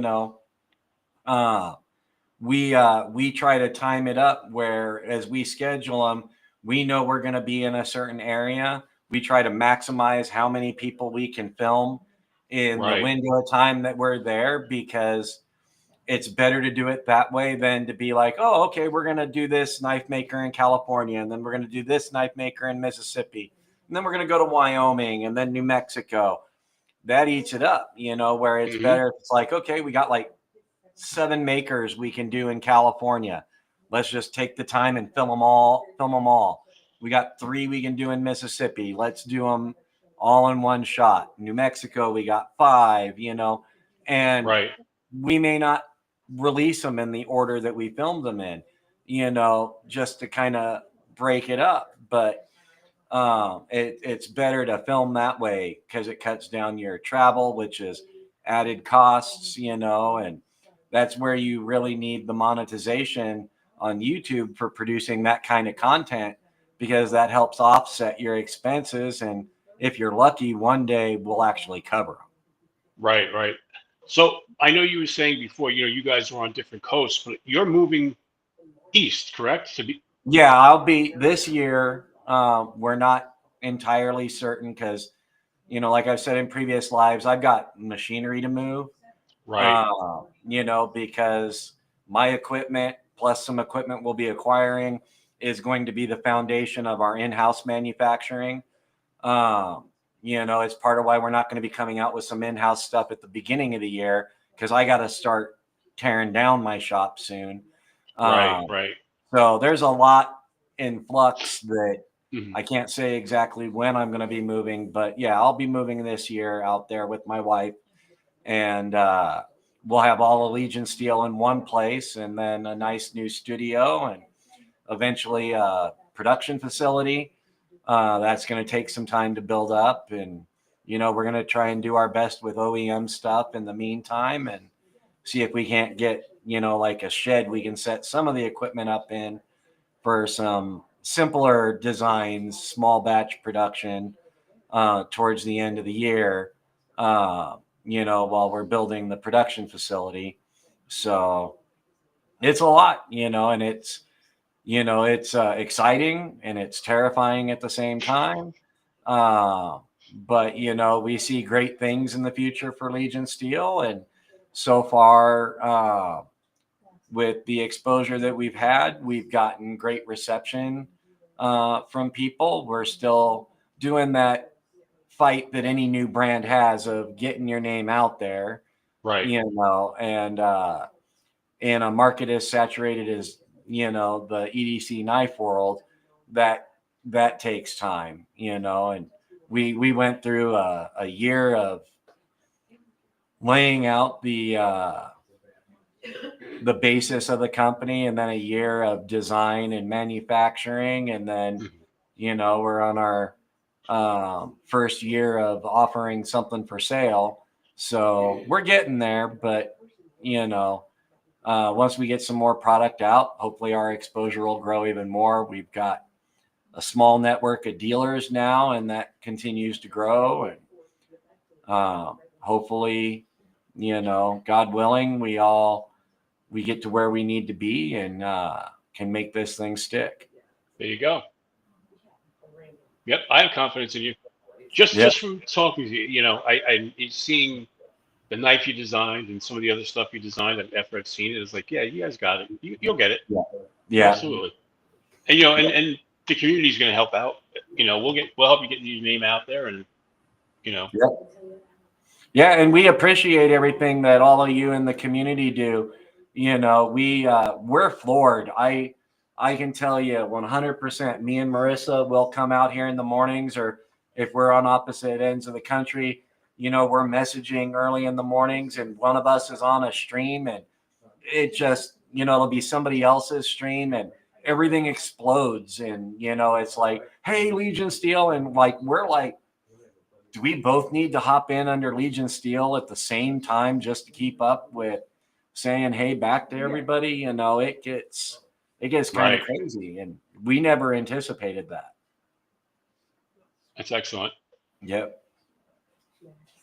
You know, it's funny. I was listening to Big Red EDC. He put out a video the other day talking about why he does what he does, and the one thing he said was he was like, he takes the time to respond to every comment, because he feels like if people took the time to comment on my video or my live stream, he goes, they deserve to get a comment back, you know? And he said, you know, it gets tougher as you grow the channel bigger and bigger because it's time consuming. And he's like, you know, I have to do it around my day job, so to speak. But I totally get that. And I've been trying to do the same thing. Like, anybody who leaves a comment on I will respond. Yep. You know, even if it's just to say thank you for watching the video, you know. I honestly think that's what causes the decline with bigger channels is, you know, because like I've noticed it both in the knife side of Knife Tube and, you know, and in regular YouTube, is when the channels get so big and that chat gets rolling, all that's really happening is viewers conversating with each other, because the content creator is just going on about what they want to do. You can't run a live stream and keep up with everything in the chat. It's just not possible. And I think where the sweet spot is when you're doing lives is, you know, the interaction. And when they realize that, oh, I'm going to go post a 30-minute video and I'm going to get 800 replies. Well, you can't reply to all of those. And then when people understand that, you know, because you have to sit down and type out everything single one. But when you're in a live, they're expecting, you don't need to type to reply. You can just sit there and read and save it, and save a whole lot of time. And when they don't get that, I think that's where the decline comes in, because they feel like you don't really care and you're just chasing a dollar at that point. Yeah, I mean, like I said, I work for a company, and the founder of my company, I should say, no, the founder's son, who owns it now. We've been in business since 1945, so we are a long-time company, and we're well known in our community. But one of the things he's always said was, because even though he's the owner, he stepped back now, and he has someone running it for him, and he keeps preaching, don't expand too much. He goes, because if you expand too much, things are going to slip through your fingers, and you're not going to be able to keep everything under control. He said, you know, he goes, and that was the thing. The general manager who had taken over was like, we're going to expand the business. We're going to get to this point. And the owner said, yeah, get to that point, but stop. He said, because if you keep expanding, you'll never be able to control it the way we are. We have a reputation in the community of being like part of the community as well. And yeah, it's a fine line. Yep, it absolutely is. And real quick here, we got Maximus. He says, I spend all my time with you, and get up and have a look after my missus. And then he says, but I've always stayed up to watch you guys from the start because I am an OG of the Legion family. Yes, you are. You've been here with us since, I think, our first or second video, and we're greatly appreciative of that. And then he says he's his wife's full-time career. Good place to be. But yeah, it's, it's a fine balance, and sometimes it can be really challenging to find that sweet spot. Absolutely. I am probably going to have to get out of here because my phone is down to like 10%. Oh, that's all right. We've gone well over our normal stream time, so we're looking at wrapping it up here as well. So thank you. No, thank you. I enjoyed this so much. You guys, like I said, I love you guys. You're the best. No, thank you. You're pretty awesome too. We loved having you on here. It was a great conversation, and we love all of you guys in our YouTube family. We really enjoy doing these streams and joining your streams. It just, we look forward to it. That's part of why you see us in just about every knife tube stream there is. Yep. And Max said to you, Lance, he said, Adventure 50, you're a legend. Thanks for your Thank time. you, Maximus. Appreciate it. All right, guys. You have a great night. All right. You too. Talk to you later. Bye. All right. Bye. And yep. And then Pens and Pen Blades says, holy cow, a 4-hour stream. Yes. This is like an average stream for us. We've gone longer. Yep. And we've had Tyler here in the studio tonight on the stream. So if you guys wanted to see any, there he is. So if you missed any of that with him, you guys are more than welcome, of course, to watch the replay. Yep. There's Stacy. Yep. Stacy says, hey, Stacy. Hey there, y'all. You're still on. Great. Stopping by to show my support. Can't stay. Wishing each and every one of you a great success. Endless joy for all your dreams to come true. Well, thank you very much. We greatly appreciate it, and we wish the same for you. Maximus says it will be light soon. Poor Max. Yep. Well, you'll have to get up and make some bacon. Hopefully you got some bacon this time. Yeah, some bacon sandwiches. But we're going to go ahead and wrap this up. We had a lot of fun tonight, and hopefully we can bring you that redneck jam sometime soon without there being technical issues. We don't want this to be a thing for us, but fortunately the technical issues weren't on our end this time. And that's fine. It happens.